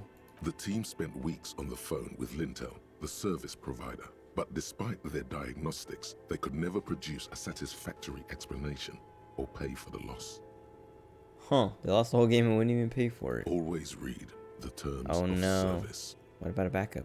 Mysteriously enough, it seems that the offsite copy happened to be onsite when the catastrophic data loss occurred. It was the lead programmer's responsibility to oversee weekly maintenance of the offsite copy and, well, keep it offsite. An explanatory note from the lead programmer has been attached. I need to back up my computer. I haven't backed up in like months. I was thinking about that the other day. Because my little brother's PC, their PC is like, I don't know, it's got something wrong with it. I thought it was a PSU, so I replaced it. But it wasn't that. So now it's either the RAM or their hard drive. Because it just like shuts off. Like no blue screen or nothing, just dies. And so, yeah, the backup, and the backup. That's how we did it in the military. Like there was like backups of everything. And then backups of the backups. Or like, yeah, like multiple backups of the same thing. Just in case. But like, yeah, like their PC's dying. So I was like, okay, well, I need to try to back up that hard drive. So I can, like, I'm going to replace the RAM and see if that solves it. If not, then replace the hard drive. And if that doesn't solve it, it might be the graphics card. Well, no, I don't see how the graphics card would shut down the whole PC. But I don't know. I still need to figure it out. But like, I was like, I need to back up their PC before putting in a new hard drive.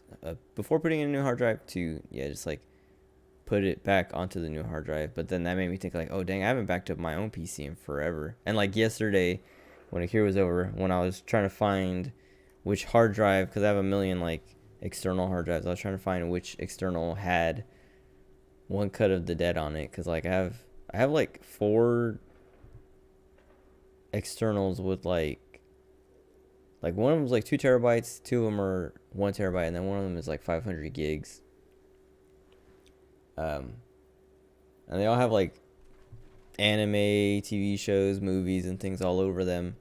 And there's like no, one of them is organized, the other 3 aren't, and it wasn't on the organized one, and then it wasn't on the one that I thought it would be on, because that's like the main one I have movies on.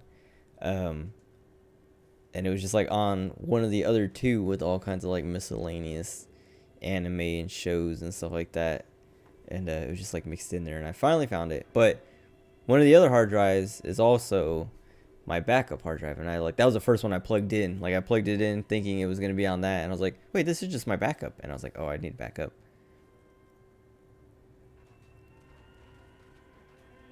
Shadow popping. Oh yeah, this is keeping like happening. Well, at least you cannot feel bad knowing that even these guys couldn't get it.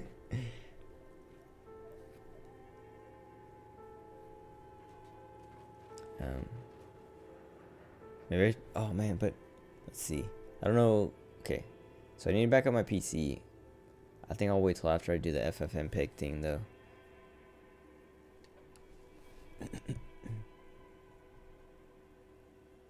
Because that takes a while too. I mean, it probably won't take that long actually. Because I don't know. I don't know. Oh, an archive. See, I used to have like scheduled backups or whatever.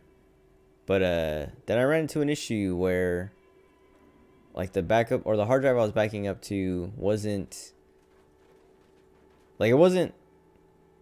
I thought I had it set up to like replace, like it would keep like a few of them and then replace the oldest one after like it got full or something.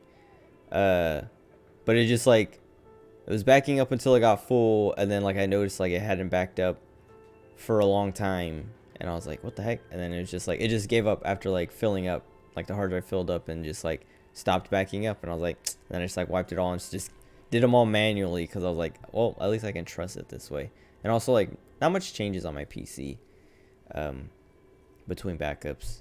It's just like I might have some new pictures saved from like the internet, like Twitter and like 4chan and stuff like that, like dumb little reaction images and things like that. That it's not a big deal if I lose. Because usually like with games and stuff like that, like saves, I don't know, like Steam has like their cloud and like, yeah, everything has like cloud services and stuff so that like saves don't get lost, and like just like re-downloading games not a big deal either. And I usually like a lot of times like once I finish with the game I uninstall it. Like I'm just like, all right, I'm done with this, uninstalled, and then if I feel like playing it again I just reinstall it later. It's only hasn't been a problem because like I don't know, a lot of games that I play aren't very big. Like the biggest game I have on Steam I think is probably Red Dead 2. And I don't even know if I have that installed. No, I don't even have it installed.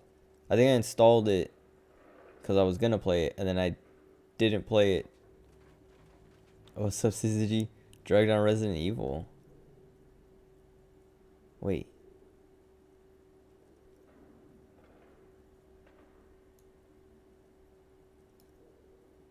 When does that happen? Now I can't remember. But like I installed Red Dead 2 because I wanted to play it again, and then like it was sitting there for a couple months and I didn't play it, and I was like, you know what, I'm probably not gonna play this anytime soon actually, so I uninstalled it. But now I'm like, I've been wanting to play it like the last couple months again, but I haven't reinstalled it because I'm like, I don't want it to just fill up my hard drive doing nothing. Now I'm trying to think of what part of Village you get drugged on. Like, it sounds familiar. Like, sounds like something that happens or could happen. But, I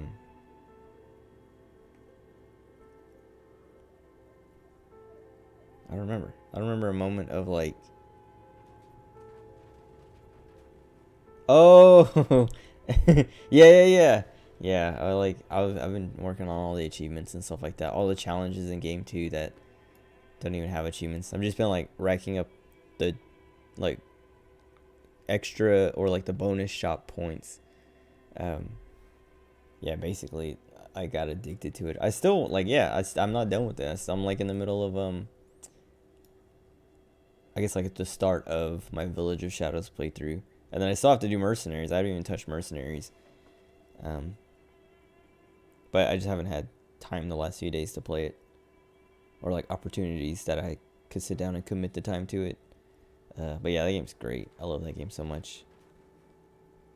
Like, and I say this all the time when a game comes out good, that I'm like glad it came out good, because like it could have came out bad. But like with Village, it was like, yeah, like 7 was good, but I didn't like Ethan, and like hearing that Ethan was gonna be the main character of 8, I was like,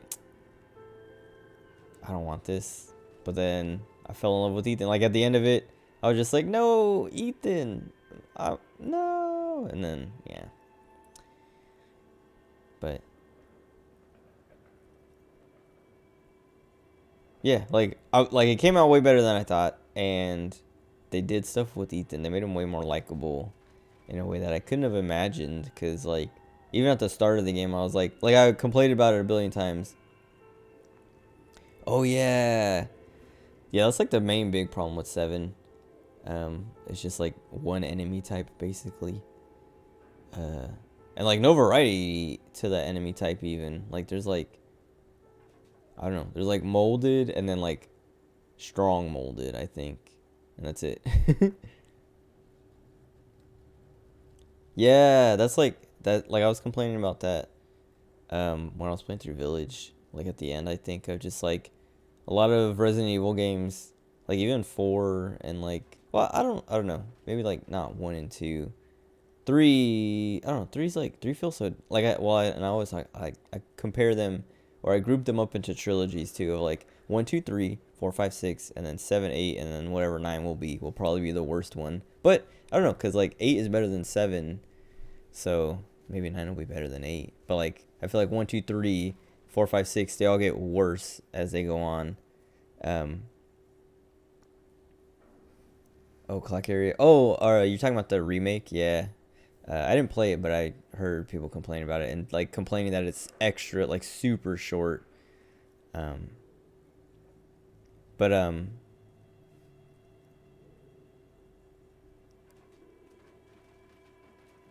was I saying?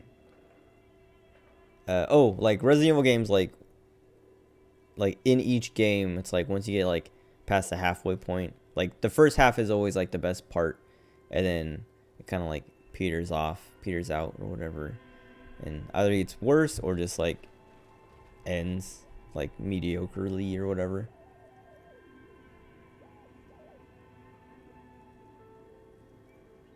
Oh. Dang, yeah, 3 hours. That's what I was hearing, because I was listening to 8-4 play the podcast, and like last week's, or like the most recent, whichever one is the most recent episode, they were talking about Resident Evil Village a lot, and they had some guy on. His name's like Alex Aniuk or something like that, or a Nook or something. I don't know. And he's like, I don't know. He's like, I don't know what his history is with Resident Evil, but he oh, you never played the original? Neither have I, but I've seen it, and it's not as short, I guess. I don't know, as the remake. But this guy they had on the podcast is like a Resident Evil expert. Like he wrote a book. I don't know if the whole book is about Resident Evil, but he was talking about how he has one chapter dedicated to Resident Evil 4. And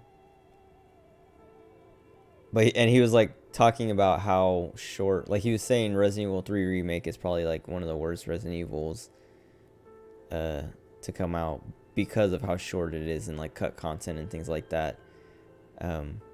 Especially after like how good the remake of 2 was, and even 1, and like, yeah, he's just like, yeah, like, cause, well, and he said like, they were like, how many times have you beaten it? And he's like, 12 times. And they're like, whoa, okay, are you sure it's not short because you just know how to play it and know everything about it? He's like, no, even my first roam was like 3 hours. And they were like, oh, okay.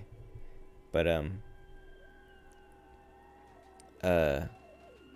like what, yeah, like what I was saying is like with 4, like once you get to like the castle then it starts to like, that's when the quality drops off.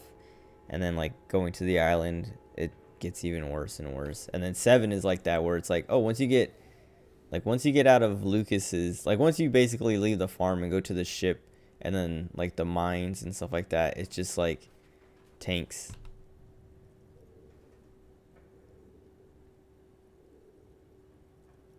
Oh yeah, I platinum Dragon Quest 11. I love that game. That game's really good.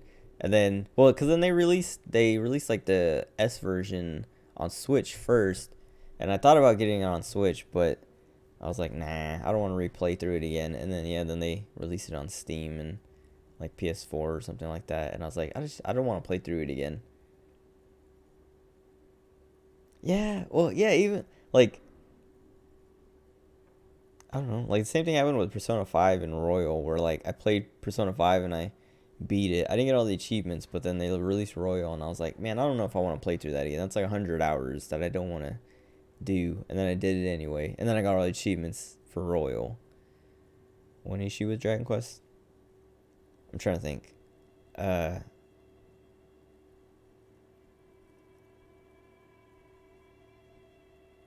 Oh, difficulty. Yeah, I don't remember having much. I don't remember having any trouble actually with anything in that game.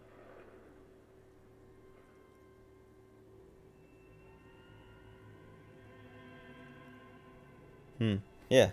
Weird.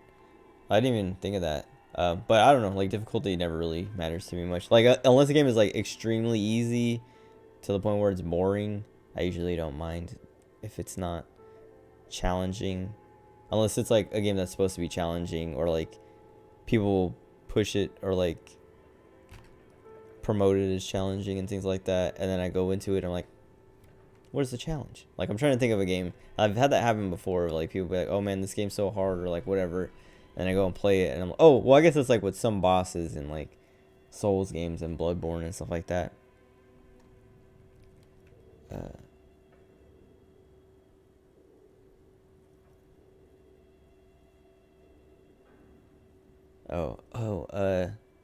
don't know, I'm trying to think about the games like that. I remember that happening in Dragon Quest.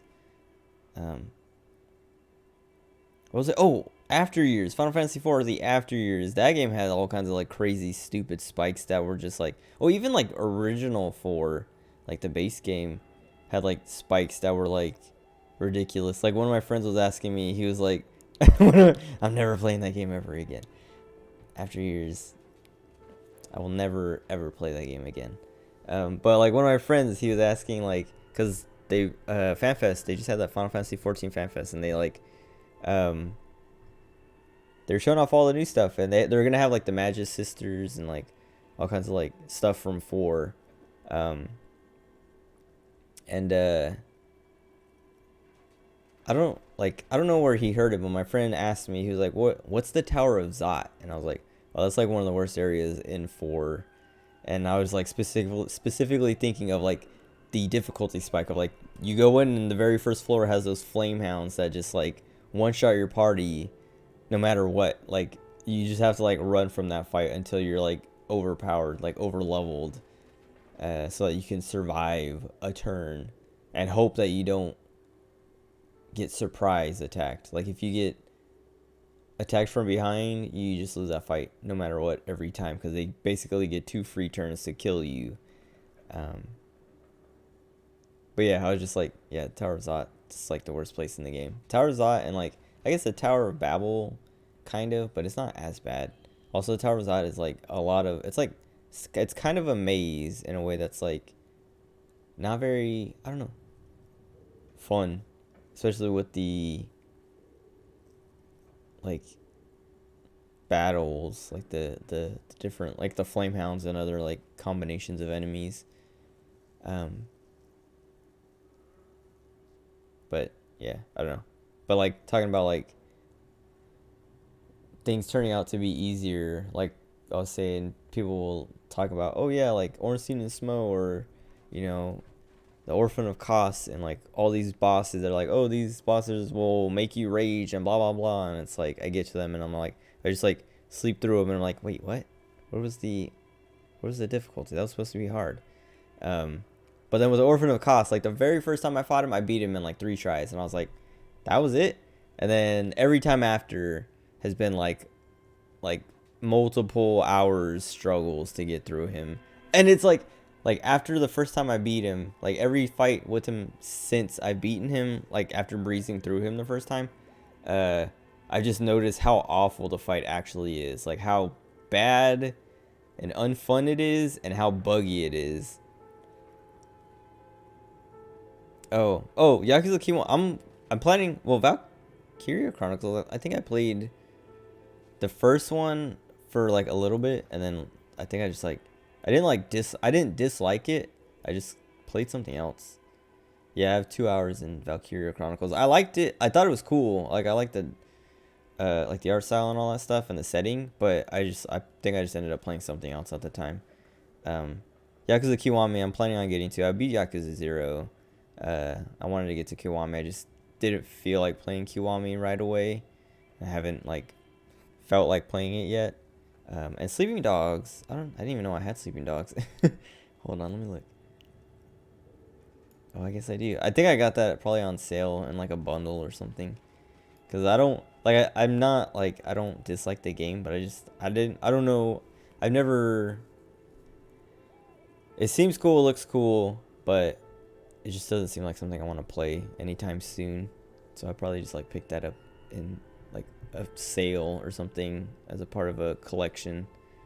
But Kiwami, I'm looking forward to Kiwami because I really liked Yakuza 0, and I want to get through all of them because I also want to play 7 because I want to see like 7's like new character and like new gameplay. But I'm curious because a lot of people really liked it.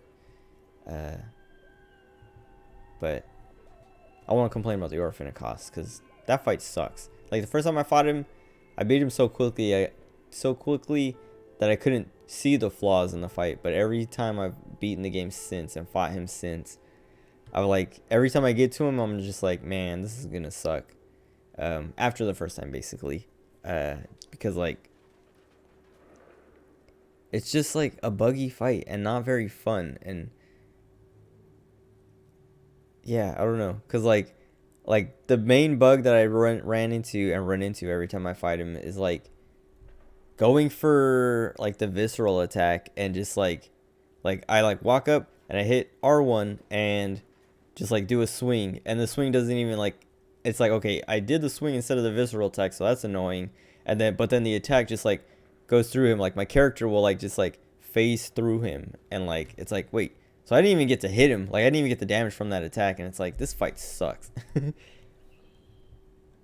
Akuze, yeah, dude. Dude, Yakuza 0, like that's what makes me want to play the rest of the series is like Yakuza 0, how like just like, and like this is like what it's known for, but like how dramatic it is and how like silly it is, like going back and forth, and like sometimes even like in the same moments and stuff like that, where like, yeah, like Kuze, it's like he's here again, like he's still alive and like he's back again, and then it's like, then it gets like super serious and then super silly because like it's just like over the top fights and stuff.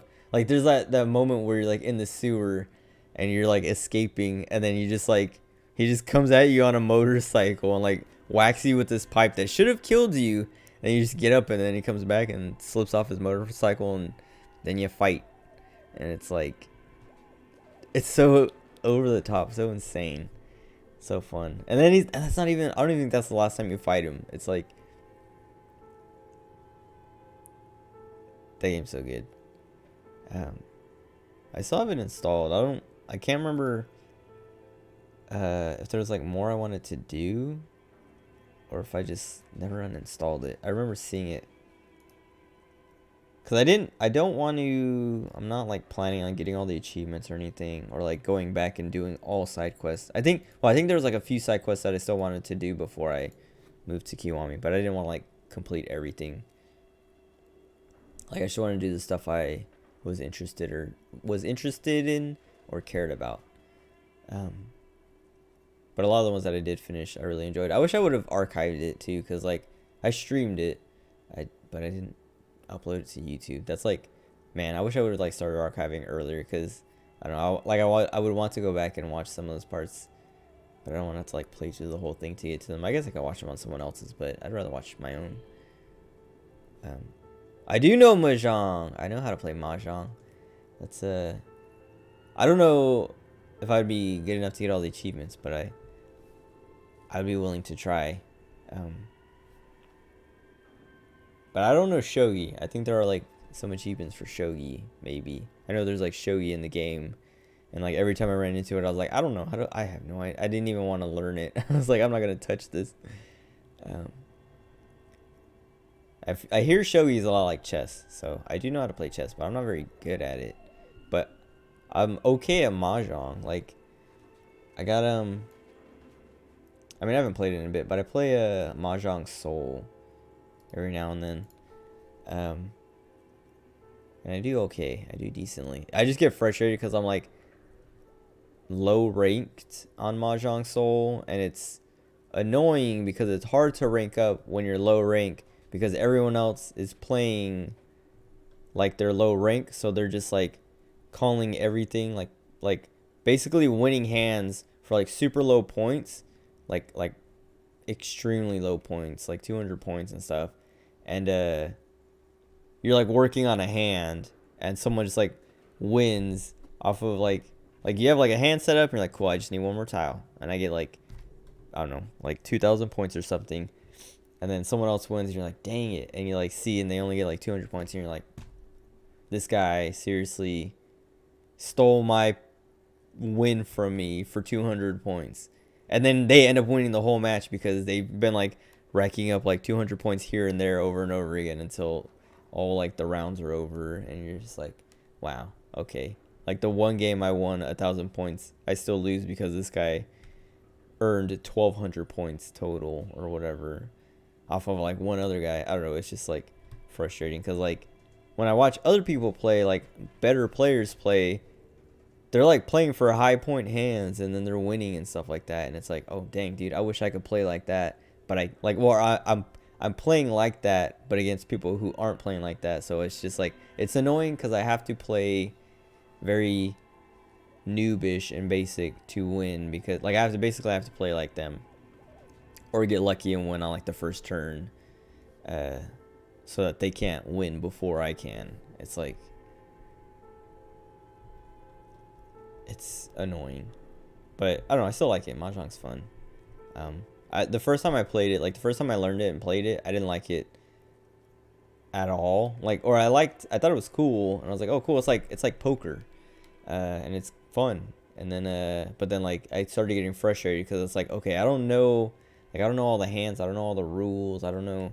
It was just like getting annoying. It felt like overly complicated, where I was like, man, poker, like I'd rather just play poker, honestly. I don't even like poker that much, but I would rather just play poker because poker is just like, here are the, winning hands and that's it. But in Mahjong, it's like, here are the winning hands, but there's also these special cases where, there's like 100 different other special hands you can win with, and it's like,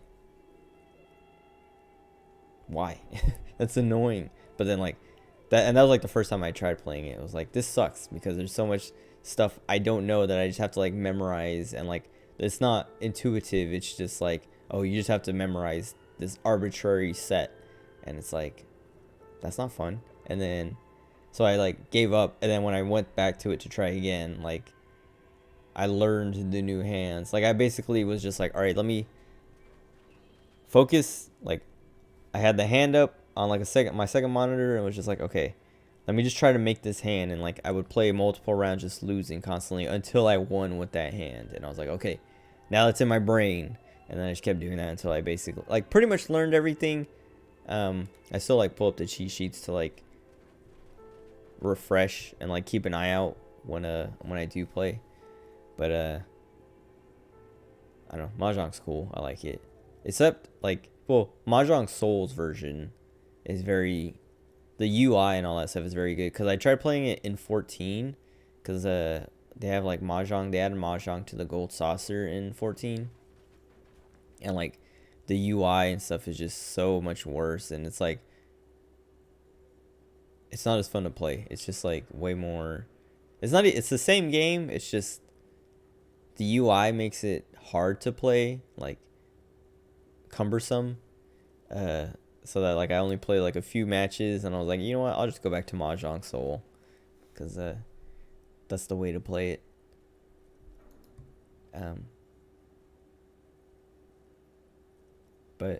And I played Mahjong in Yakuza 0 a little bit, but not enough. Like, I didn't go to like the higher level tables. I just did like some of the lower ones to like see what it was like and see how much money I could make off of it. And then I was like, okay, whatever. Then I went back to the main game. I just didn't want to get sidetracked too much, especially playing a game that I can just play outside of the game, which is like, that's kind of like what Yakuza is. It's just like, oh, here's all these mini games to just like screw around in, like arcade games and stuff like that too. All the like gambling you can do in like the homeless camp and stuff like that. The game's good, man. Now I'm thinking about Yakuza. Maybe I'll play that after Nier, because I'm gonna play Nier after I finish this game. Nier Replicant 1.22 whatever, 467 whatever. But like after that, I don't know. Yeah, I don't know. Like there's a few things I'm thinking about playing after Nier. It's like Omori.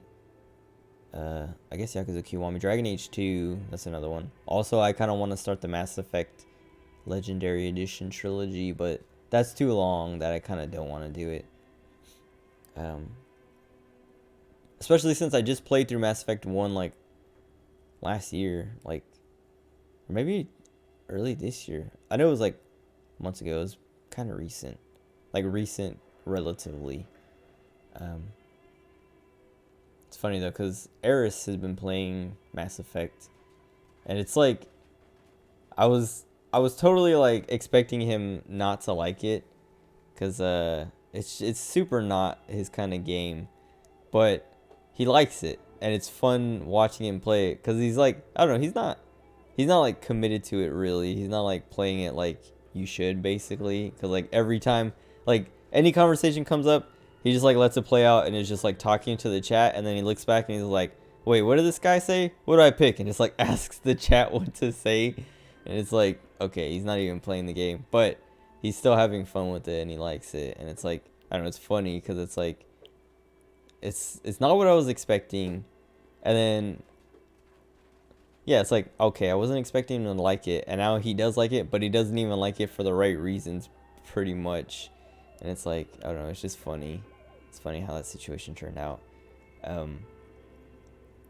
also, like, I don't know, he tends to dislike, well, he tends to, like, yeah, dislike and hate games that have, like, big fan bases or, like, strong fan bases to make the fans mad. And that's kind of what I was expecting him to do, because he's done that with so many other games where he's like, all right, I'm playing this game because you guys won't stop asking me to play it. And then he plays it and he's like, you know what? I don't know. The Yakuza community sucks. This game sucks, and then he'll just like quit the game and like play something else, go back to like Warzone or something. And he does it on purpose. Well, he does it because he doesn't like the game, but also because he knows it'll make fans mad, and he likes to see the chat get mad about it. And that's what I was expecting him to do with Mass Effect, because he was also like a few days ago, he was like talking about giving up on Mass Effect and just playing Mass Effect 2, because he was saying that everyone says it's better, and he's like, why would I waste my time on this game when I could be playing that one, especially since I'm not going to play both of them. I'm only going to play one because they're too long. But then earlier today, or maybe it was yesterday, I don't know, but he was playing Mass Effect still. So I was like, okay, so maybe he tried out because he said he was going to try out Mass Effect 2 and then see which one he liked more, felt more like playing. And I wasn't paying attention to if he started Mass Effect 2 or not, but he was playing Mass Effect 1 the last time I saw, and I was like, oh, so he's sticking with that one, which is cool, because that's my favorite of the trilogy. I never finished 3, but like I like 1 more than 2, even though 2 plays better. But with this new like legendary edition, 1, the gameplay in 1 is supposed to be more in line with 2 and 3. But whatever. Anyway, I don't think I'll be playing that anytime soon. I don't even own it yet. I might wait for it to go on sale even, just cause yeah, I don't plan on playing it anytime soon. Let's see. All right. What does it say? S. Lukanen Kilda, the lead programmer of Fortress Accident. The off-site copy was on-site because there was no off-site anymore. Not for me. Not after 8 months of crunch. Oh, okay. Yeah, she basically saying she was living at work. I didn't have a home anymore, so I started keeping it in the basement, in the ice bear refrigerator, near where I went to sleep. It was perfectly safe there. The temperature conditions were optimal. Callisto Protocol. Oh, that's the that's one from like former Dead Space devs, isn't it? That game looks cool. I like Dead Space. Like Dead Space is one of my favorite games. I remember seeing the trailer for that, and like, well, everyone basically was like, "Wait a second, is this just Dead Space?" Because he has like the health meter thing on his back, and it's like a space horror game kind of thing.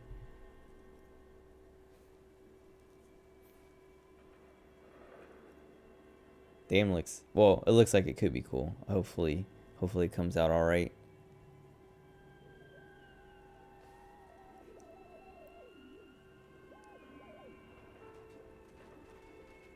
Let's see. Perfectly reasonable explanation. That's not what her colleagues thought. Is there anything else? The production schedule ends with a few random notes that seem to be added sometime later. Read the notes. 4 months later, by an unknown author. I am the only one left, and it's gotten rather damp here. A few other businesses have gone under, too. Slipstream switched to making skis, and the hairdressers just left, cursing Martinez. They're right, though. Something's seriously wrong with this place. Still haven't got an answer from Lintel about what happened. Oh, this must All be I Sona could still. get were the physical coordinates of the error on the East Isländian front on that day. Since the computation happened on air, I reckoned it had to coincide with an actually existing location. It's like Sona or Sola or something. Oh yeah, Sona. Okay. I have compared the coordinates to a map of Revachol West. Turns out it's only 800 meters from here. The address is Saint-Brun 1147. I am going there to look this thing in the eye. Saint-Brun 1147? That's what the street sign next to the church said. Tiles on the cube are still smoldering. Okay. It's weird, like the way that Red was like, or I mean, yeah, I don't know. It made it seem like I hadn't talked to her yet or didn't know about it yet. As before, like I could have done it before. Maybe I could have like cracked the password. Your eyes. It covers half the room, blocking the way into a colossal industrial chimney. Oh wait, this is another one of those doors I can't get into. Those curtains prove to be I forgot about surprisingly that. sturdy. Dang. Your fist hurts now. There must be another way to wake up whoever is in there. Maybe we should ask the lady in the bookstore what's going on here. Oh, maybe I've never done that. Let's go do that. Oh wait.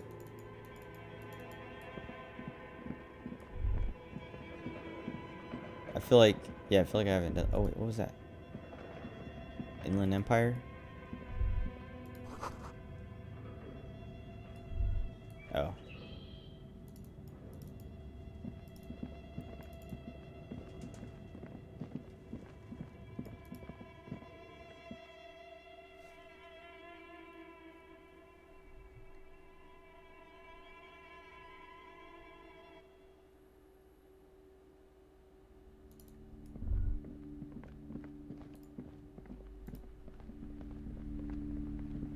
You broke down? Oh. The back Oh. door? The wards? The door? It's all gone now. Dark psychic energy leeching onto my shop. I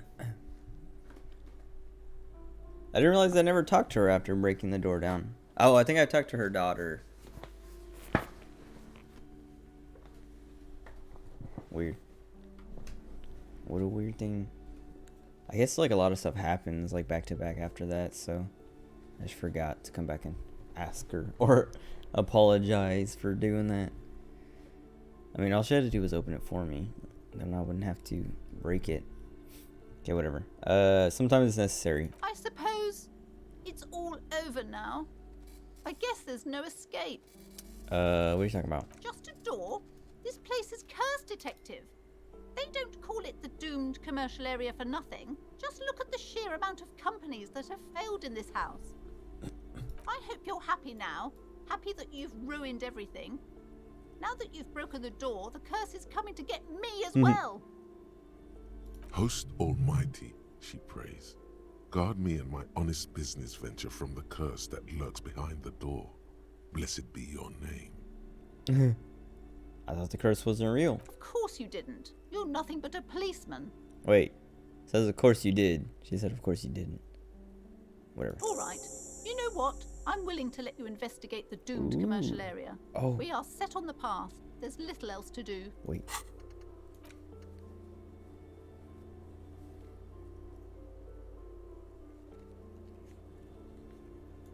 I wonder if new stuff's gonna show up there then. But before we go on, tell me, did you encounter the malignant entity? I didn't see her, but I sensed her presence. You did? Then it has to be true. I've suspected that this woman-shaped energy must be connected to the curse ever since I first saw her. Did you see that she lives inside? I did it backwards. That's what I was thinking. I was gonna say, like, I have everything done, so now I'm just gonna talk to her and, like, just basically finish it. Like, I've examined everything. I did the projector and all that stuff, and, like, it's like, oh, all I have to do is get into that door now. Her voices. Yes, I do remember heard that. It's enormous. She has barricaded herself behind some metal security curtains upstairs. Okay, yeah, that's her. God knows what she's doing there. Some unnatural magic, I assume. You should go find the entity and ask what happened to all the companies in the building. And do return to me after you've talked to it. I'm quite anxious to know what she has to say about the curse. If you're really interested in cracking this mystery, then we should go back to the furnace. Oh. Maybe you could yell into it or something. Make some noise. You'll think of something. You always do.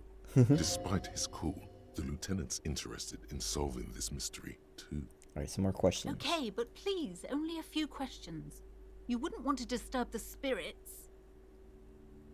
How does it manifest? The curse is so much worse than you could imagine. It's a disease, eating at the very foundation. It's the curse of financial distress, of ruin and bankruptcy. Didn't that curtain just move? Oh no. I like Inland Empire so much. It's like paranoia, but also just like fun. Let's see.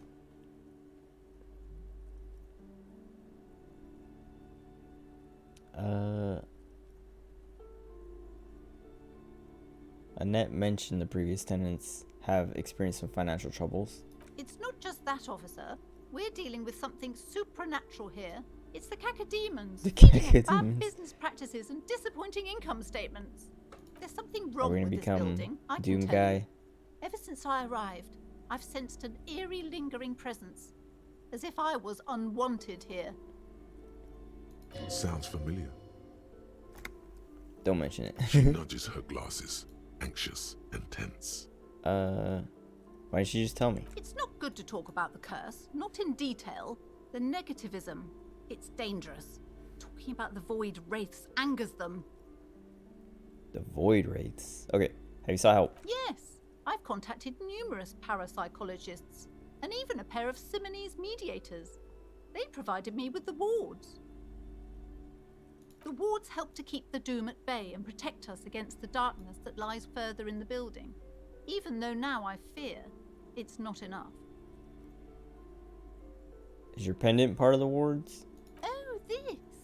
What's No, up, Joe? It's a special Himian What's amulet, up? blessed by desert pygmy shamans with a spell of compulsion. It's to compel people to buy books. How much village have you been? Oh, yeah. How far did you get in village? Like how I know you beat the game, but how many playthroughs have you done? I've done 5. And I'm on my 6th, doing Village of Shadows finally.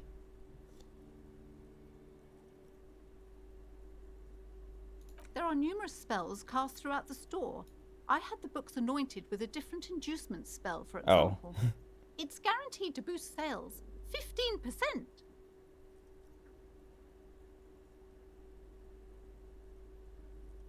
What about the wards on the back door? What? Are we talking about this door? Oh wait, yeah, I guess so, because we were talking about wards that are like on the curtains or something. Yes, the Simonees are very crafty, and their wards are extremely powerful. Okay. Lesser wards simply won't do here. Oh, I was asking, yeah, how many playthroughs have you done? Like, how many times have you beaten it? And, like, what's your, clear rate at? 3 times? That's it? I beat it 5 times. But I haven't beaten it on Village of Shadows. I think you beaten it on Village of Shadows.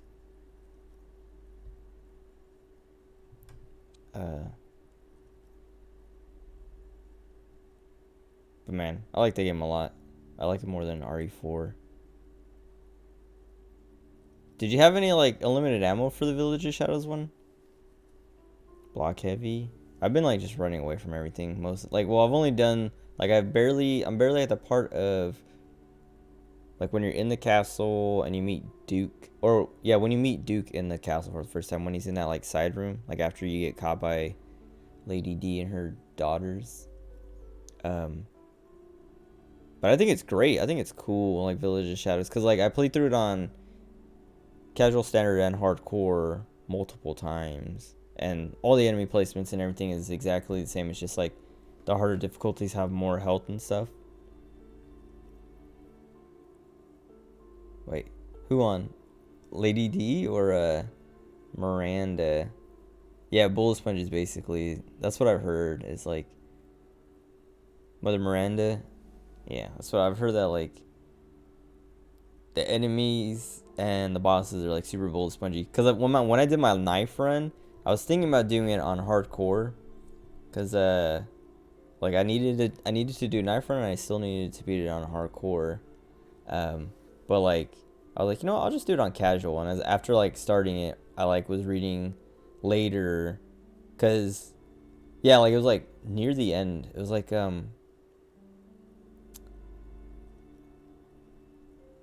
I think it was, I can't remember if it was, there's like,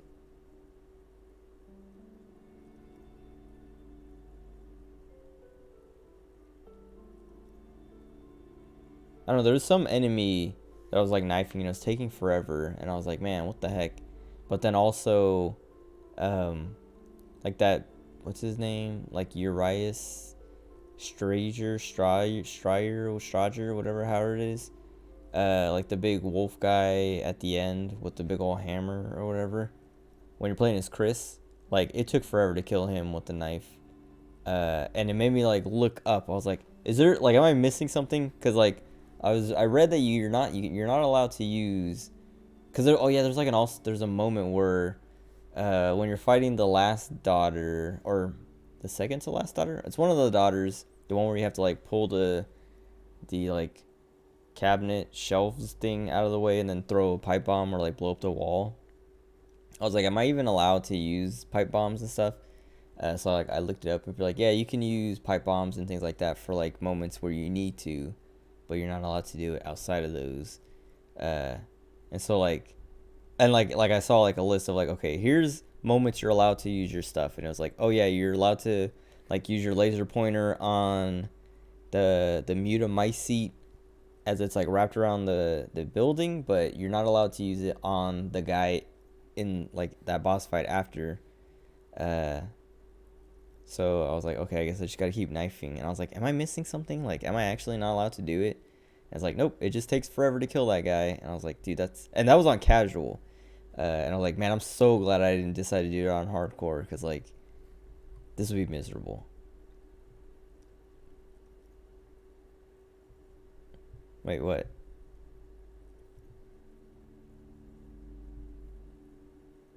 You didn't know you could beat him without the laser?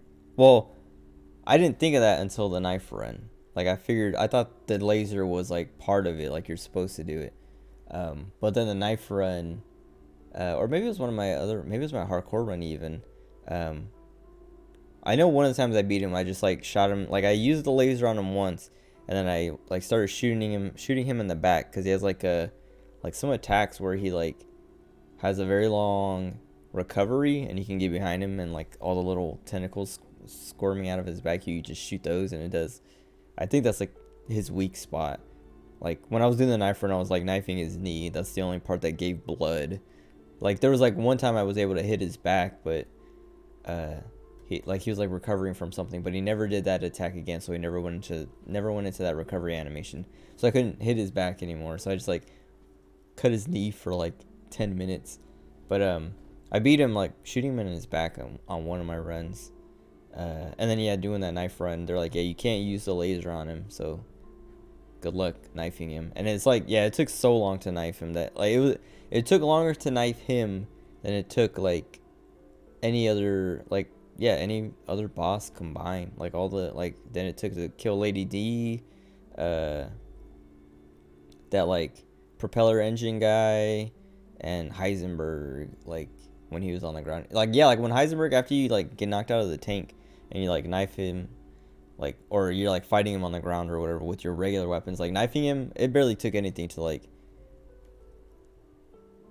Oh, you only used the laser and juked and blocked?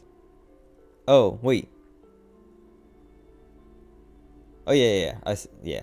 I mean, I guess you could do that, but, like, I was always, like, shooting him, because, like, I don't know. He was bleeding, so it looked like he was taking damage. But yeah, I never thought, like, oh, this isn't working, so I just have to wait for the laser. The woman looks aloof. Her feet. Okay, let's go. Oh, it's probably quicker to go this way.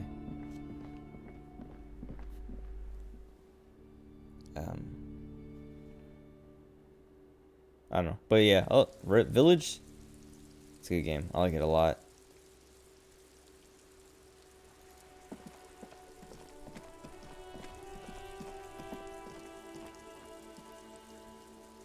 Challenge runs. I've just been like I've been doing, basically completing all the challenges that are like in the list, cause I don't know, they're fun. Like the knife run, or no heal, or less than 4 heals. The run that I did I only healed like 2 times, I think, and I think that might have been my hardcore run. I know I got like one of those challenge runs on my hardcore run. Maybe it was the beat the game in under 3 hours is when I got the hardcore, or I got that on my hardcore run. I kind of, but like I wanted to do it because like in Dead Space, like I was talking about Dead Space earlier, how it's like one of my favorite games.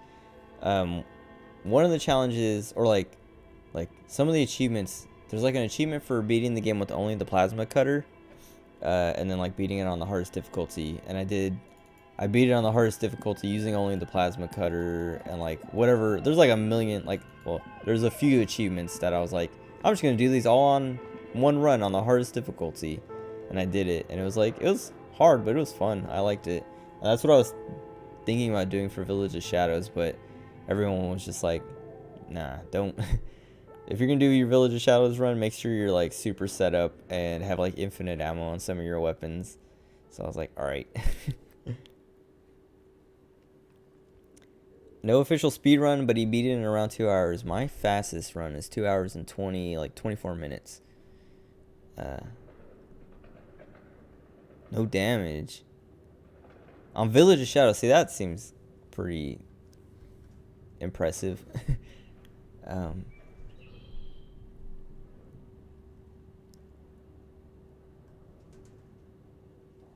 I think I've taken damage in all my runs. I'm trying to think, like, I think, well, casual is like, dude, casual is so easy, like, you don't even have to heal. Like, you can take so many hits, and like, it feels like blocking makes all damage actually 0. Oh wait, why did I come up here? I'm supposed to talk to the vent.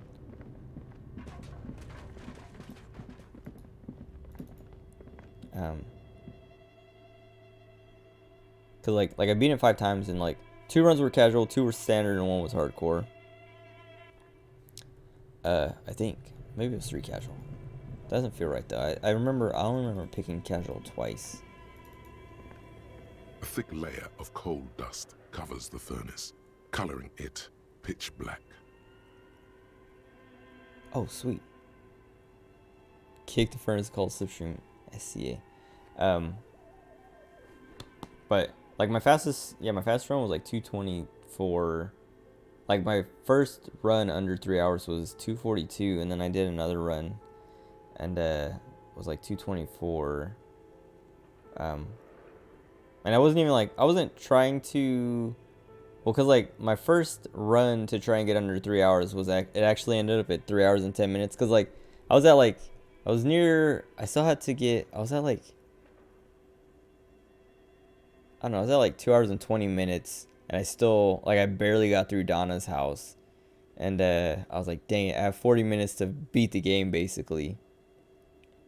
And how to bounce castle skip? That sounds fun. Like, I don't speed run, but I like watching speed runs, and I always hear people complain about like the speed runs that have like glitches and things, because they're like, oh, they're not even playing the game. But I always think those ones are fun too, like watching like people do skips like that and stuff like that, because it's not like the skips are super easy to like execute anyway. Wait, this game, Disco Elysium? Are you talking about Disco Elysium? Can you even speedrun this game? Unless it's like, well, actually, I don't know. I wonder what kind of endings. Oh, Village. Okay, I was gonna say. I mean, I like Village a lot, and like even like not even like speedrunning it, but doing like the under 3 hour runs and stuff like that I have been doing. It's fun every time. And like I was saying, like my first attempt at it, I finished at like 310, and it was annoying because like I was at like 220, and I was like, dang, I have to get through Moreau and Heisenberg, and then like beat the game in 40 minutes. And I asked one of my friends, I was like, do you think I can do it? And he's like, no, there's no way, like not with 40 minutes. And I was like, I don't know, I think I can do it. And I was trying real hard, and I was at like 2 minutes or 2 hours and 50 minutes, and I was like most of the way done with Heisenberg's area, and I was like, man, I only have 10 minutes left, and I was like, there's no way I can do it. So I slowed down and just like took my time, and was like, you know what, let me just like loot everything and get all the treasure here while I'm here, since I'm not gonna get it anyway. And like doing that, and then like finishing the game, and like going through and beating Heisenberg and beating Mother Miranda and everything, I ended at 310, and I was like, I think I could have done it. I probably could have done it if I actually would have like kept trying and kept my pace up instead of giving up like that. And yeah, I was like annoyed by that. But like I was annoyed, but I was like, oh well, let's just play it again. And then I played it again, and I beat it, because that was like during FanFest. And I was like, all right, they were having like a Q&A. Dude, I was like very, very annoyed, but I was like, oh well, let's just play it again. I like this game enough that I don't like, let's do it again. And then I did it again, and I was watching like FanFest was on, and like they were having like a Q&A, and it was untranslated, and it was annoying. That was annoying, because I was like, dang it, like I gotta play through it again. But it's like there's nothing, because like there are like other moments of it where like the Endwalker information and stuff like that, which like, dude, there's so much cool stuff coming. Like they're adding male Viera, they're gonna add female Hrothgars. Just like all the new zones look cool. Well, not all of them, some of them, most of them.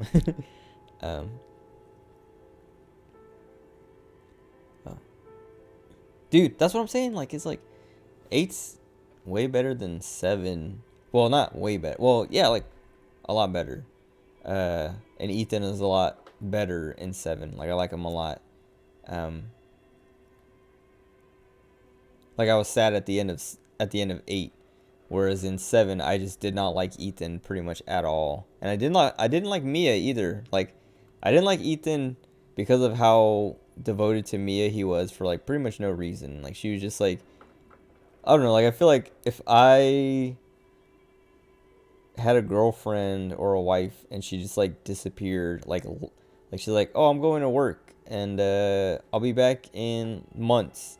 And then like I show up to find her because I have a clue, and like all the notes are saying like she's like working in this like secret agency and whatever. And every encounter with her is like her trying to kill me or like reject me and things. It's like, okay, wait a second. Why is he still here? Why doesn't he just leave? He's like, he lost limbs. He's been, I don't know, like I would just like give up. And but he was just like so committed to her, and then basically betraying Zoe, not betraying her, but choosing Mia over Zoe canonically. Because when I played, I picked Zoe to take the antidote or whatever over Mia, because I was like, Zoe's been nice to me and like has helped me survive and get through this, whereas Mia's just been trying to kill me every time. I don't care about Mia. Oh wait, hold on, let me catch up. Oh, well, so like, well, yeah, hopefully Village there's no way they don't do DLC for Village, because it's like, it's so good. They gave 7 all this DLC, and it didn't even sell well. I mean, it sold well, but it didn't sell as good as they thought it would. Ethan's military training. So, like, I don't know. Yeah, I guess that, like, that's such a, like, it's almost like a cop-out, because, like, there's nothing about Ethan that's, like, military or like tough and stuff, and like the only hint is like, oh, here's a book, like, or a couple books in his library saying like military training or whatever, and it's like, okay, that's your explanation. Punch zombies in the see. I didn't even play the 70. I did watch the like, I watched parts of both DLCs. I think there was only 2. It was like the Chris DLC, and then like I don't remember what his name is, but it's the other Baker, the punching Baker DLC, and that looked fun. I just didn't like, I didn't care enough to go back and play those. Oh wait, hold on.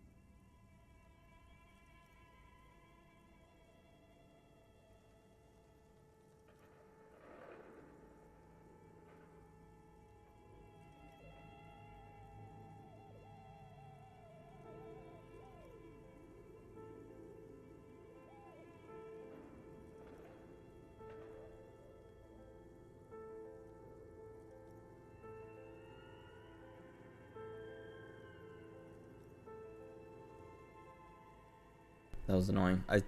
I saw the eyelash, and I like went in to like I went to the bathroom to check it or like get it, and like I saw it like multiple times, and I just couldn't get it into a spot that like I would be able to get it, because it was like on the inside of my eye, like closer to my nose, and that's like the hardest place to like get your finger to like touch your eyeball to like get it out.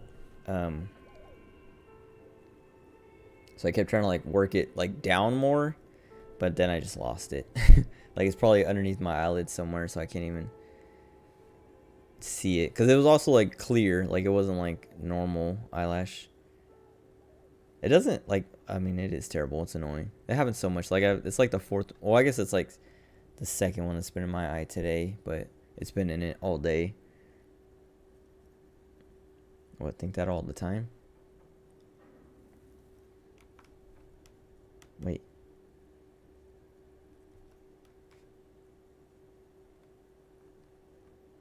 What are you talking about?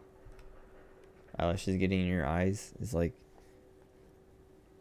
Oh yeah, yeah, yeah. Oh dude, like I've had it. Like I've had eyelashes where like they're like in like this like inside corner of my eye, and like I like pull my eyelid down and I can see like just like a teeny little bit sticking out from like it's like buried. It's like wrapped around my eyeball into the back, and like all I see is like a tiny little piece sticking out, and it's like, oh, okay, it's there, but it's like way in there in a way that I'm not gonna be able to reach. So I just like rub and like roll my eye until like it feels like it's loosened up, which is probably a bad idea. Like it's probably like there's like a risk of like scratching my eye or something, but the irritation is like worth the effort. I don't know, but like this eyelash that I just like went to check, it's like clear, so like it's probably not an eyelash, it's probably like a tiny little like fuzz hair or something that's like I don't know, like somewhere on my face just like got in my eye and it's just like in there because it's like it's like, yeah, it's like clear, like I can't even, like I couldn't see it. All I could see was like the reflection of like the rest of my eye being like interrupted by this little line, and I was like, oh, there it is. And like if it was like when it's like I could see it the most like at the cross of like the iris to like the white, and like once I got it out like from off my iris into a part where it's like, okay, I can get it, like I can kind of see it a little bit, I had to move it, and then like moving it I was like, oh well, now I've lost it. And like it feels like it's on the bottom of my eyelid somewhere, but like I like peeled my eyelid back to like look, and I was like, I can't see it at all, it's too like it's blends in too well, it's impossible. But whatever. I feel like I always think about just getting eye drops, but they've never helped. Anytime I've ever rinsed my eye or even just like cried, not like crying, but just like made my eyes tear up, like because I don't know if this works for everyone, but like I can like pull a nose hair, like just like pull nose hairs, and it'll like make my eyes water. It'll also make me sneeze. Like I do that sometimes if I have to sneeze and I can't get it. Like I have to sneeze and it's dark, because like usually what I like my first, like my go-to when I have to sneeze and I can't sneeze is to like look at the sun, or like look at the, not look directly at the sun, but look up towards the sky, and it like usually makes me sneeze. But if that doesn't work or it's dark, I just like pull a nose hair. Like I have these tweezers that, or like if I don't like, if I'm not near my tweezers, I just like try to like pinch like one that's like, I don't know, like reachable, and then like pull until it like makes me sneeze, or like makes my eyes like until it makes me sneeze, but that also makes my eyes water. So like I'll do that to like try to water my eyes to like loosen up the eyelash or whatever's in my eye, or like just like try to get it out of my eye. But like that never works. And like I was saying, rinsing my eyes, like I'll be in the shower sometimes and I'll like get an eyelash in my eye, or it'll already be in my eye. I'm like, okay, well I'll rinse it out when I'm in the shower, and I just like let the water run for like a minute, and then I'm like, okay, like I can't, like I'm done rinsing my eye, but I can't tell if it's there or not, because like blinking it doesn't feel like it, but my eyes also just like irritated completely from having water in it, so I can't tell. Like it's just like impossible to tell. Then I get out of the shower and I'm dried off and like whatever, just like mind my own business, do my thing, and then like my eyes are like normal again, and I'm like, no wait, I feel it again, or I see it, and I'm like, the stupid, it never works. Rinsing never works. And like it's probably because it's probably like in a spot that's like inaccessible, or like the water isn't reaching or can't like move it or whatever. So that's why like rinsing doesn't work. But like right now, where it was like just like dropping like eye drops or something, like artificial tears or whatever, probably would have been enough to like just flush it out.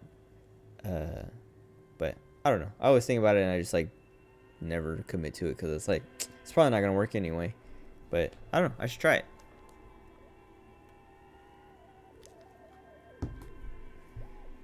Okay, this should be, well, if we fail this, well, there's like another thing with physical. Oh, it's the ice cream maker. So I don't know.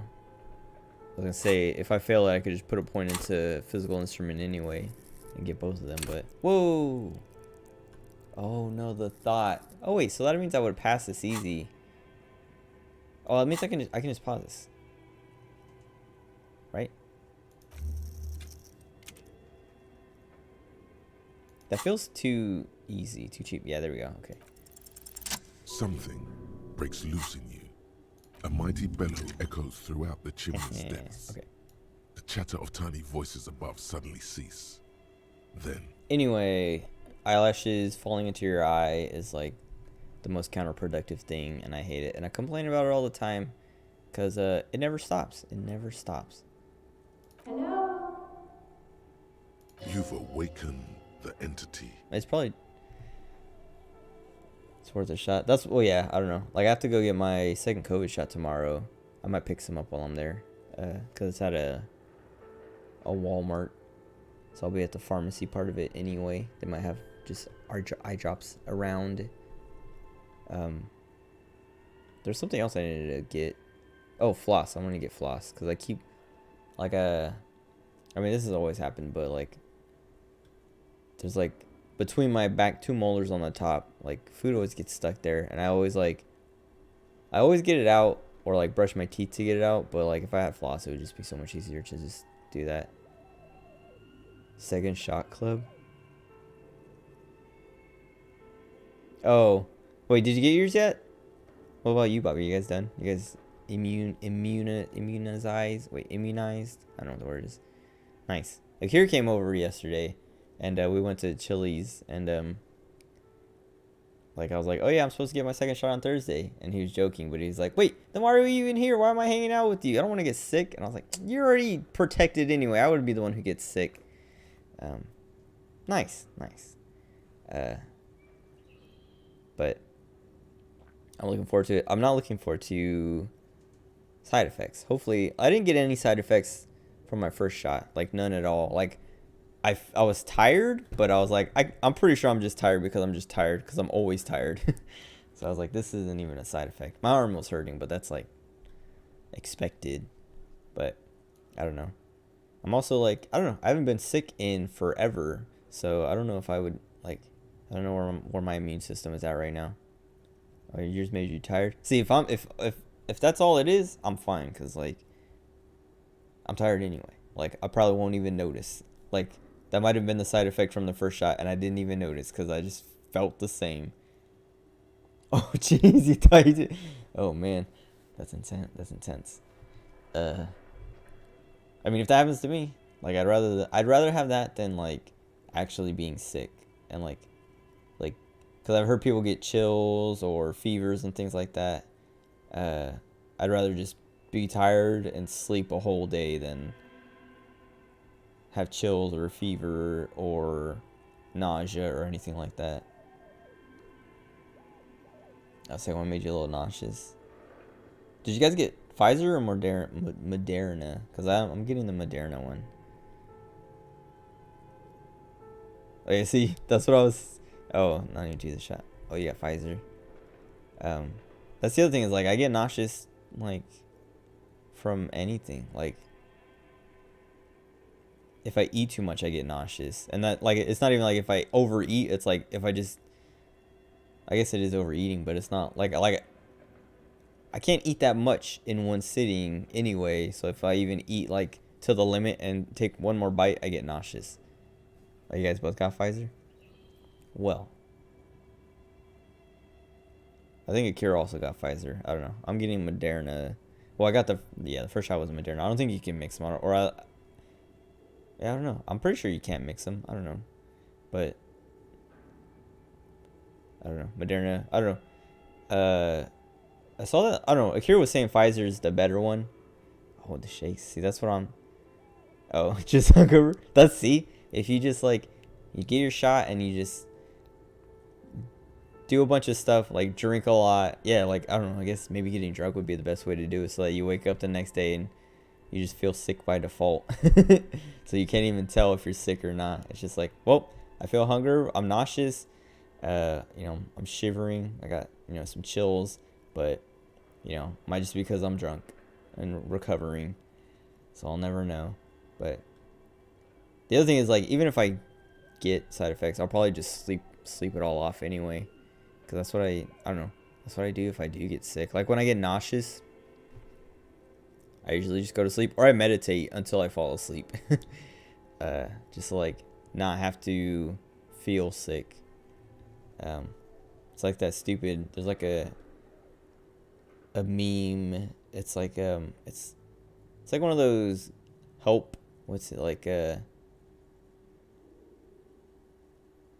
what is it? It's like, it's not Google help. What is it like?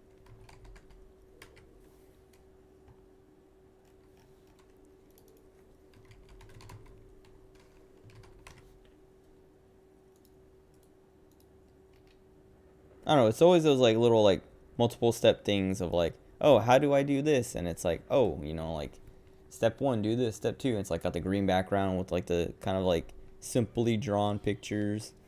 But like there's like, I don't know, it gets posted a lot of like, it's like step 3, sleep. And it like the text underneath is like, when you wake up, you might feel better, but either way, like it's better than like being awake and like feeling the pain or whatever. I don't know what it is specifically, but it's basically saying like, yeah, just sleep so that, I don't know, at least you're not suffering. Oh yeah, it's like sleep. You might feel better when you wake up, but either way, at least you're not suffering. It's like, yeah, that's true. Like that's what I do when I feel nauseous or feel sick or anything like that. It's like just sleep, because at least you're not awake and suffering, and you might feel better when you wake up. Yeah, I don't know.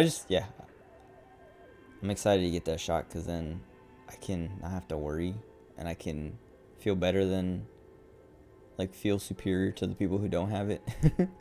And not have to worry about, like, not being able to go maskless when things open up. I think it's supposed to be, like, June 15th or June or July 15th. I don't remember.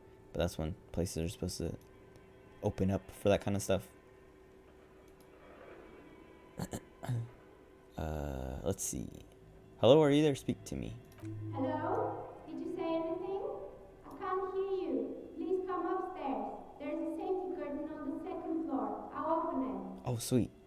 You hear a low rumble upstairs, the sound of a curtain being pulled aside. After you, officer. Okay, cool. Dude, I double clicked that. Why is he still walking? Yeah, well, and that's like me and Akira were talking about that yesterday, because like after we were like, he made the joke about why is he hanging out with me, and I was like, dude, what? You're the one who's like safe. I was like, yeah, I also heard that you can still get it if you have the shots, but you just have like, it's like less severe. It's like way less severe. Oh wait, maybe she.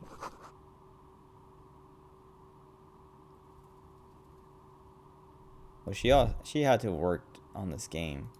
Hello, I'm Nia. But yeah, I don't know, like not having to worry about dying from it at least, or like having, like being hospitalized and stuff like that, or even just like, yeah, I don't know, like, it's also that you're less, like transmission is lower too even if you get sick after being,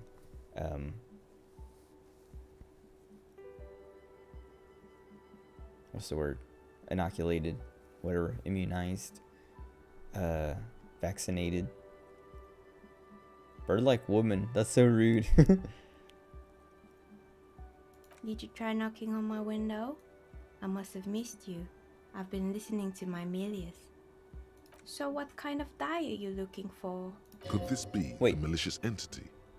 Perhaps it's wise to go along with this masquerade for now. Also, I'm supposed to be going to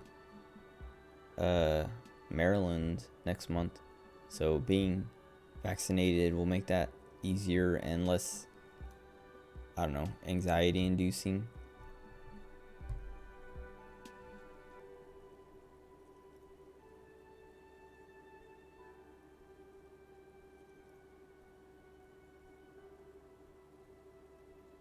What do you mean by milieus? Yes, a milieu is like a call-in station. You need a Oh. two-way radio to access one. That's why I have these. I remember seeing that word, but I didn't, like, I thought it was gonna get explained. What's in Maryland? That's where Max lives. Mostly, We're they on a just visit. teach you to swear in different languages. But some of the stations can be quite interesting. I was so absorbed, I must have missed you knocking. We were originally gonna go for my birthday. I mean, well, I don't know if you knew Max was in Maryland, but I'm sure you knew he was on the East Coast. But we were gonna go for my birthday, and then I don't know, my mom changed, or my mom was like, well, it'd be better if we go like near the end of the month because it works better for Max and his wife Brooke, and then Chase and his girlfriend can go without like too much trouble, and then we can celebrate, like, she's like, and then we can just celebrate both of your birthdays. And I was just like, okay, cool. But at the same time I was like, man, like, I don't want to share a birthday. Like, we did that a lot growing up. Like, we actually did that a lot of like, oh yeah, like on my birthday we would also celebrate Chase's birthday, or like we would wait till like my birthday would come and we would have like a little dinner or something, but then I wouldn't get presents. Like, I might get like one present, but I didn't get my real presents until like later in the month or closer to Chase's birthday, where they're like, oh, happy birthday to both of you, here's something to share. And it's like, okay, thanks. I mean, I was still appreciative, but I was like, man, I'm the older one, my birthday comes first, why do I always have to wait for him? And that's like, now we're just, my mom just had to hit me with that again, like, happy birthday, wait till your brother's birthday to celebrate your birthday. Okay. But I don't really care that much. Like, I don't even want to, like, I didn't want to go for my birthday. It was just like, I don't even know what brought it up, or like where the idea came from, but it was like, my mom was like, oh, we should go like visit Max. And I was like, oh, it was like, me and Max were talking. I was like, yeah, like, he was like, you should come visit because like, we have plenty of room for you to stay, so you don't have to get a hotel or anything. And I was like, yeah, I don't know, it'd be cool because then I can see Honda too and all that. But he's supposed to be coming here at the end of this month, so it's like, I don't know, now that's not a reason to go over there anymore. But like, I was talking about it, I was like, yeah, I don't know, it'd be cool because all like flights are probably pretty cheap and like whatever, so like go over there, spend a week or something, and then come back. And then my mom sold her car to him, and Brooke's dad was gonna drive it over, and I was like, oh, I could do that. Like, I got time to do that, and that'd be fun, like just doing a little road trip by myself. And then I could go visit and stay there for like a week or something, and then fly back. But then I was like, I was just like, I wouldn't pay for my own hotels. Like, Max or you, like, I was talking to my mom, I was like, Max or you would have to pay for it, because I'm not gonna pay for my own hotels to drive this dude's car all the way across the country for him. Like, I don't know. Yeah, he would be paying for shipping anyway, so pay for a place for me to sleep. Anyway, like, I was telling my mom about that because like she was trying to like figure out what to do, like, or they were figuring out the shipping and stuff because Brooke's dad, I don't know, couldn't do it or wasn't gonna do it anymore or something. And I was like, oh yeah, I was talking to my mom. I was like, yeah, I could have done it. I could do it if someone pays for my hotels and stuff. Because also me and Max were talking about me visiting, and so I could just do that at the same, like, drive it over, visit, and then come back. And then she was like, oh well, they're just gonna get it shipped because it's probably cheaper that way than paying for a hotel room for you every night or whatever for like 5 days or however long it would take. Which I don't think it would be, because he paid like, I think he paid more than $1,000 to get it shipped. Well, I think it was like $1,000 for the shipping, but also like $1,000 deposit or something. So like, it really only costs $1,000. But I think, I don't know, probably I don't know. I don't think it would cost $1,000 to sleep for like 4 or 5 nights. Cause I don't know, I wouldn't spend too much time like seeing sights. I would spend like probably like 12 hours driving each day at least. But whatever. Anyway, yeah, I don't know. Like, I was telling my mom about that, and then later later that day, she was like, oh, what if we all just take a trip to see Max? And I was like, okay, that'd be cool. And then she's like, yeah, we could go for your birthday. And I was like, yeah, okay, whatever. Like, I don't care when. Like, I'm not gonna do anything for my birthday anyway. I don't like doing stuff for my birthday. Like, I don't, like, dude, like, it's always, like, people, like, birthdays are a celebration. But I don't want to be celebrated. I just want to be left, like when people were like, oh, what do you want to do for your birthday? Like, my mom or whatever is like, oh, do you want to do anything for your birthday? I'm like, no. What I want to do for my birthday is, like, actually just be left alone completely for the whole day. Like, give me my birthday present of being isolated. Like, no disturbances, no dog barking, nobody talking to me, like, just leave me alone for 24 hours. That's what I want for my birthday. That's what I want to do for my birthday. But it's like, no, we have to go to dinner. We have to do this. And it's like, okay, but don't invite anybody. And it's like, okay, well, but we'll just invite our close family. And it's like, okay. And then it's just like, man, it's my birthday. Let me do what I want for my birthday. Can't even imagine. I mean that in like a good or a bad way. Like, you want somebody to do that for you, or you don't. Cause I think of it like, people don't get, not everyone gets that, but I don't know. I don't want it. Oh yeah, 0 and reserve. That's what I want. That's like, I don't know. I don't have like zero responsibility, but I don't have very much responsibility. Like, my responsibilities are basically just like chores kind of around the house, and like shuttling Liam and Lucas around and stuff like that. And then like also my grandma when she needs to go to the doctor and stuff like that. But the stress, like, I also have like pretty low stress. Like, stress is mostly like, stress is a little up right now because finals are next week and all that stuff. I'm pretty confident like I'm gonna do well, but it's still like that one time I had that parapsychology, psychobiology class, and I was super confident, and I did very, not bad, but like way worse than it. Like, I got C's on my final exam and final paper, or I think I might have got an A or a B on my final exam, but on my paper that I spent like a lot of time on and like did multiple drafts of, I got a C on it, and I was just like, wait, what? I felt so good about that. Anyway, like, after that I was just like, okay, my confidence doesn't matter because it could always happen like that. But like, I live a pretty stress-free life, especially because I'm like pretty good at like maintaining it and all that stuff, managing it. But like, most of the stress comes from just sleep and like being interrupted a lot by the dog. Like, it's, yeah, like that's literally like the most stressful thing in my life right now, is just like getting 1 hour of sleep because Pepper decided, oh, it's time to bark, and then like my grandma just decides to yell at the dog instead of actually deal with it. So it's like, oh, cool. So now I can't go back to sleep because now it's just like a barking and a yelling fight for like half an hour, like literally 30 minutes straight. Because like, I don't know if I've told you about it, but I've complained about it before to somebody. But like, there was one day I woke up because the dog was barking, and I was just like, oh my god, I was like very annoyed. Like, I think I've told you about it before, Joe, but I'm like clenching my jaw, like waking up with my jaw clenched because of it. And I'm like, oh, like, it feels awful, and my jaw gets sore, so I have to like loosen it manually, like physically, like think like open your jaw and like stop clenching. But like, there's like one day, dog barks, I wake up and I'm like, Jesus Christ, here we go again. And I like lay there and just, I hear my grandma yelling at the dog, and they're just like barking, yelling, barking, yelling, barking, yelling, barking, yelling. And like, I looked at my phone like when I woke up just to see what time it was, because I was like, how much sleep did I even get this time? And I was like, oh cool, I got like 45 minutes. And then like the fight goes on, back and forth, barking and yelling. And like, I was like, Jesus Christ, they've been going on for like 10 minutes. And like, I looked at my phone again, and it had been like 35 minutes. And I was like, are you kidding me? Like, my grandma is so lazy.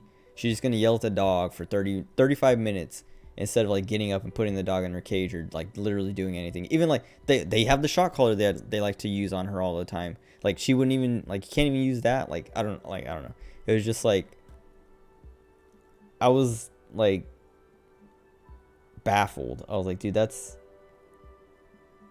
That's like the most, and that like, and it's just been like that like constantly for like the last 2 years of just like every single day sleep's interrupted because the dog decides to bark and my grandma's too lazy to do anything about it. And like last week, dude, and I've told you about it before of like I don't like dealing with Pepper because it's making everyone else like it just basically lets everyone else be like, oh, I'm not gonna deal with it because Rigo will deal with it. And it's like, no, I won't. But then like last week, like Pepper was like going off, and it'd been like it'd been 4 hours of me trying to sleep and being in like woken up every like half hour to an hour. And I was just like, Jesus Christ. And I got up and like put Pepper in a cage, and I was just like so like mad and tired of it. Like, cause I've yelled at my grandma, like I've yelled like, can someone like do something about it, or like can you put her in a cage, or like can you like deal with the yelling? And my grandma's like, oh, I was getting up and doing it right now. It's like, okay, you're lying. But like, Jesus Christ, like why do I have to get up and yell for you to do something about it? And then yeah, and then like when I get up and do it and like put her in her cage, like she just gets left in there all day because everyone else is like, because that's what everyone wanted. That's what everyone wanted, was for someone to put her in her cage, but they didn't want to do it because then they would have to be like responsible for letting her out. But if I do it, they can be like, oh well, Rigo put her in there, so he has to be the one to let her out. But he's asleep now, so oh, I guess we get to live peacefully for the next 5 hours because Pepper's in a cage and nobody wants to be the one to let her out because nobody wants her out. Like that's like what I don't get. It's like nobody likes this dog, nobody wants this dog, but my mom does not want, like, will not give her up. It's just, I hate it. I hate it so much. And that's like the only stress in my life. But it's like such, like, imagine, yeah, I don't know, it's just like, imagine being interrupted every hour in the middle of your sleep. Like, for no reason. For basically for negative reason. For something that nobody wants to happen but keeps doing anyway. I don't know. Like, imagine if, like, your car, oh, I don't know, like, I don't know if your uncle has a car or your dad has a car or whatever, but, like, imagine if they had their car parked outside of your, like, right out front of your apartment, and every hour the alarm went off, and they knew what to do, and they knew how to fix it, but they just refused to fix it, so it just would wake you up every hour, and you yell at them multiple times to fix it, and they're like, whatever, and they just, like, dude.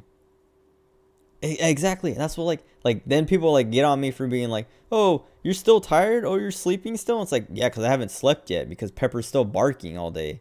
Like I've brought it up to my mom multiple times of like, yeah, I sleep during the day, but I don't sleep more than anyone else. It just feels like it because I'm always trying to sleep because Pepper is always barking. That's what I want to move out, but everything's just so expensive. Like, and that's like part of like why I wanted to go visit Max, because like I want to just like hang out and see, like, I don't know, like see what, I don't know, like live there for a week or two just to see what it's like, and maybe consider moving out east because it's a lot cheaper. It's not cheap where he lives, but there's like places in like Pennsylvania and stuff that are nearby that are really cheap. That I'm like, dude, I would love to live here because I don't care where I live anymore. Like, I don't care about living in California or wherever. Well, I don't want to live in Florida because it's too hot and too humid. But I could live in Maryland, Pennsylvania, Virginia, whatever. No problem. No cares. But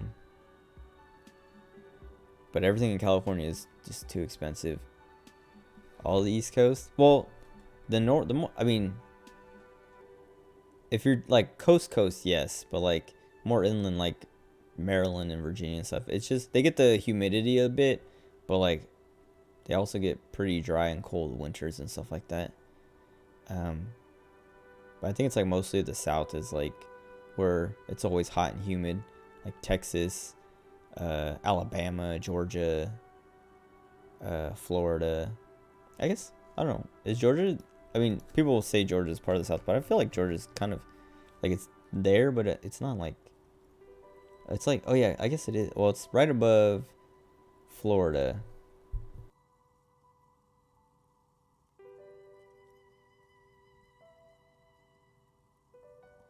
Yeah, I don't know. Georgia looks like east, but not really. I mean, it is south, but Florida and Alabama are below it in a way that it's like, okay, it's not the south. Wait, what? How do people just know that? What are you talking about?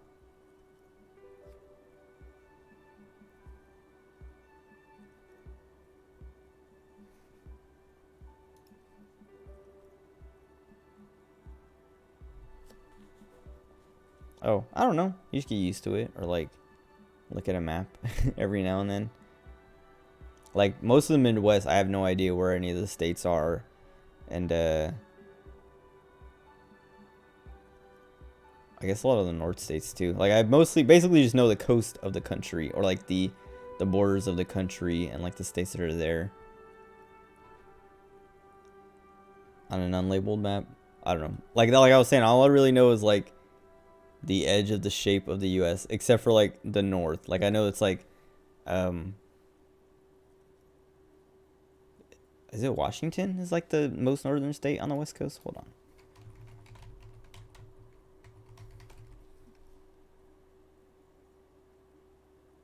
Now I have to look.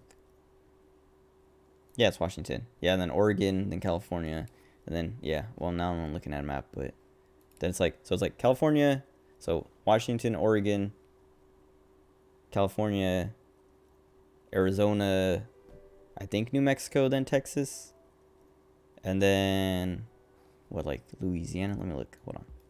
Okay, Arizona, New Mexico, Texas, Louisiana, the Mississippi, Alabama, Georgia. Well, Florida's underneath those two.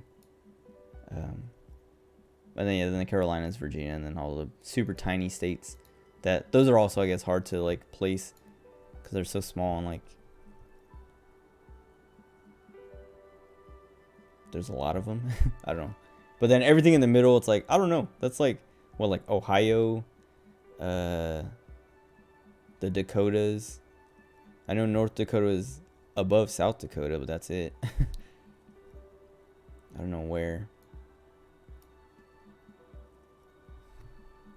Same thing with like countries. Like I only know like a few countries like specifically, and then everything else is just like general like area. It's like, okay, I know like these European countries are in this part of Europe, and these ones are over here, and these ones are over here, or like these Middle Eastern countries are here, these ones are here, these African countries are here, and these ones are here.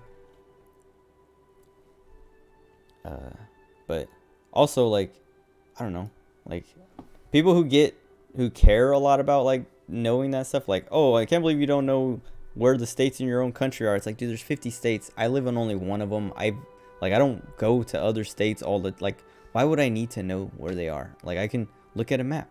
I don't know. It's weird that people care about that stuff at the same time. Okay, whatever. Anyway, let's finish this because I gotta pee and I want to get through this conversation first. I mean, you're still a tard, but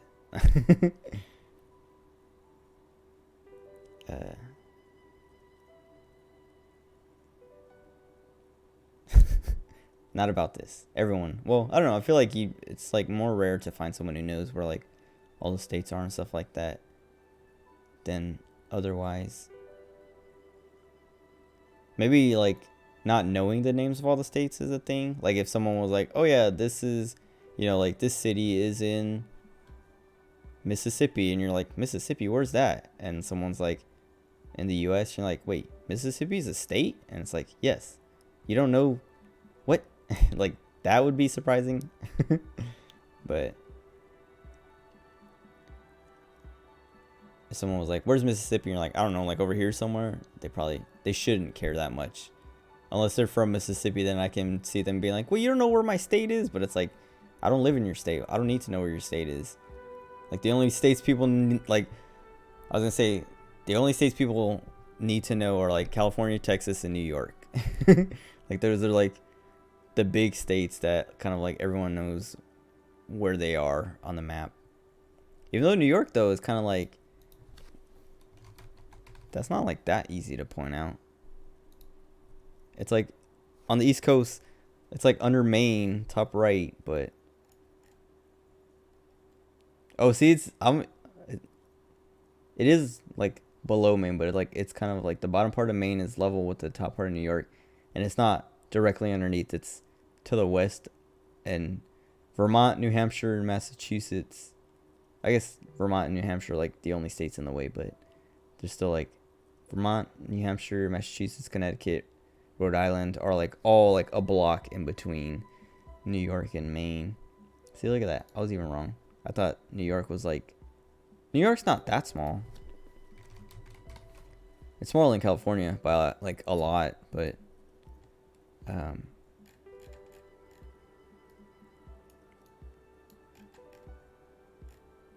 it's a decent size on the map. It's like... yeah, it's like a third of the size of California. But, it's not along the coast like I thought it was. Like, the southern part of it touches the coast, but in my mind, it was like... it had a whole, like... a whole side of it was on the coast. But whatever. Like, that's part of what I was saying, though, is like, yeah, I don't need to know where New York is. I mean, I know it's, like, over there, but I don't need to know, like, the specific borders to it. What do I need to know that for? Especially when I can just look it up, like I just did. That's my point, mostly.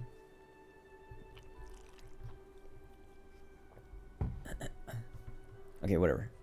Let's see. Wait, oh.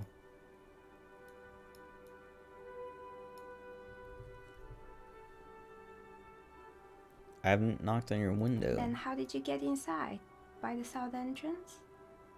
You know what? It doesn't even matter. What matters is that you're finally here. Let's talk dice. Did you have something specific in mind? Why are you asking me about dice? I'm a novelty dice maker.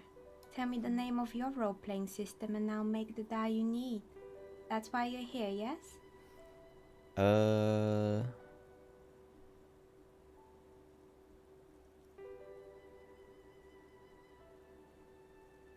Squint your eyes mysteriously. Answers.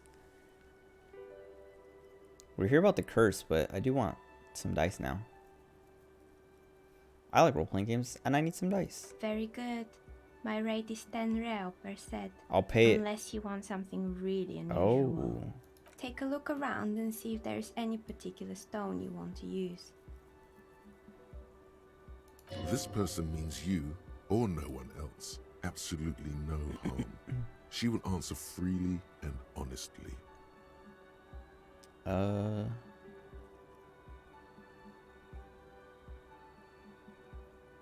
Where are we? We're inside the chimney of an old central furnace. It's strange, I know.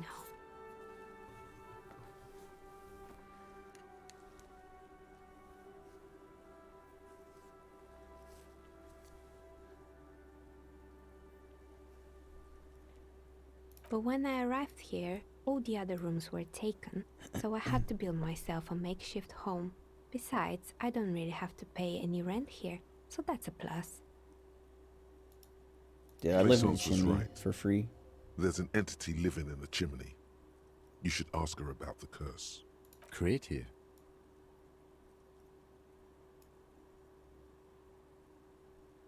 How did you become a dice maker? How did I become one? It was a business decision. I was a regular jeweler at first, but that's an unfocused field with too much competition. Some of my friends were role players.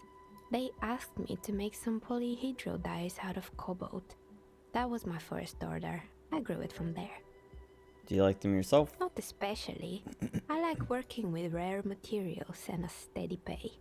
And role players as customers? They're nice people. She's thankful for the security they provide her. What do you know about the lynching? Nothing really. I didn't know him. Who cares about the dead body? Ask her about the curse already. Alright. The lieutenant looks at his notebook. Then, the woman under the large window. Your window looks directly onto the courtyard. You're saying you didn't see or hear anything unusual last Sunday evening? I'm sorry, detective, but as you know, I usually have my headphones on when I'm working. It shuts out most of the daily ruckus behind my window. What do you mean daily ruckus? Well, There's always something going on in the Whirling's backyard.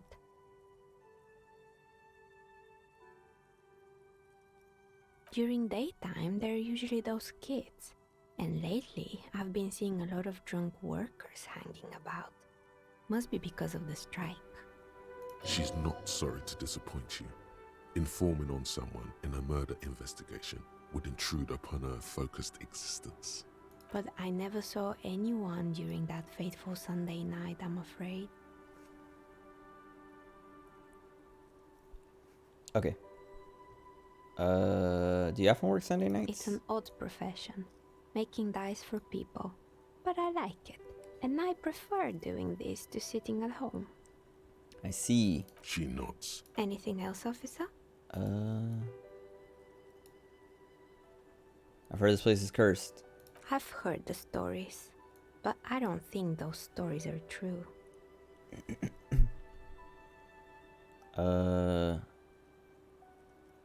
Plaisance sent me. Plaisance, the bookshop lady? I've heard that her business is doing rather well.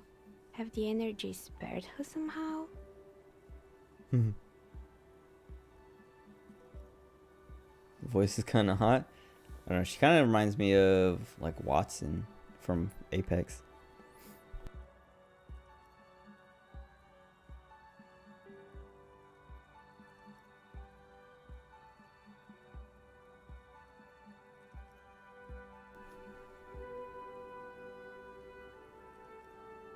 Another kind of hot voice character. I like Watson's accent a lot. Like, I don't know if I talked to you about it, but I've talked about it as I'm playing Apex with friends and stuff. Of like, Watson's cute and her voice is cute. Like, I like her accent, and it's like a French accent, but it's like Swiss French. And I usually don't like French accents, and so like the Swiss French version is nice. I like it.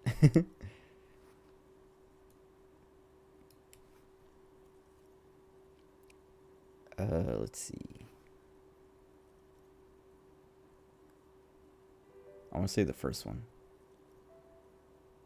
All right.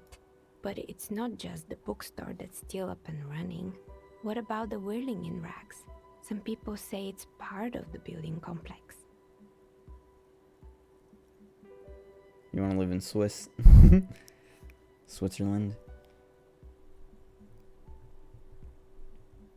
But it's wait, maybe it's not Switzerland. I don't know. I think Switzerland's socialist-ish. But I saw something on Twitter about people. It was like comparing. Oh, because there's like a McDonald's strike today or something, which was like annoying. Because I mean, I get it, but like I was like, dang it. Like I wanted to get McDonald's today. Like I woke up hungry and I was like, let me go get some McDonald's. But I got on Twitter and it said like McDonald's strike or something. And I was like, what? And like I read it and people were like, oh yeah, the McDonald's workers are striking today. Don't get McDonald's. And I was like, dang it. I'm not gonna get McDonald's. Like I'm not gonna do that to them. But it was like there was like a statistic or like yeah, it was like showing minimum wage in like different countries at McDonald's, and it's like yeah, it's like $15 in, or it's like $22 in Denmark. It's like $15 maybe in the US, I don't know. And then there's like $12 somewhere else. Oh no, I think it was like $12 in the US or something. I don't know. I don't know what the minimum wage. I don't even know what the minimum wage is in the US. Because I always thought it was like $8 or something, but people are like throwing out bigger numbers. And I'm like, wait, what? Are you sure that's not like specific to that state? But like it was $22 in Denmark, and then like, cause me and Kira we were talking about this yesterday too, where like, what was it? We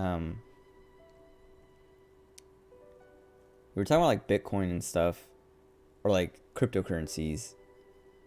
725. See, that's I think that's what it was then.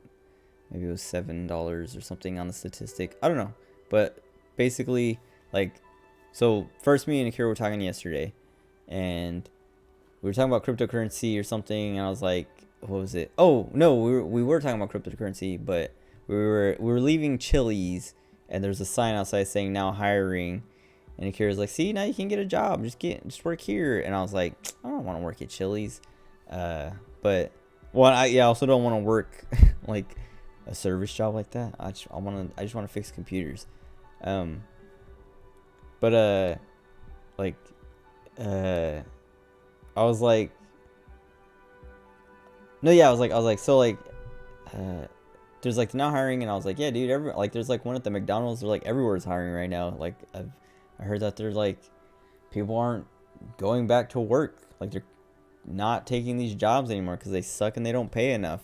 And Akira was like, yeah, it's like people are like getting more on unemployment, so they'd rather just stay on unemployment.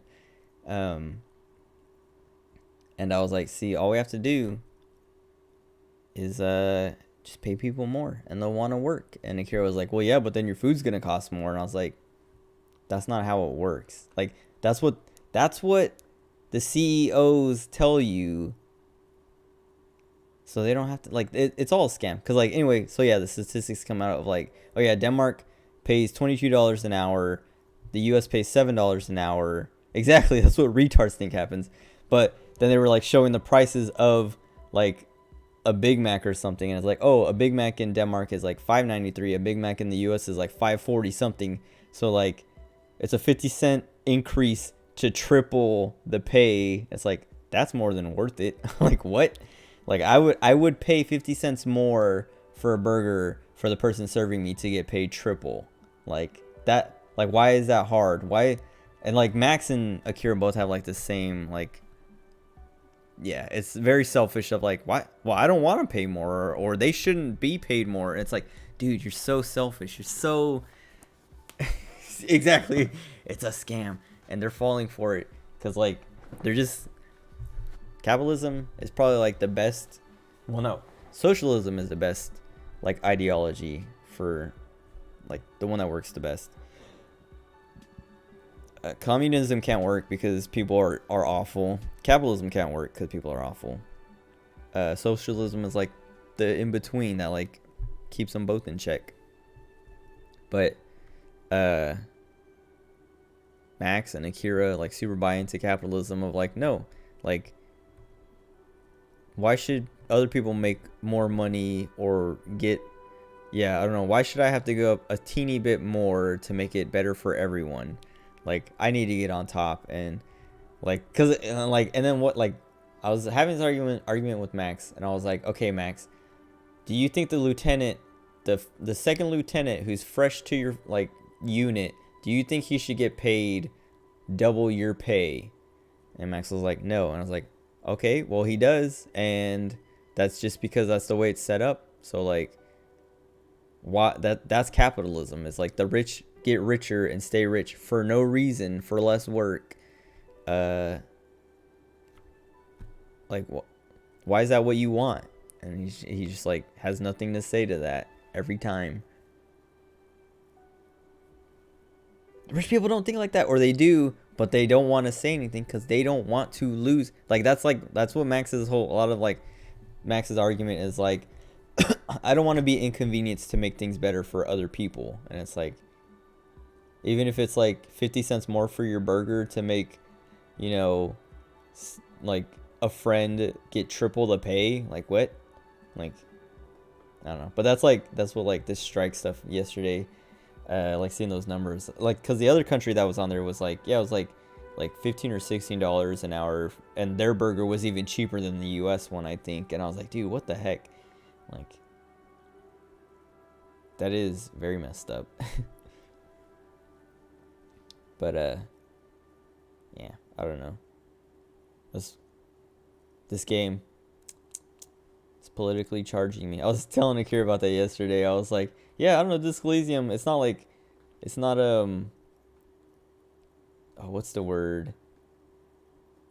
Oh, I can't remember what I said. There's like a word that's like basically means like making you, oh, I was like, it's not radicalizing me, but it's like charging me. Like making me think about all this political stuff and just kind of getting annoyed about it all.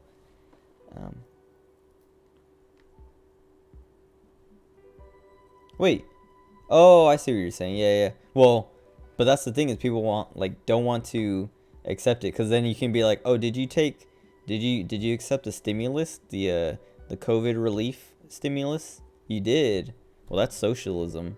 So, you should give that money back. Because, you know, you hate socialism so much. And it's like, yeah, I don't know. People want socialism or want to deny that it's socialism when it benefits them. But then when it comes to benefiting not them, they don't want it. Because that means they have to, it means they either aren't getting special treatment because whatever like the socialism thing isn't for them. So they're like, I want that too, but since I can't get it, I don't want them to have it. It's like, yeah, it's basically you can't have what I can't get too. Or it's like, I don't want to give up anything so that things are way better for you. You know? Exactly. BAH, spousal, like, what do you call it? Like dependent, like getting paid more just for being married. What's it called? Like getting like separation pay and stuff like that for being like deployed and just basically just having like, dude, separation pay makes no sense. It's like, here's some extra money because you're not home with your wife right now. It's like, well, he's already getting paid for being married in the first place. Like, what? He's probably happy he's not home with his wife anymore. Like, I don't know.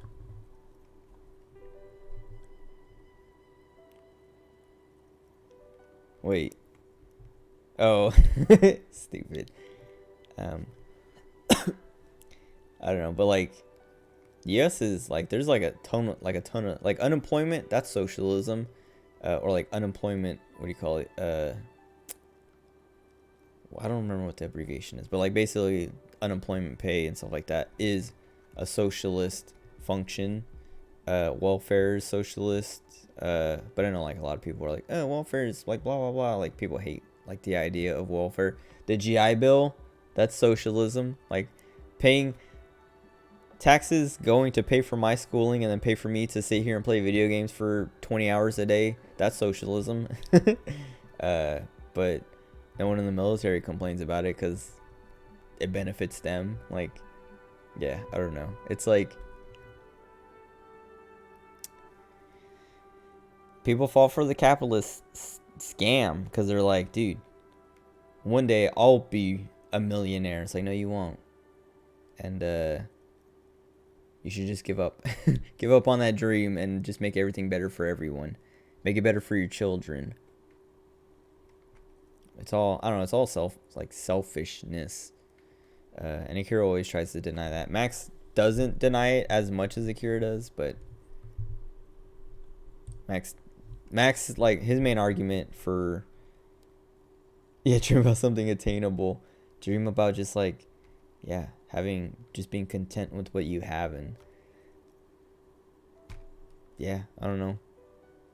But Max's main argument always is like, well, capitalism encourages innovation and blah blah blah. It's like, no, it doesn't. It encourages like, well, innovation in the worst ways of like how companies and like all these like industries can rip you off more or like do things cheaper and yeah, basically like get how they can get more money out of you for less. It's not like, oh, let's build a better product. It's like, how can we build this product cheaper so we can sell it, like so we can make more money from when we sell it. And it's like, there's plenty of like innovation and development and stuff with socialism. Maybe not communism, but like at the same time there's still going to be development and stuff. It's not like humans aren't just going to like stagnate just because, I don't know, everything's fair. Like, I don't know, just because there's not someone, I don't know, charging them for something. Because like, I don't know, when Max argues for innovation and stuff, he's like, well, companies wouldn't be competing and it would be less consumer friendly and blah blah blah. It's like, all these companies, like, they're barely competing anyway. They're mostly just trying to like outlast the others. They're not like competing to make better products. They're competing to like basically win you over instead and have your money go to them instead of the other guy. It's not like, oh, we're trying to make a better thing for you. It's like, no, we're trying to make it more appealing to you, like not necessarily better, just like market it in like whatever better than the other guys, while also trying to buy them out and like, or like just like put them under. Yeah, just like, I don't know, it's like capitalism doesn't care about the consumer, basically.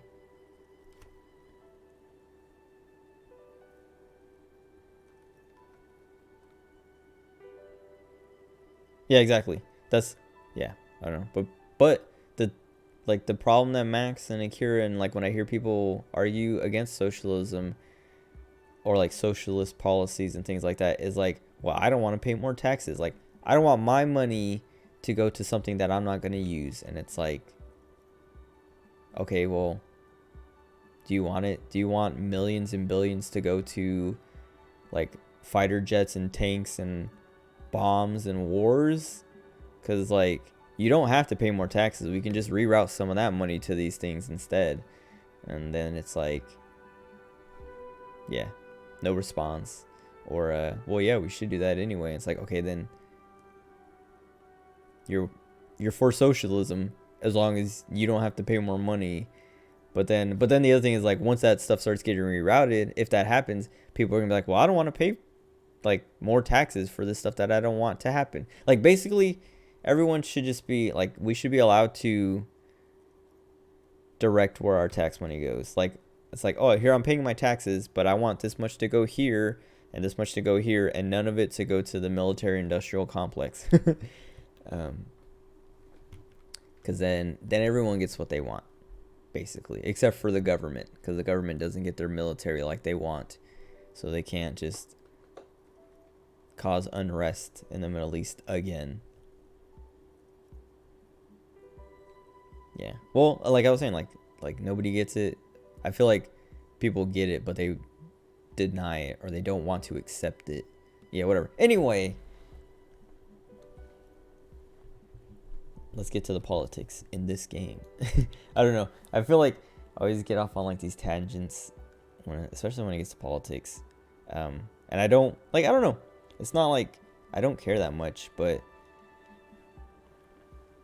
it just goes nowhere. Cause like it's either like, yeah, I don't know. Like, it's not something that people can be swayed on. Like, people have their political ideologies, and then they're basically just set. Like what we were saying, like when you were talking to that chick about abortion, and I was like, why'd you even waste your time? Like, nobody actually wants to be engaged and stuff. Like, nobody wants to have these conversations because they don't. Like, it's mostly just venting. It's mostly like I was like right now, what I'm doing is just mostly just venting, because like we're agreeing with each other, so no progress is being made. Nobody's like, nothing's happening.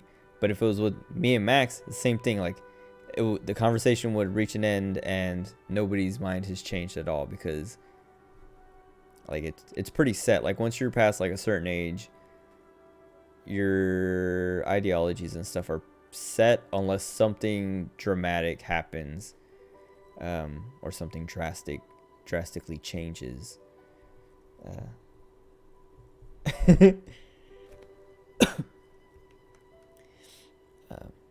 I don't know. That's what I'm always like complaining about whenever you guys post about like, oh, look at me arguing with this person on Facebook or Instagram or whatever, and I'm just like, why even bother? Like, you're wasting your time. Or like when Honda and Akira post about like they're like getting triggered over these SJWs, I'm like, why do you care? Like I don't know. You don't know this person. They don't know you. Like, sometimes they're even just trolling. Like Casey Tron. I don't know if you know who Casey Tron is, Joe. Bobby probably knows who she is. But she's like a super troll. Like, she's so good at it. Like, I'm not a Casey Tron fan, but I appreciate what she does. And like, Honda was getting, like, he was posting something from like a tweet of her. Like, he was posting tweets from her and was just like getting mad. And I was like, dude, Casey Tron is like the original troll, like the original gamer girl troll. Like, her whole gimmick is to be like this like obnoxious gamer girl, like SJW type like troll. Yeah, she's that's what like that's what I always say. She's a genius. She's brilliant. She just like she has it, like she knows exactly what she's doing. She's so good at it, and it works. And like, cause like I remember when she was like kind of big. I don't know where she's at now, but like I don't know what her numbers look like. But there's like a time where she's like in the high like thousands, like almost 10K, maybe even reaching that sometimes. And like all her donations and like subs are just like people raging at her, and it's like, man, she is so smart. Like that is just like such a good gimmick. And people fall for it, and they're like, it's like, yeah, it's like the opposite of like I don't know, like she's like, yeah, she's like, it's satire, like she's lampoon, like she's making fun of these like gamer girl streamers, but all her donations, instead of like actually, because like most of the time when you see like a female streamer who is like that archetype, all the subs are just like, oh my god, be my girlfriend, not like actually like that, but just like simping. And with Casey Tron, all of her donations are just like, shut up, you're stupid, and blah blah blah, and like just like being mean and stuff, and she just kind of plays it up and plays into it and gets them even more riled up and donating more money. And it's like, man, oh, entertainment frustration. I don't know, I hate, like, I mean I get it kind of, but I don't get the part of like engaging, or like, yeah, I don't know, like I'll see stuff that like makes me mad, or I know what you mean of like, what's it called, it's like there's a name for it. It's not doom scrolling, but it's like doom scrolling, where like you go on Twitter and you just like keep reading stuff that makes you mad, because it's like, I don't know, it can be entertaining sometimes, but I just don't engage with it that much, because it's like, why? It doesn't feel good. Like, I can get mad at other stuff. Stuff that just like, I don't know, feels better to get mad at. Stuff that, I don't know, like getting mad at a game or something, getting mad at people, my teammates in Apex or something, or like at least I'm still doing something instead of just like scrolling and reading comments on Twitter or Facebook or Instagram. And then then like engaging that stuff too at the same time. It's like, that's even worse, because then you're just, because I always feel like you lose, like once you, like if you get mad you lose, and if you engage you lose again. Because like the other person, they probably don't care, or they're trolling, so they just win either way. Like you're basically giving them control, and so yeah, you lose. But I don't know, that's just the way I see it and the way I think about it. It's like I don't cuss unless I'm quoting something, unless I'm extremely like angry, and like, yeah, because it feels like I'm losing. Like it's like and like that's kind of how I've always felt. But in boot camp, even like my drill instructors were like, they never cuss. They say like friggin' and damn, but they never say the F word. They never say like, yeah, they just don't cuss. Or most of them, like all my drill instructors, none of them cussed. But, and like they even like, they sat us, like when we're sitting down talking, like one time, like they do this thing where they like, we sit in a little like U shape, and they sit in the middle and talk to us, or they stand in the middle and talk to us, or sometimes they sit, whatever. Anyway, they were like, yeah, like Marines or drill instructors don't swear, Marines shouldn't swear, it's unprofessional, blah blah blah, and this and that. And they like basically just reaffirmed my own idea of like, oh yeah, like if you swear, basically you lost, because you lost control in a way that made you swear. But that's not always how it is. But that's how it is for me. That's how I look at it. Just because it's not like it's not a normal part of my vocabulary. Like if you cuss all the time and swear like normally, then it's whatever. That's like, you're not losing, because it's just like another word in your vocabulary. But if you use language that you don't usually use, because there's probably language you don't usually use. Like, yeah, there are words you don't use instead of like swearing, like the cuss words and stuff that you would normally use, that like if you use those words, then you lose. Like if you're a closet racist, but you hold it back and then you end up slipping, like the N word slips out. It's like, okay, you lost, and you lost really bad. For me, like, yeah, I don't know, like cussing, like I was like, when I was playing the After Years, I said the F word because I was like, I hated that game so much. There's like a moment where I lost and I was just like, F this game. Like, I was just so mad. I lost to that game. I lost to that game so many times though, just because I kept playing it. And like as soon as I said it, like I knew, I was like, man, this stupid game, it broke me. They won. They took it. They got it out of me. They got me to do it. I mean, it's on YouTube if you want to like watch every single, I don't even know what episode it's on, but you'll have to watch a lot of After Years to find it. Because I think it happened like at least halfway through.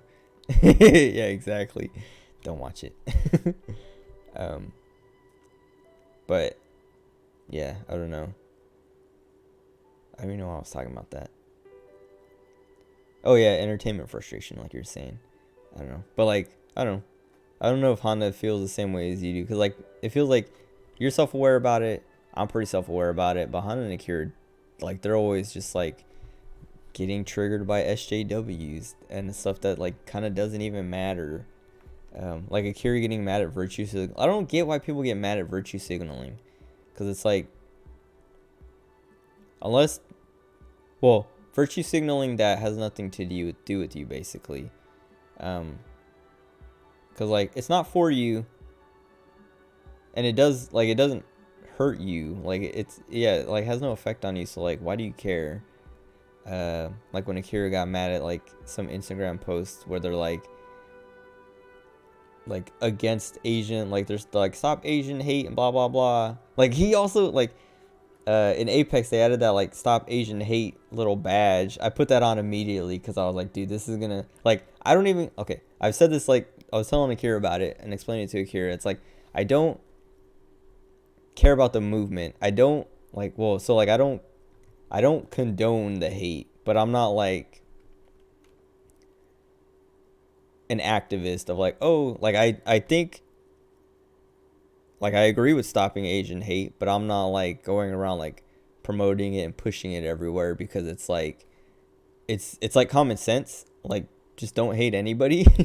but I put that badge on immediately because I was like, I know there are people like Akira who will get immediately triggered by it because they're like, virtue signaling.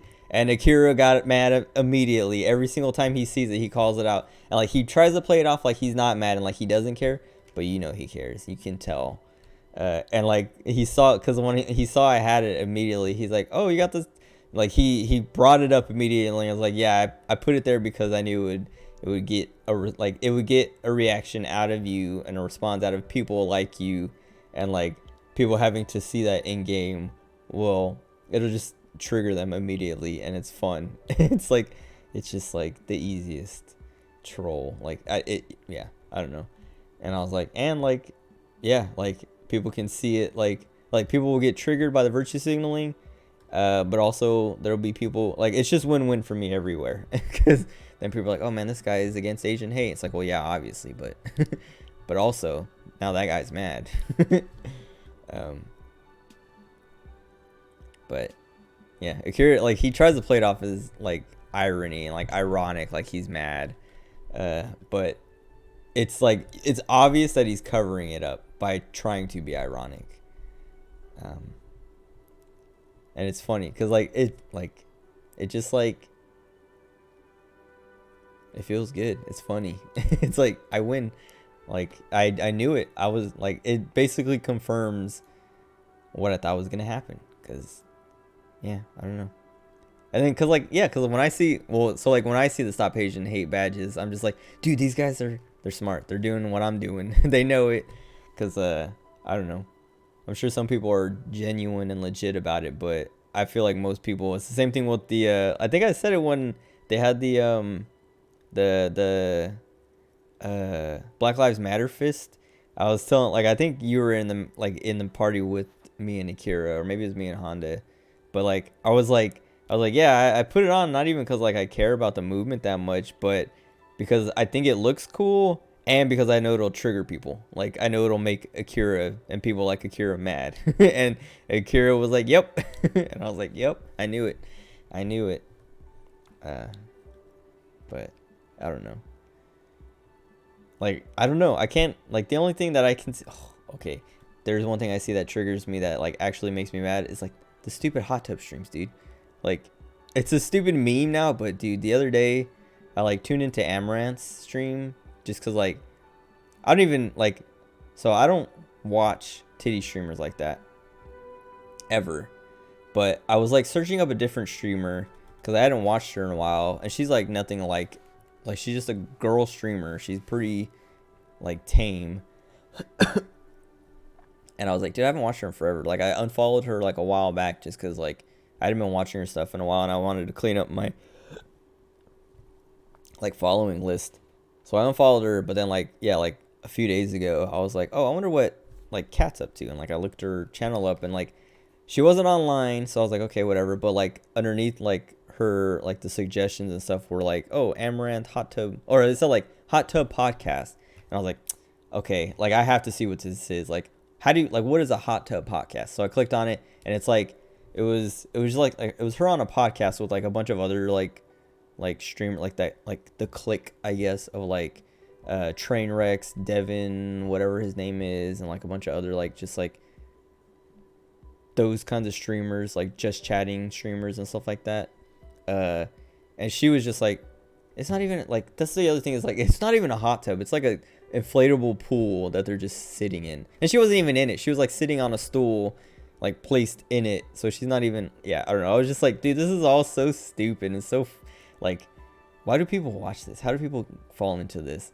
Well, I know why. Because, like, so, and that's okay, whatever. Anyway, I saw it, and I was, like, trying to, like, process. I was like, okay, what is this? Like, she's on a podcast with all these other people, because, like, they're all, like, on the right side of her frame, like, just, like, little heads talking, and they're all talking. And basically, like, she wasn't even a part of it for most of, like, what I saw. Like, everyone else was just talking, and she would, like, try to interject with something, but she would have, like, nothing relevant to say. It was just basically like, oh, I want to be part of it too, kind of thing, or I need to justify being a part of it. Like, I need to, yeah, I don't know, I need to be a part of this, otherwise there's no point for me to be here. Anyway,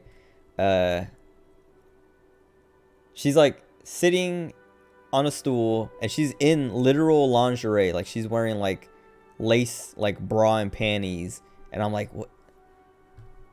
Is that legal? Is that allowed? And, like I was, like, trying to look. I was like, it's see-through. It's, like, actual lingerie, but she's wearing these, like skin tone pads underneath all of it so that you can't see anything. And I was like, okay, so that's how she's, like, not showing anything, not being sexual, but lingerie, it, like, because I was like I saw that, and I was like, dude, what is the Twitch dress code? Because, like, I know you can wear, like, swimsuits and stuff, but, like, lingerie, like, that's what? And, like, I, like, looked up the, like, code of conduct Twitch dress code thing or whatever, and it's like, yeah, like, you're not allowed to be, like, sexually suggestive. And I was like, dude, isn't the whole point of lingerie is to be sexually suggestive, right?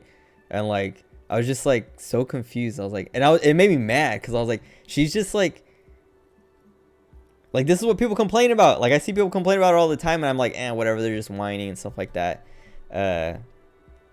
But, like, seeing it like this, I was like, dude, this is, like, egregious. Like, she's, like, it's not even, like, sharing the rules. She's breaking the rules, and, like, nothing, she's untouchable. It was so insane. And then, yeah, like, she's, like, turning around and, like, bending over, and she's in lingerie. So, like, you just, like, you basically don't even see her underwear. And it's, like, and, like, that's another thing that was under, like, the code of conduct dress code of, like, it's, like, you're not allowed to show full buttocks and stuff like that. But that's what I thought about doing. I thought about reporting, because I was like, this is actually, like, offensive. Like, this is, like, insane. But I was like, there's no point. Because I'm, like, there's no way. Because I was seeing people getting banned in the chat saying, like, reported for, like, nudity or reported for sexual, like, whatever.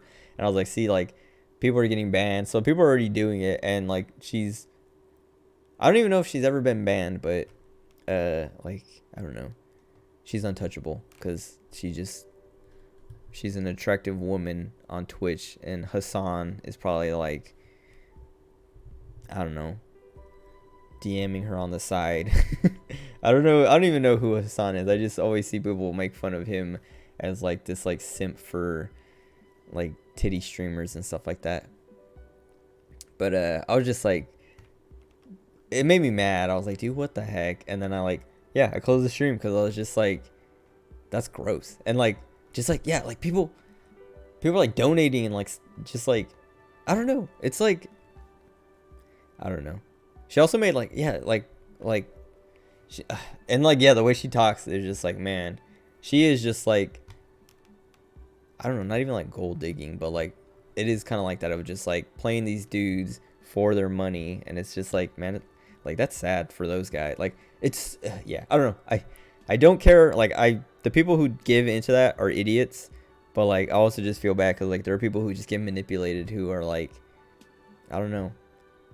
They can't really control that. Like they have nothing else, and it's like, yeah, I don't know. But like, I can't remember what she said, but she said something of like,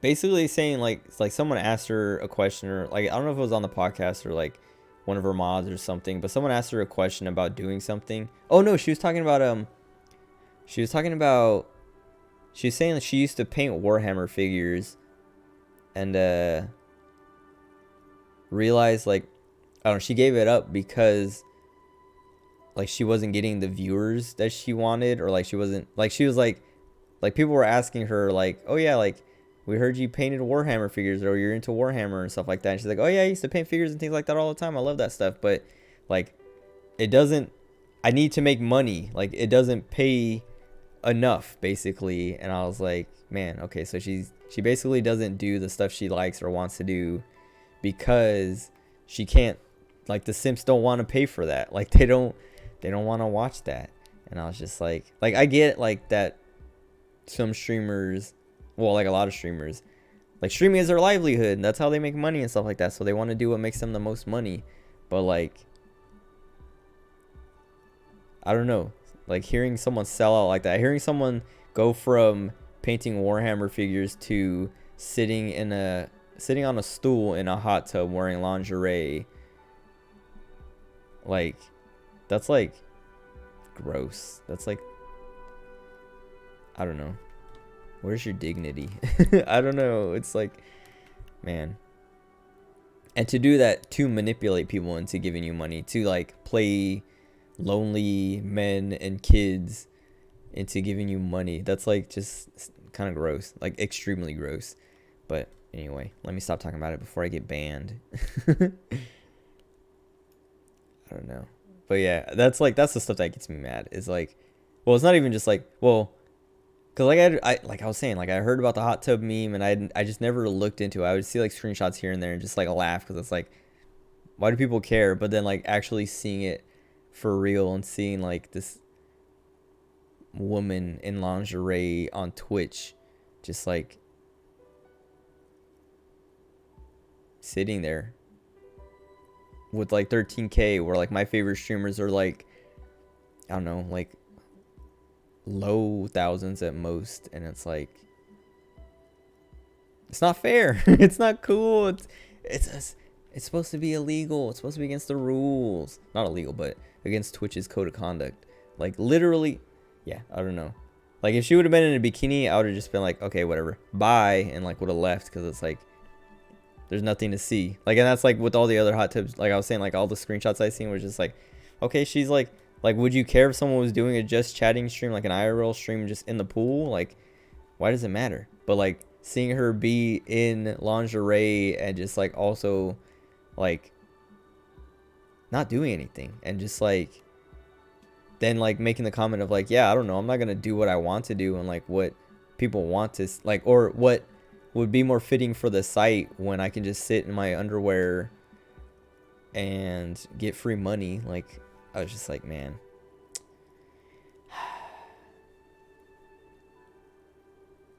it sucks. It's annoying. Anyway, whatever. That's the stuff that triggers me, is like, people ruining Twitch. I like Twitch a lot. I like Twitch a lot. I like streamers and streaming and all that. But when I see people like abusing the system and stuff, it's like instant fuming.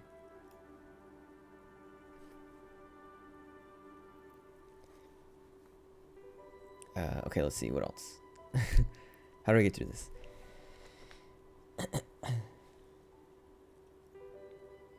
Wait, what did we ask her about? Oh, right. Okay.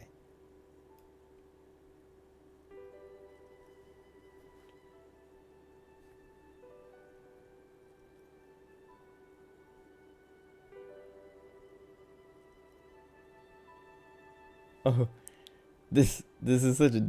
I hate this one. No, the whirling isn't doing well either. Its waitress just took off and customers have trouble paying the bills. That's all my fault.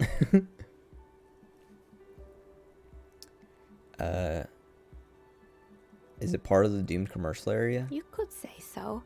Both houses were built at the same time and under the east of the Commerce Center project. Yeah, but it's still a separate building. And then there is me. I've been here for 14 years, selling novelty dice to role-playing enthusiasts. Not exactly a million-real business idea, yet somehow I've survived despite the talk of malicious energies. Strange, isn't it? It's because she's in cahoots with the demons. I mean, maybe the demons are around her and she brings them everywhere she goes, but she's not in cahoots.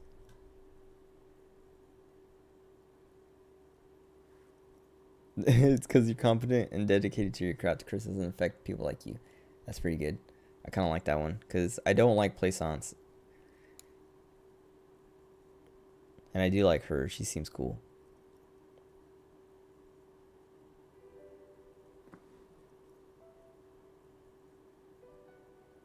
I'll be the first to admit there are many inconsistencies in the so-called curse. Like the fact that we broke through that door and nothing happened to us. We didn't get cursed. Plaisance thinks it's because you're the source of it. Malignant entity? What does that even mean? Some kind of sorceress? What about you, officer? Do you think I'm the malignant entity? The jig is up. The she-demon knows you've Alright, uncovered half-light. her true identity. Where's my half-light even at? 4? Time has come to face the source. Fear not, for the forces of the universe Now are you supporting too. you in this psychic quest. Inland Empire is betraying me.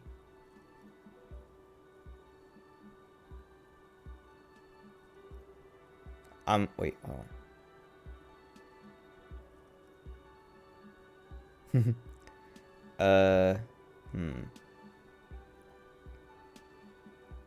Nah, I'm starting to think there is no curse. Exactly. Truth is always so disappointingly mundane and boring. But I'm glad we got this sorted out. Anything else I can help you with today? Plaisance is not going to like what you have to tell her. Wait.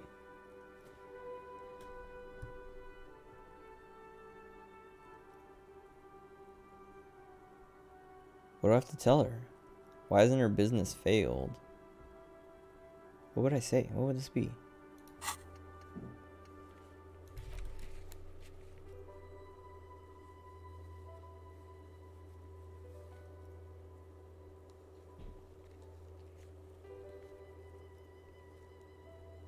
Sounds like someone might have knocked on my door. I know I felt my grandma's door open, like through the wall, but I can talk to this guy again.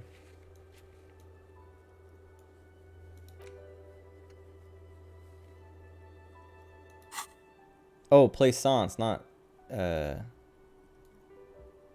this dice maker is, because we don't have her name yet, huh? Okay.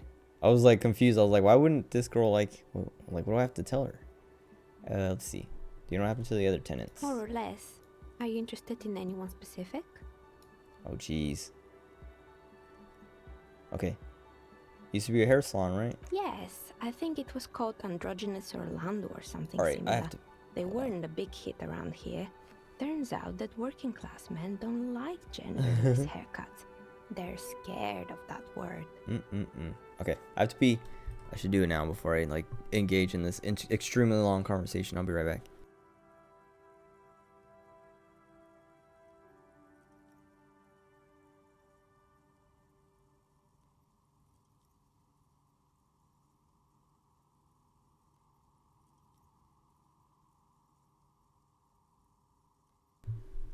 I think my grandma's in the bathroom. Door's closed and lights on, so that's probably part of the noise I was hearing.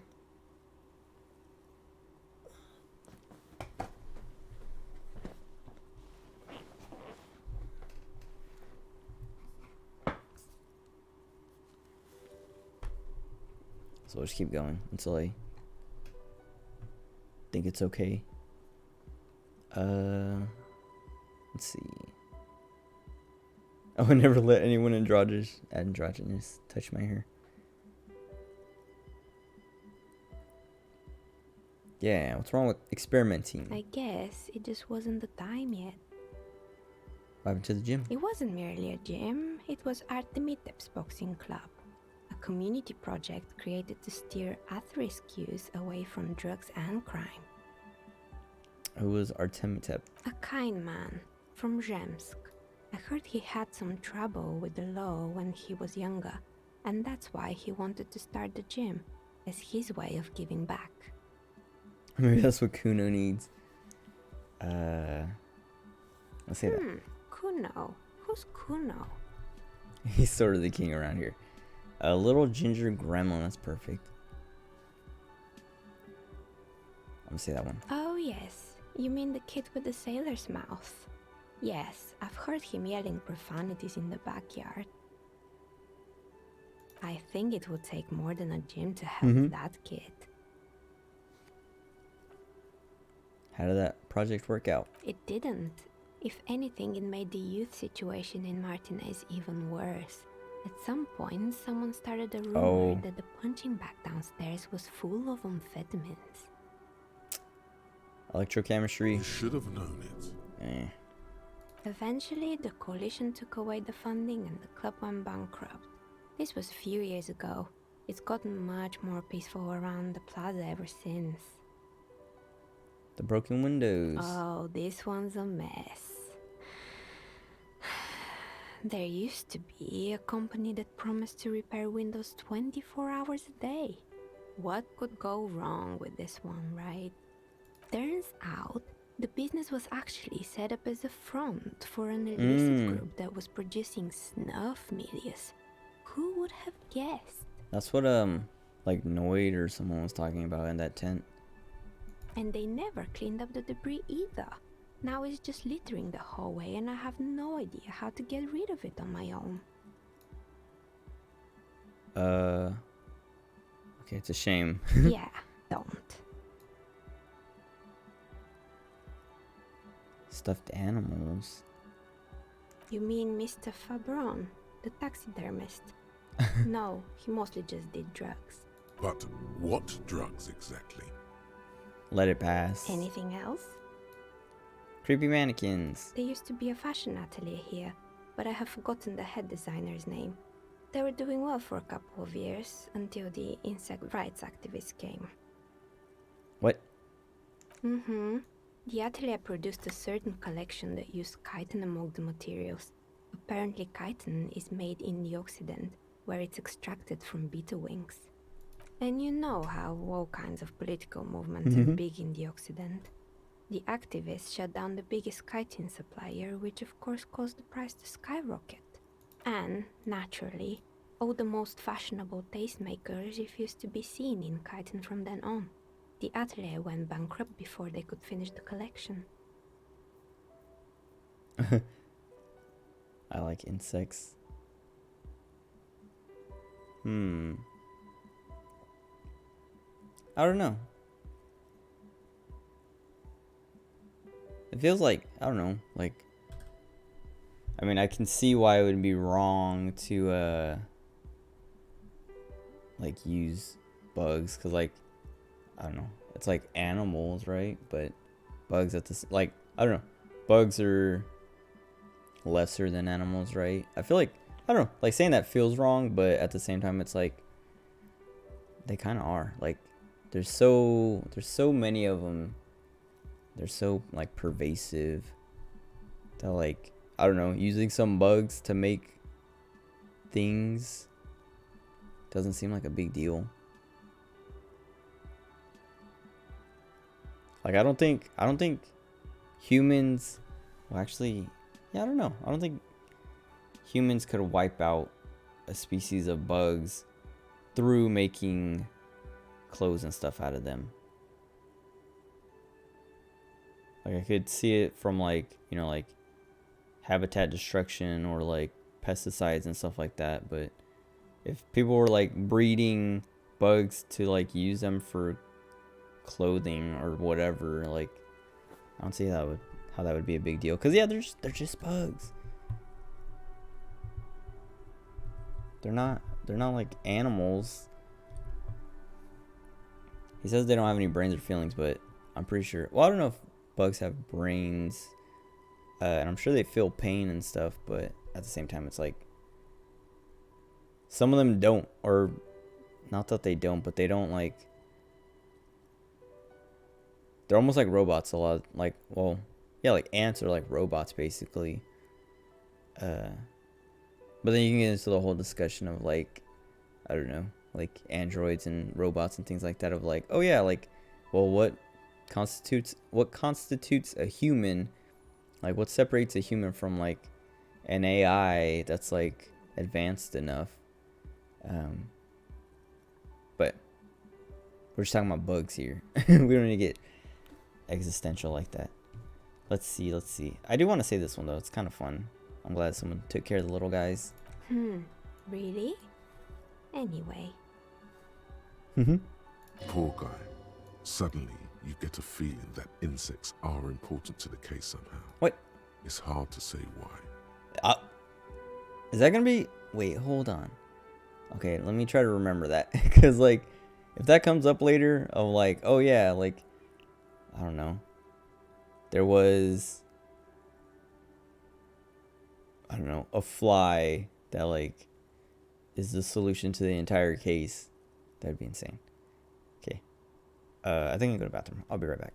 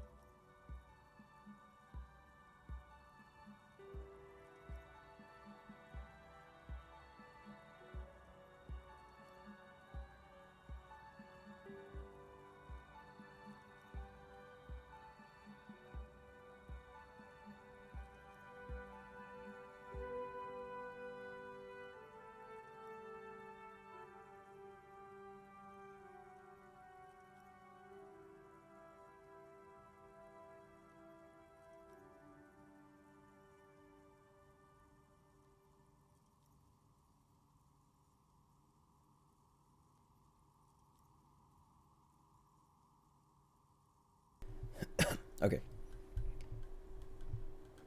Rollerblades and skis. They were made by a company called Slipstream. After they pivoted from making rotor blades to skis, their chief executive took off on a vacation with all their money. Honestly, I think it's quite funny.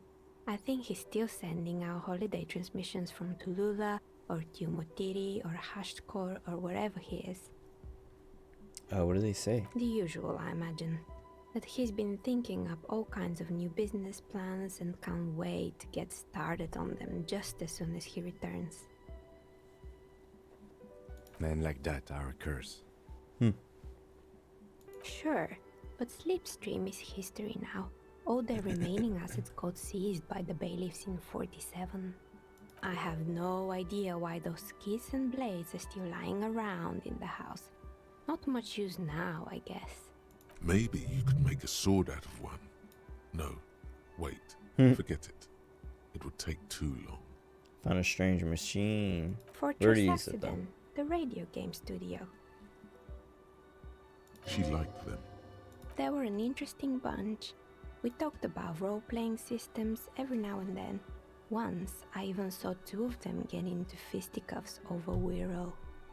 They certainly took their work very seriously, even if they seemed to be chronically liberal with their schedules. What do you mean liberal? The usual. They ran out of money and couldn't get the project done on time. What went wrong? Well, I did hear them talking at times. They seemed to believe they were historical individuals on some grand quest. The project did look quite impressive. Yes, but when the money started to run out, they just began to complain a lot about capitalism. You know, how the markets are rigged to keep out new businesses and so on. That's what I was complaining about. In the end, they just didn't get it done. They didn't have enough willpower to produce something truly historic and to show up to work on time. Showing up to work on time is hard. No, scratch that.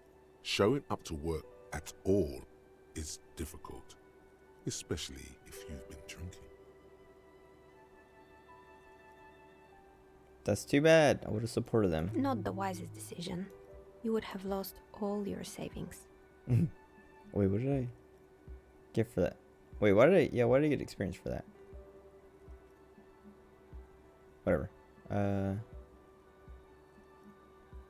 The result is 1 on a 20-sided die.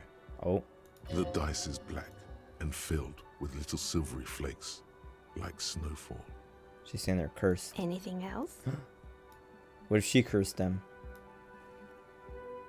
What if she is the cursor? Terrifying taxidermied bear in the cellar. It's the fridge bear. Oh boy, the fabled Revachol ICT. You're in for a treat here. The place was owned by two guys who had some rather innovative ideas about marketing. The bear was one of them. Now ask me about their other ideas. Okay, what about their other ideas? There was really just one. And it involved picking out the prettiest girls in the neighborhood and paying them 20 cents per hour to man the babes. booth. And by man the booth, I mean slump behind the counter with a face that could maim you if you ever dared to disturb their bored magazine browsing. Sounds like she really didn't like those girls. Fritta does the same thing. I wouldn't say that girl's pretty.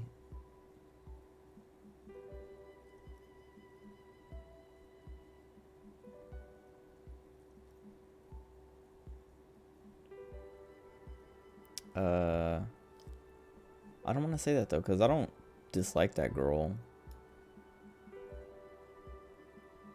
What do they expect? 20 cents per hour is dogs pay. Oh, but they did. They did show up to work, and not alone.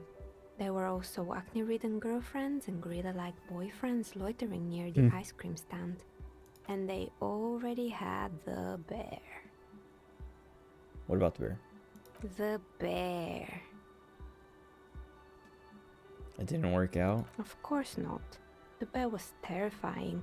No one wants ice cream guarded by a hostile apex predator. To make matters worse, the fridge didn't work too well either, and half the ice cream came out malformed and partially melted. Eventually, Ravishore Ice City lost the price war to its rival, Glacé 5000. Glacé 5000 sold caramel sundaes for only 5 cents a piece, out of regular fridges. Is the market doing its job? The bear was scary. The taxidermist who made it said it was his vision beast. He said he met his vision beast while high on desiccants. He called it Megatherion. Megatherion. That's a cool name. Scary, but cool. Megatherion. Megatherion, a mega wild beast. What's a mega wild beast? It's an imaginary beast that guides you through life.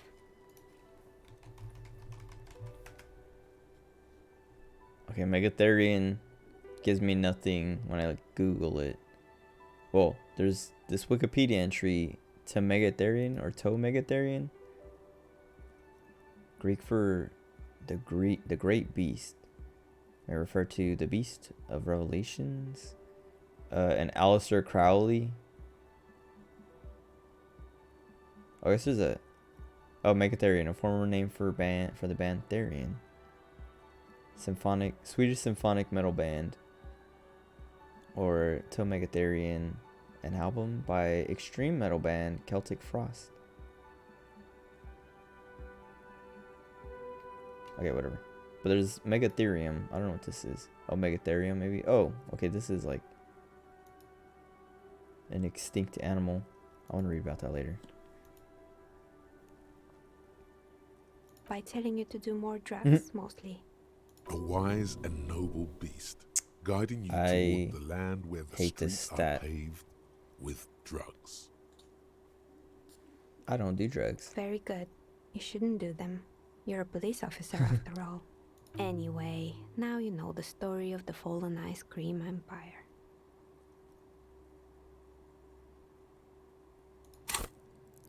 Okay, 20 out of 100. Little sparkling embers under the window. Outside it's light. Light scatters from the low-hanging cloud cover. There's always the threat of snow. Anything else? Another failed business, perhaps? I've been here for a long time. Intercom's not working. Oh, right. I hope you didn't try to ring me. Wait, can I even ring her? Like she lives in the chimney. I think none of those doorbells work, including mine. I'm still in the middle of connecting the wires. Sorry about the confusion.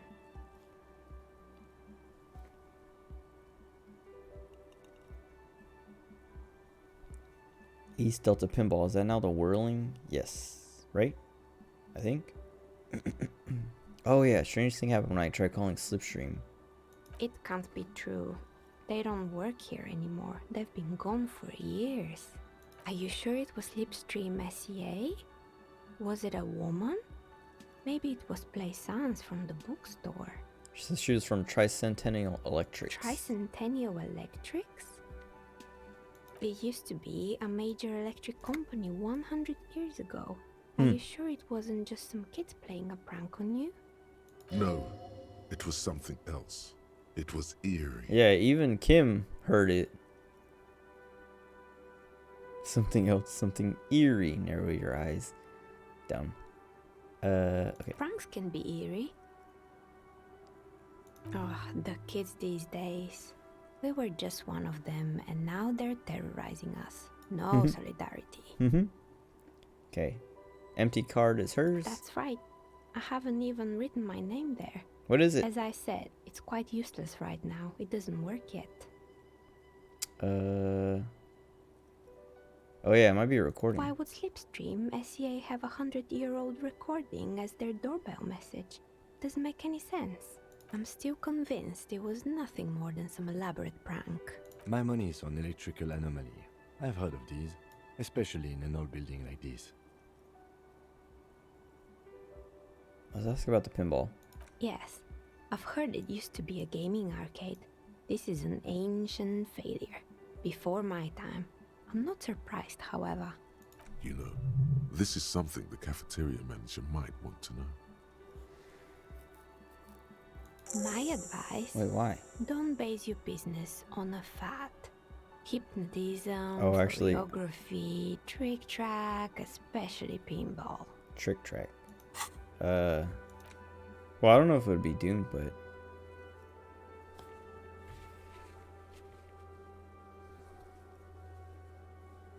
I feel like a hostel would be fine.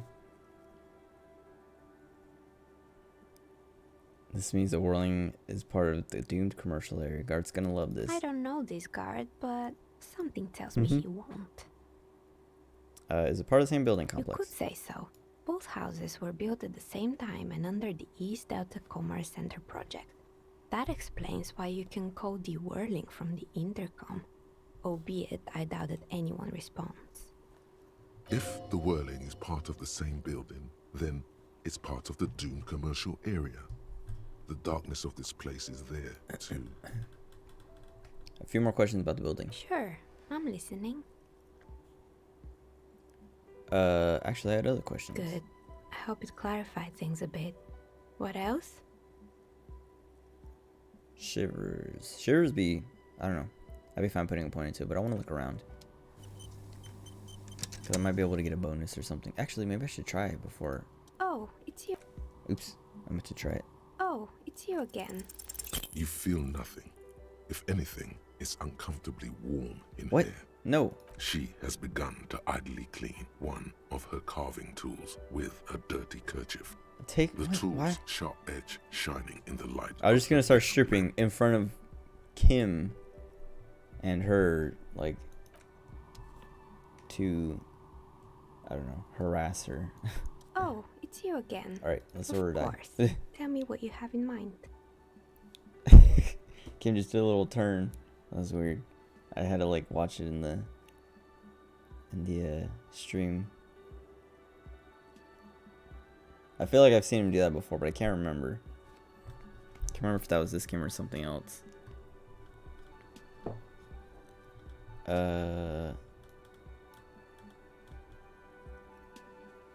you have any cursed dice?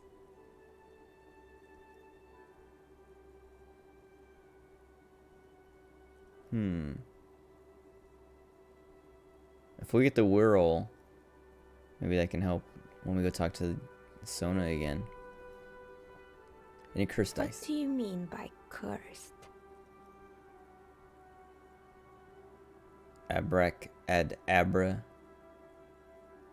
As cursed as commercial area. Alright. How about I surprise you? Come back in 8 hours with 7 real, and I'll give you your cursed die.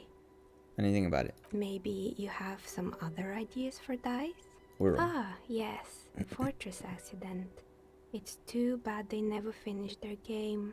The Whirl Untethered die is a variation of a standard role-playing die. Only, instead of plants, it uses motifs of ice and death. And loss, of course. I'm thinking something made from alligator jawbone, cast in black resin. The reptile bone is as white as ice and dead as, well, death. For 7 real, I could have it ready in 8 hours. Okay, it seems like it's always going to be, well, so far 2 are 7 real, 8 hours. What's a standard role-playing die? It's an icositetrahedron, a 24-sided die that can produce results for 2-sided, 3-sided, 4-sided, 6-sided, and 12-sided die with a single roll. Technically, you can also use it for many other sizes, but you may need to reroll results. Why do you need to cast it in resin? Untreated bone is porous and prone to chipping. Cast it in something hard like resin though, and voila, it's perfect. Okay, let's see what else. Maybe you have some other ideas for dice? Most extraordinary. A star that fell from the firmament? Those cost more than 7 real. Are you sure? I'm gonna start myself. Yes, you definitely have the proper attitude. How about a pair of 100-sided dice, made of ivory and inlaid with lodestone, a naturally occurring magnet to complement your magnetic personality. 10 real, and I can get these ready in 8 hours. Do they even roll properly? It's true. Magnetic dice are definitely different.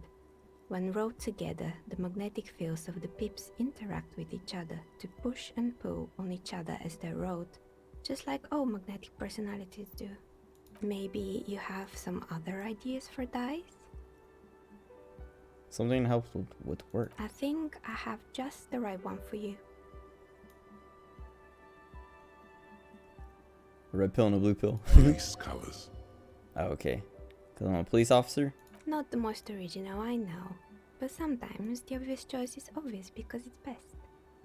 Here, catch. They're a gift from me.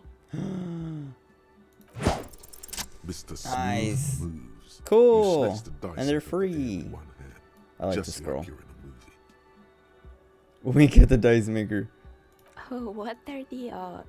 The red one is made 72%. of bloodstone with a lapis lazuli inlay, Whoa. and the blue one is the inverse. I believe these dice are your lucky charm, officer. She winked back at you. Can you believe it? You truly are Mr. Smooth Moves. Stupid. You definitely need luck in Martinez. Was there anything else? Do you get a bonus for anything? Nope. Okay. Of course. Tell me what you have in mind. I kind of want the cursed dice. But I want all of them. I don't know what I want. How about an amber die? A poor man's gold. Who told you amber was cheap? It's beautiful, really, and has been treasured since the ancient times. For 7 real, I'll craft you a 13-sided die from a piece of amber with a fossilized insect. Oh, that sounds cool. It's perfect for those who can't seem to let go of their past. That sounds like me. I had a feeling. Maybe you have some other ideas for dice? Just a normal die. A normal die? I'm a novelty dice maker. I don't make normal dice. What do you do? Polyhedral dice. Dice that have more than 4 sides. Octahedrons, trapezohedrons, dodecahedrons. But also barrel dice and teetotum balls. Teetotum balls. I don't know what that is. I mean, I might know what it is. I just never heard the name.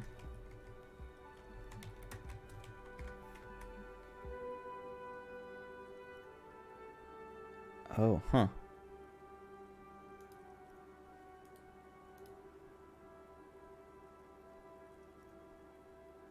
Weird. Yeah, I don't. I feel like I've never seen these before or never heard of them. Like some of the pictures under Google Images, I'm like, okay, I've seen something that looks like that, but some of these are like weird. Cool. Come on now, be a little creative. All right, let's go. Let's get the cursed dice first. What do you mean by cursed? Let's try this line. Alright, how about I surprise you? Come back in 8 hours with 7 real, and I'll give you your cursed die.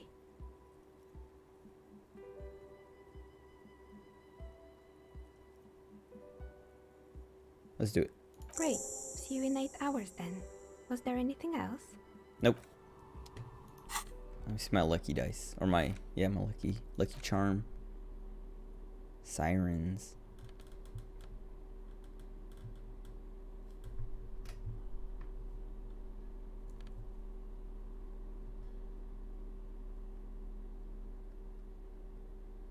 Wait. No, look at the map tab in journal to see which white checks have opened. 8 hours. So 6:16. What? Nothing opened. This was already opened. Oh, I got scammed. I mean, it was free, so I didn't get scammed, but they tricked me. Maybe, I don't know.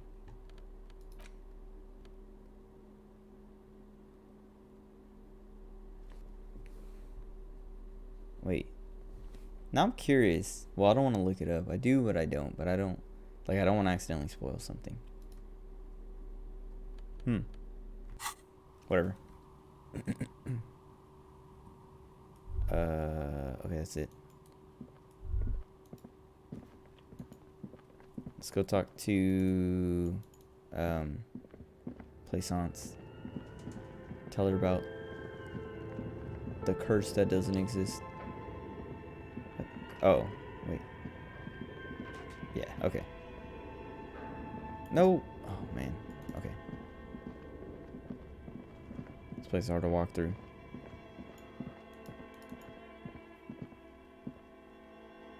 I'm getting real hungry.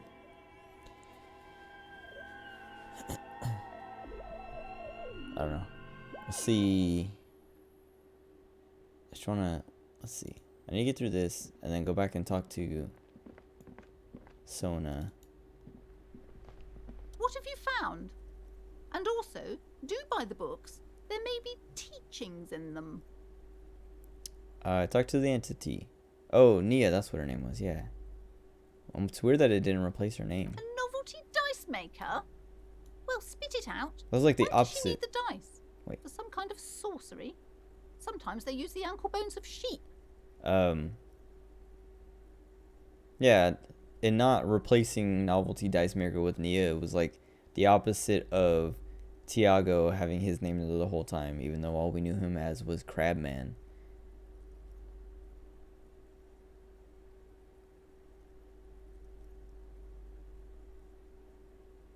She's not the one to blame for the curse. I don't understand. If it's not her, then where is the source of the doom? How did she explain the curse? Just don't say you don't have any answer yet. The uncertainty is killing her. To hell with it. Perchance you ought to just lie, sire. You've come this far. You know how to end it. There is an entity behind the entity. What?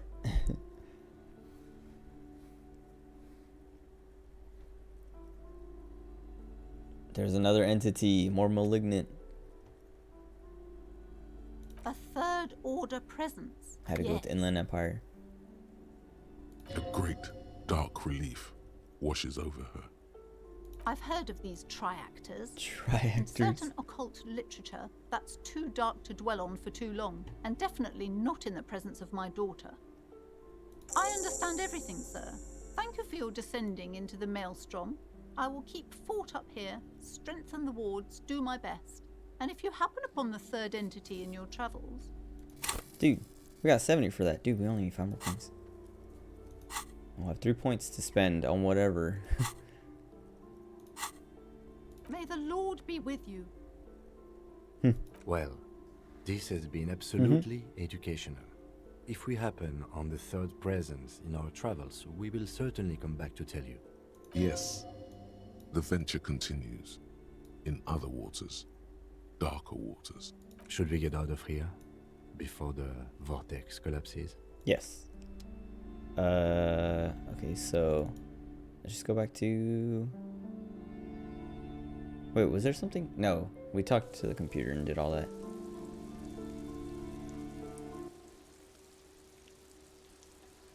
So yeah, we just go back to the church. Wait, can I travel from here? Yeah.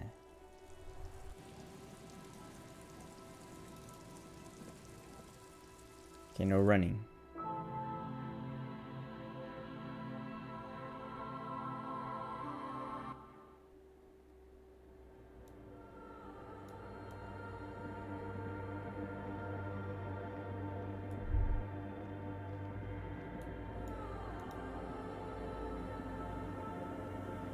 Yes, what is it? About that 2 millimeter hole. The swallow, you mean? What about it? Oh. Well, never mind. Great. Thanks. Okay. Let's go talk to the dudes in the tent. I think that might... Well, yeah, no. That was what I was going to do next until I went to...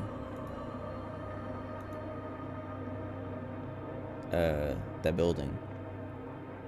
I got sidetracked. sidetracked while we were sidetracked.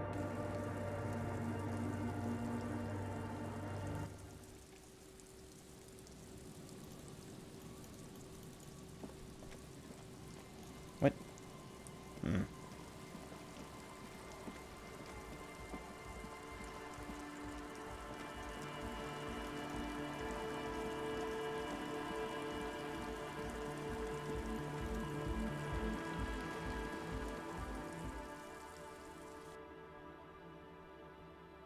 Oh, I wonder if I have anything to sell.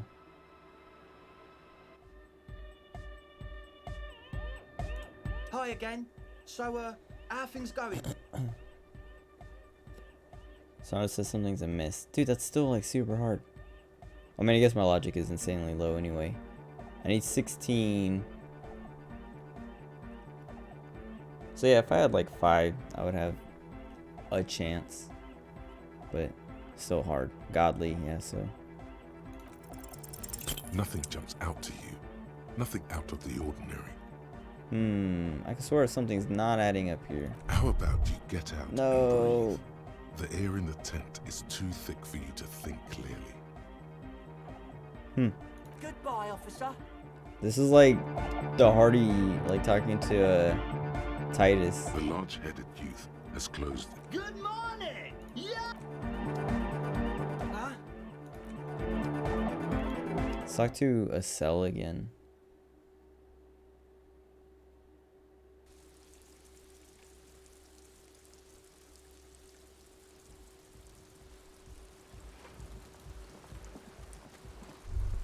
Hello again. Okay, never mind. Then what can we do?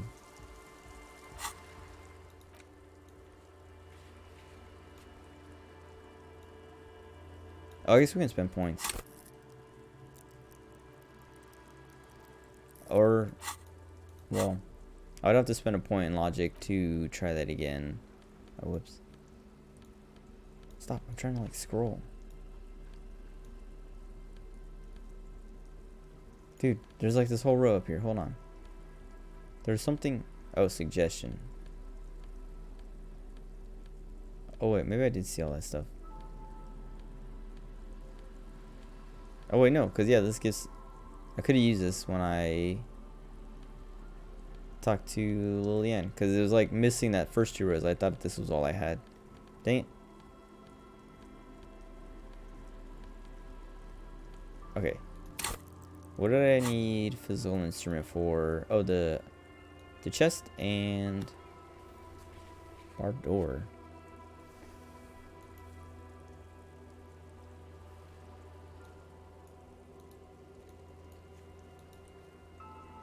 Oh, so we already broke it down though. Why is that still there?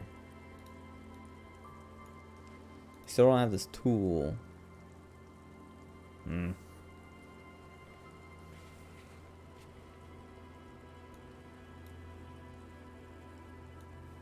feel like I would do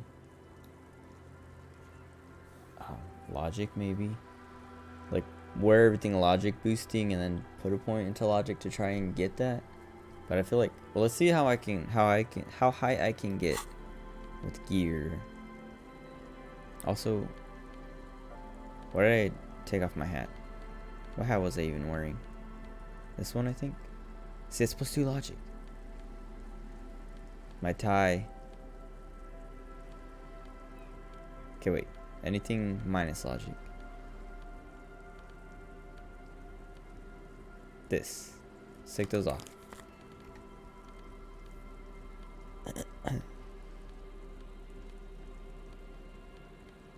Guess this gives +1. I lose my drama. Wait, okay, let's not. Hold on. Let's not unequip. Let's just try to do the math. So I don't have to like remember what I was wearing. Okay, so alright, let's see. +1.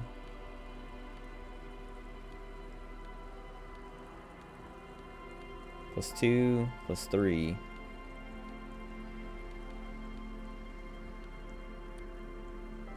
+5.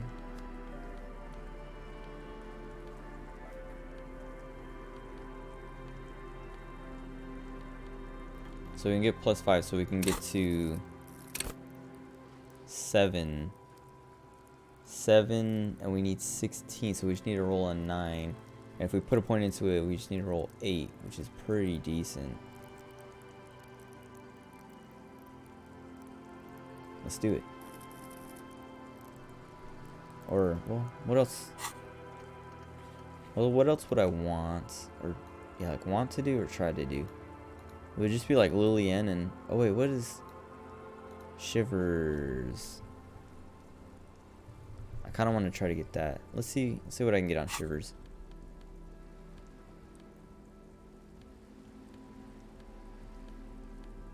Oh, do I? No, okay.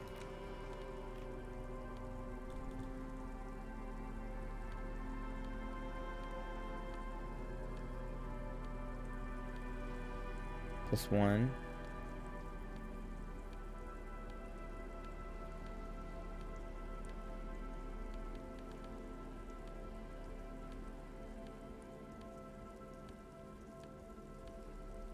Two.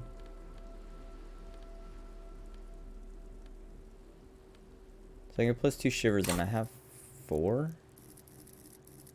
So I can get to 6. And then putting a point in would put me at 7. And it's a legendary, so I think that's 14. So I would just need to roll a 7. That's pretty decent, actually. They're both pretty good if I like wear the right equipment. And I'll probably level up by the time I'm done with whatever that choice is. So I'll have another point to spend on something if I need it. Let's do both of them. Oops. Wait. Okay, so what was it? The glasses? Take them off.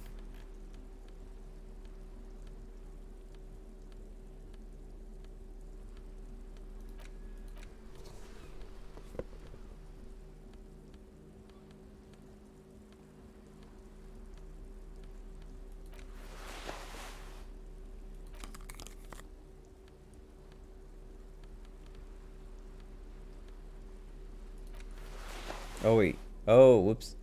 +4, because the hat's replacing that hat. Okay. That's still good enough, I think. Okay. And then... Accept. Oh, what other unlocks would that give me? So that's... Oh, the envelope, too. Yeah. Oh, I should be able to get that super easy, actually. Let's try that now.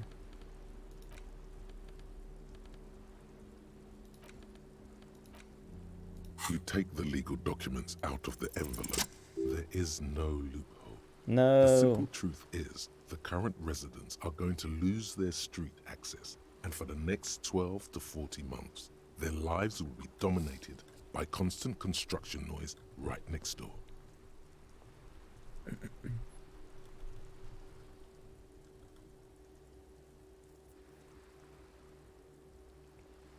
What are the ramifications of this? Once the construction starts, it'll probably take a few months, a year maybe, for even the most stubborn occupants to get tired of living like this. After that, they'll sell their property for cheap and move out. Look, Kim. I should have seen it. Evrard probably has eyes on us, but we could try to get other people to sign this instead of those listed. Or you could forge their signatures yourself. By the time he finds out, we'll already be gone. Everett's people could be watching. I wonder if there's somewhere I can actually go or... Let me try going to the, like, that lighthouse and see if...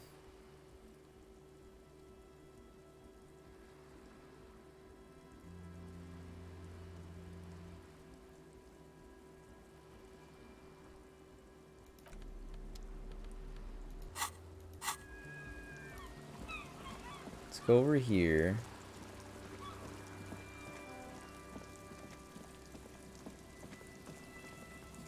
Wait. How do I get to the... Oh, it's on the other side of the church.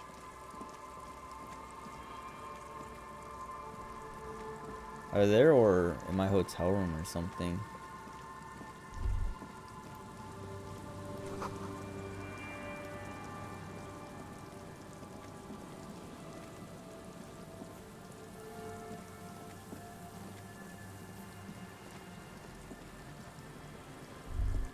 Wait.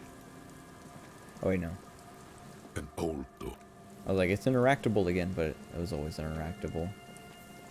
I need Nosafed.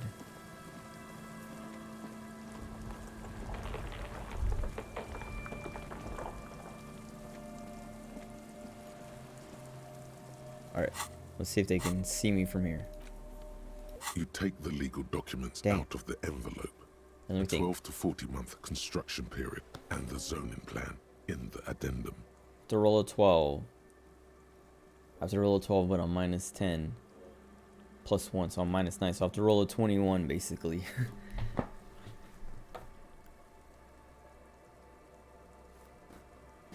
Which means I would need 10 points to even have a chance.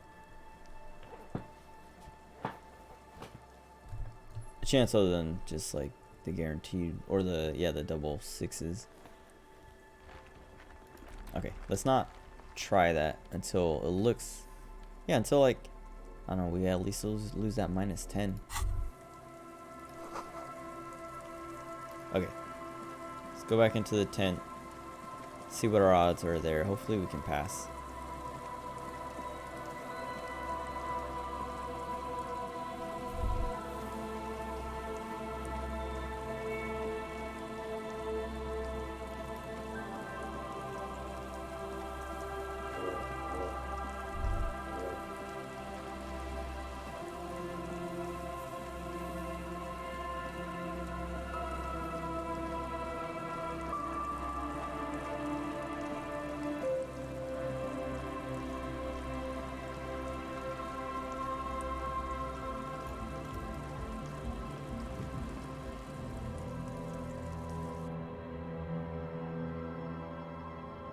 Oh, and if we fail, we take damage again. Dude, that's gonna suck.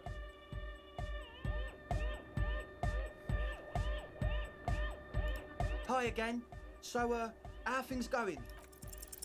A number of things All right. don't add up. Let's take a look. Got bad news for you, Andre. What things? He senses something is wrong. This isn't the makings of a club. I have no idea how you arrived at that conclusion, but it's wrong. Look, The nose we of even have fed, speakers. the smell of detergent, this whatever this machine is, all the stuff hidden. One speaker. They have one speaker. Oh, I wonder if they lied to Estelle too and like kind of tricked her.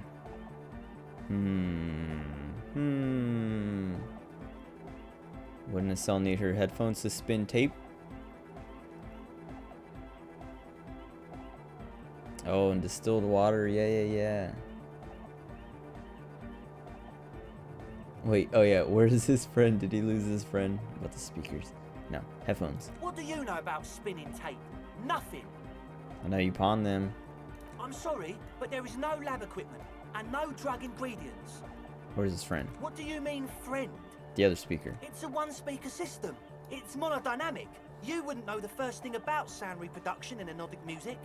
Other speaker. Okay, that nose a fed. He said it was for his nose. What more do you want?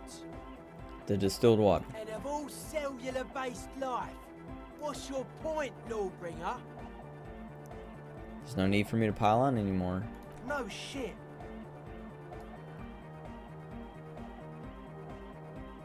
In short, you tried to use a police detective to set up a drug lab. That's... Come on, that's... Punishable by summary execution. No, against the law. I meant to say, not true. Sona hinted something else is going on. Hey man, who knows what she's on about? I get it. She doesn't want us in the church. She's got something against us. Who doesn't like to dance? She doesn't like to dance. Okay, so what are we gonna do? What do you mean, do? There's resignation in his voice.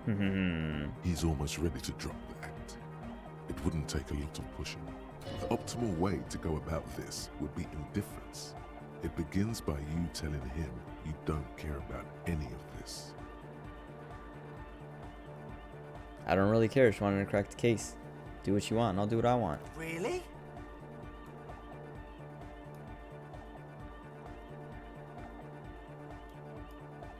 Wait. Optimal way is go about it with indifference. Begins by you telling me you don't care about any of this. So, do I go really want to ask you about something else, or of course not, I'm a cop. Tell me what's going on. Or else? Dang. Okay, that's wrong. Maybe?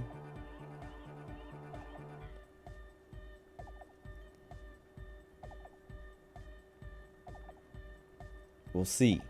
Now speak. He thinks for a moment, then opens his mouth, but closes it again.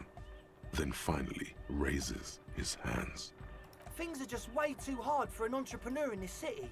It's not like we're not going to turn the church into the wickedest club in East Reversholt. Because we are! We totally are! We just got to turn it into a speed lab first. You know, to get our Nice, foot there's my in the level. door. And why did you need me? Like I told you, spooky arseholes moved in while I was getting all this stuff together. A month ago, the place was empty, and now it's all spooked up. They're not really spooky, are they? No, man. They're spooky, all right.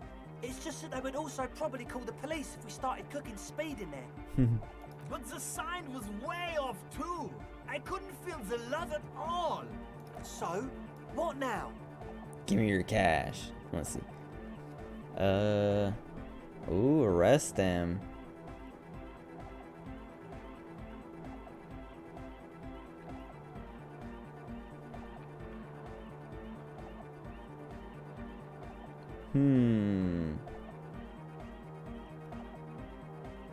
I want to try arresting them.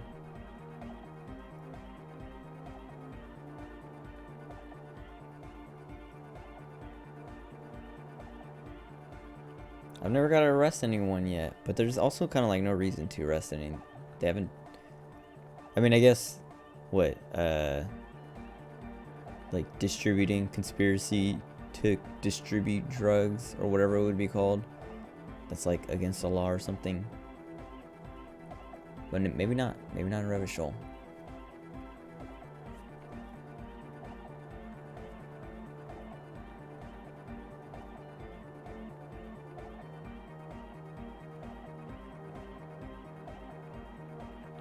I mean, I could just a victim. It's probably the best way to do it. Let's see that. No, please! There needs to be a club for Nordic music in there. Everyone hates each other. Everybody hates it here. It's all just drugs and we're slaves and I can't. We are running out of time. He looks almost as old as you. We need a win. I promise this will be a win. We won't cook speed in there. We'll do it clean. We'll do it true. We'll do it sober and real and beautiful. This will be a victory for the light. This will be nothing. You can hear the ice cracking underneath you. Outside on the pier, the last century development crumbles in the wind. A grape-shot row of falling houses, and so does Rue de Saint-Giron and Main Street. The old cinema is sinking underneath Villa La Bosse.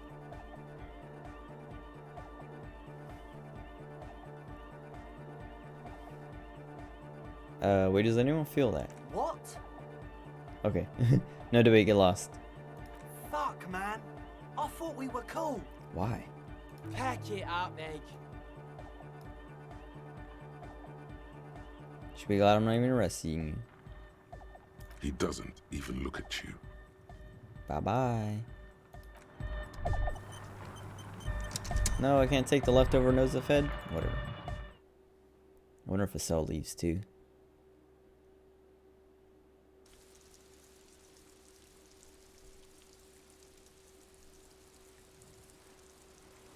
Oh yeah. Oh, and the tent just disappears.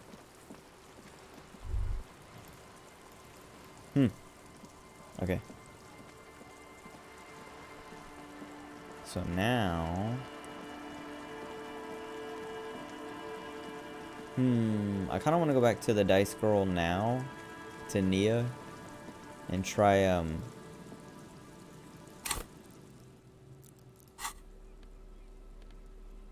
that check again? What was it?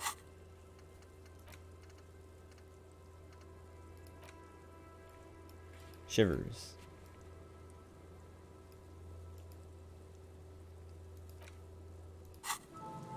But I could just wait until 6 p.m. and try it when the dice is ready. Because things might have changed by then. Let's do that. Let's just wait until then. Let's take this hat off. Put the shirt back on. Put these back on. Wonder if there is a hat I want to wear.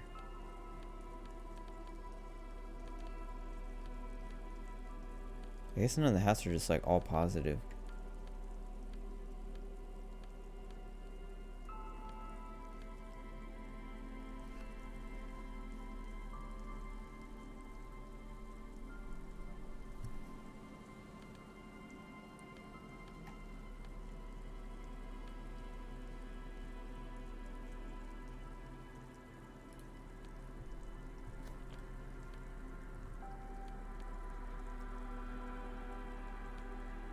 Yeah, whatever.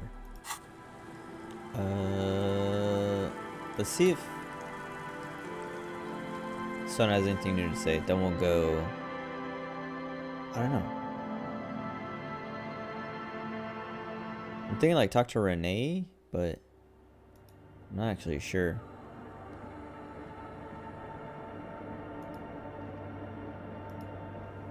So we need to figure out the murder weapon. Yes, what is it? Oh, there we go. Those ravers won't be bothering you anymore. You told them to leave? Didn't think the cops in this place had it in them. Okay. Well. Whatever.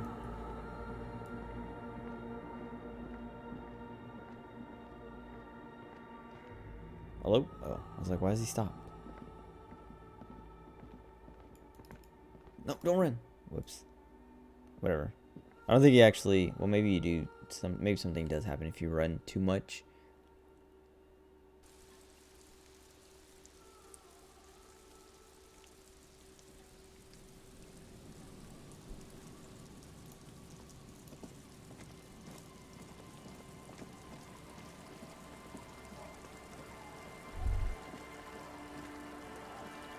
Let's see. What can we do? Sing karaoke.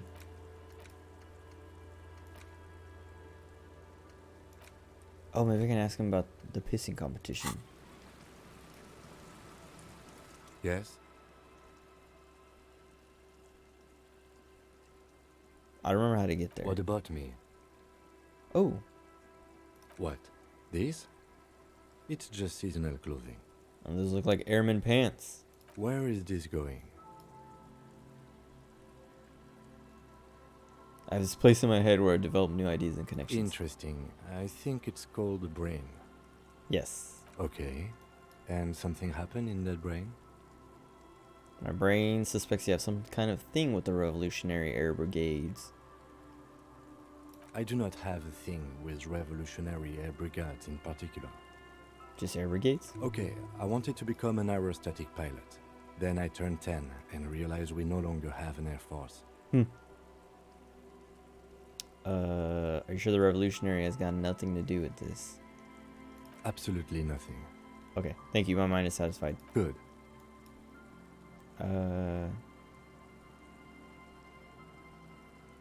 That's all. Good. Let's change the subject. Tell me about what the case. Do you want to know? Ooh. What did your preliminary information say about it before you came here? You mean like a brief? Yeah. 3 days ago, Oops. the RCM emergencies desk received a report about a security guard who was found hanged in Martinez. An anonymous caller said there was a dead body behind the Whirling in Rags hostel cafeteria. The cadaver had been there for 4 days. No one had come to investigate. During that time, the victim had been stripped of his belongings. The caller did not identify him, but used the word lynching. There is an ongoing labor dispute between the local dock workers and the logistics company Wild Pines. I was told we should approach the death as part of this dispute. Why don't we know anything about the caller? They, classier as we've come to suspect, didn't identify themselves in any way. The tone was muffled using a device of some sort. The desk could identify neither the caller's age nor sex. Why hide? There's a strong prejudice against involving the RCM in what's seen as union matters. The dock workers' union is the de facto police in Martinez. Now it appears they've started executing too. We cannot allow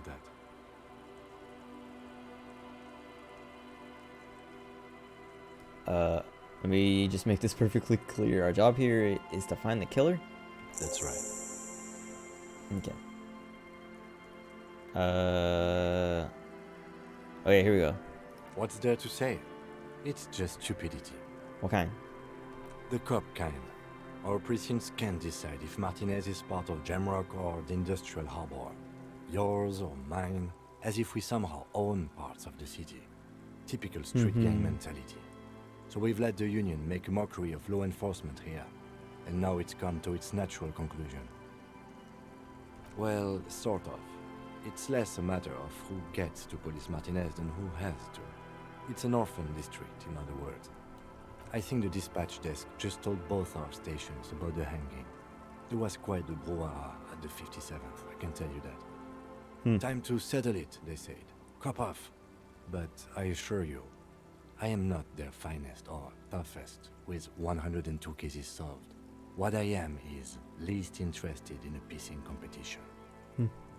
So, he volunteered to represent the 57th, but not out of competitiveness. On the contrary. So you volunteered to spoil it. Yes. I'm an unrepentant spoiler. Okay, what's special about Martinez? Martinez? Nothing. It's just a puddle at the end of some drain pipe. No one cares about this place. They care about sports. Most of our colleagues don't even know how to get here.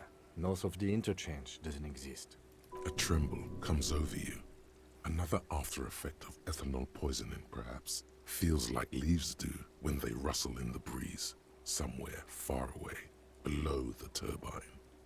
The 41st and the 57th. The lieutenant was right. It's not about who gets what's north. It's about who doesn't. I wonder what this says about me that I was sent by my station. Tell him. Tell him why it's you.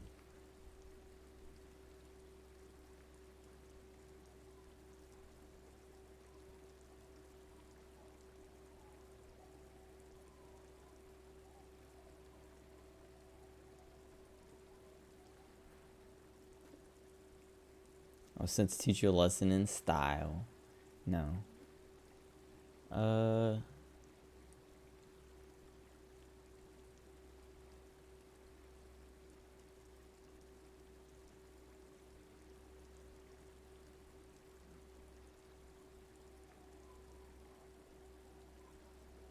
don't want to say number 6. I don't want to say I'm going to leave why I was sent unspecified.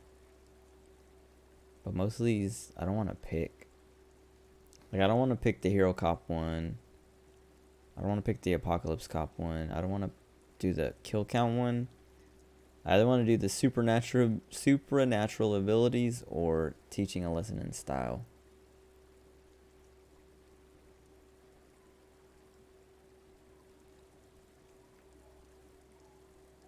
Let's do supernatural. He opens one hand and looks at it.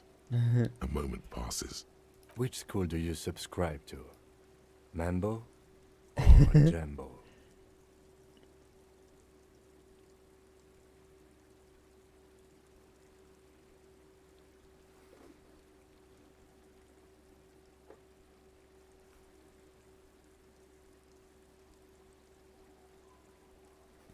Both. I didn't know that was even possible.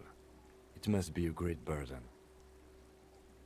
It's not a burden, it's a gift. Oh, it's both. It's good to have an ambidextrous paradetective in a labor dispute. I can see why they sent you. Should we go? Okay.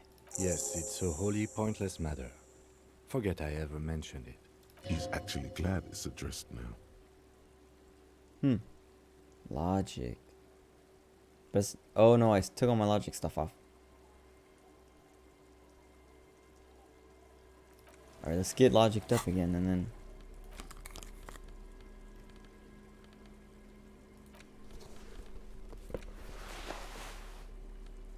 I think there was one more thing.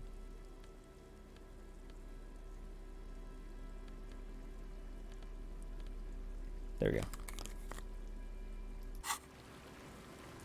Yes? Nice. Look at you. It's because you're a failure. They sent you to Slight, Precinct 57. I kind of hate that, like. Well, I don't know. Let me.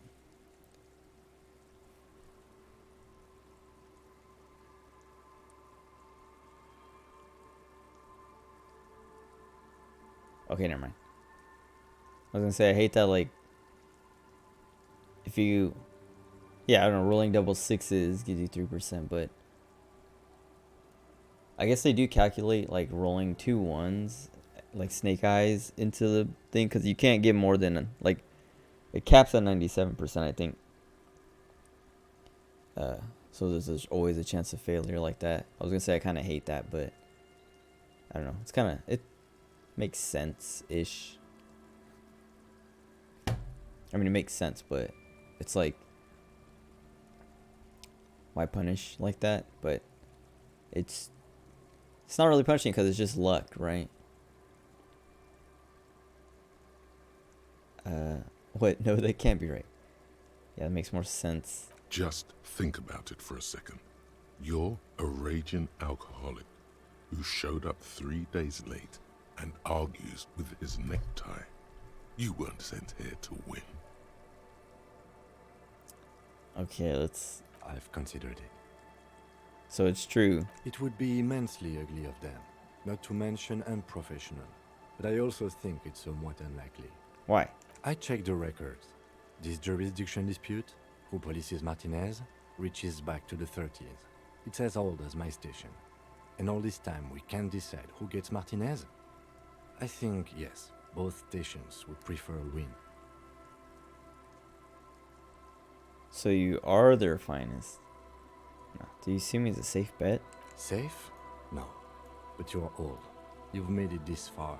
Something has brought you through. We've only just started working together, so I don't know what it is yet. But it's there. We've been working together for 4 days. So no, I don't think they sent you as a joke. And even if they did, no, heal my health. In for a surprise. Whatever. He's right. There are no airtight theories, just paranoia. You've given it some thought. Now let it go. Dude, Kim's too good. He's too good to me.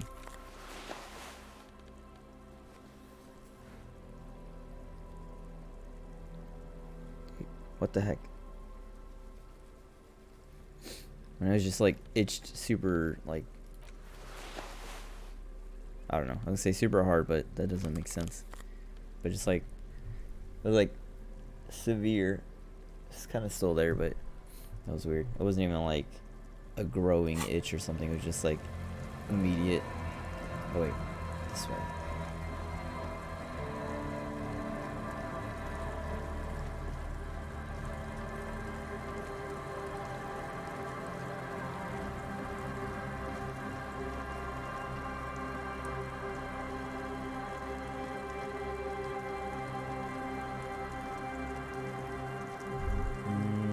Okay, let's see.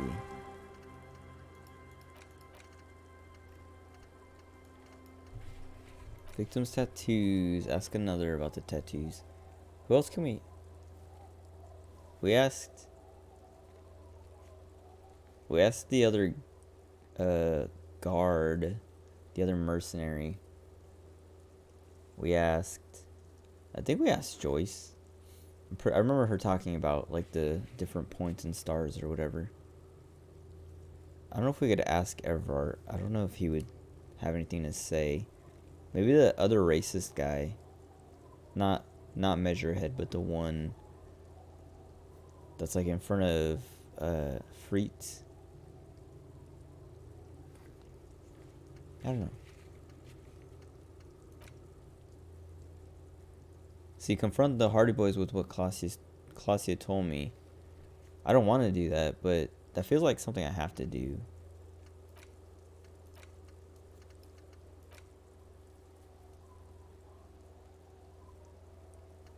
Oh, maybe we should do that, actually. I don't know if I can. I'll try. But yeah, let's go talk to Claudia again. But I think I'll just go there and I'll be done for this stream. Because I'm very hungry. And I should also, yeah, I should just like call it now before I get in too far again. So I can try to get a little nap in before I get my shot and all that.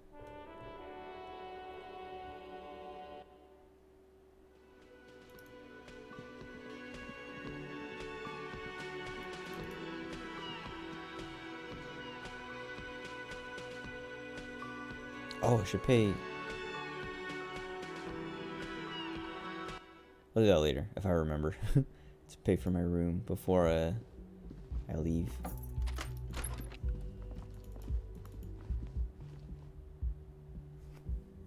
Maybe.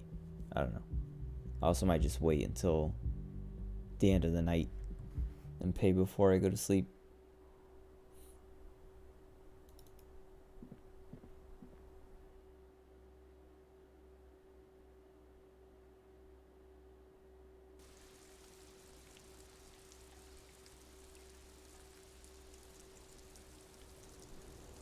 Okay. Stop here.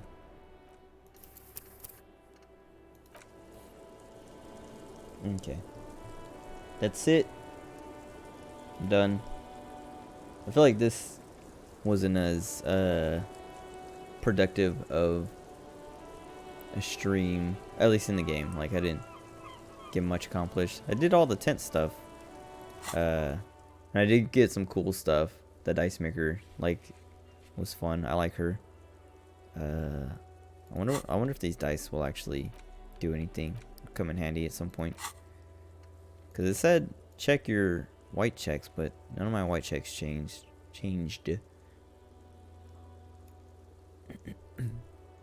But I wonder what these curse ones are gonna be like. And also, I want to try the shivers. I don't know, like, failing it made it seem like it was like a date kind of thing again, but it didn't read like that, I don't think. Or at least that's not what I thought it was gonna be. But I do want to try that check again, because if it's a date thing, cool. If not, like, cool, because that wasn't even what I was expecting. But I like her, like, out of, like, I guess if she is like a dateable character or whatever, out of like all the potential ones, like Claudia, Lillian, and her, I like her the most. She's like the coolest one. But yeah, that's it for tonight or this morning, whatever. I'll be back tonight if I feel fine after the shot, which I don't know if like, seems like a lot of the side effects don't kick in until like the next day, but it'll be like 12 hours since my shot by the next time I stream. And it might be there by then, but yeah, whatever. I'll try to stream. Yeah, that's it. Thanks for hanging out. I'll be back. Goodbye.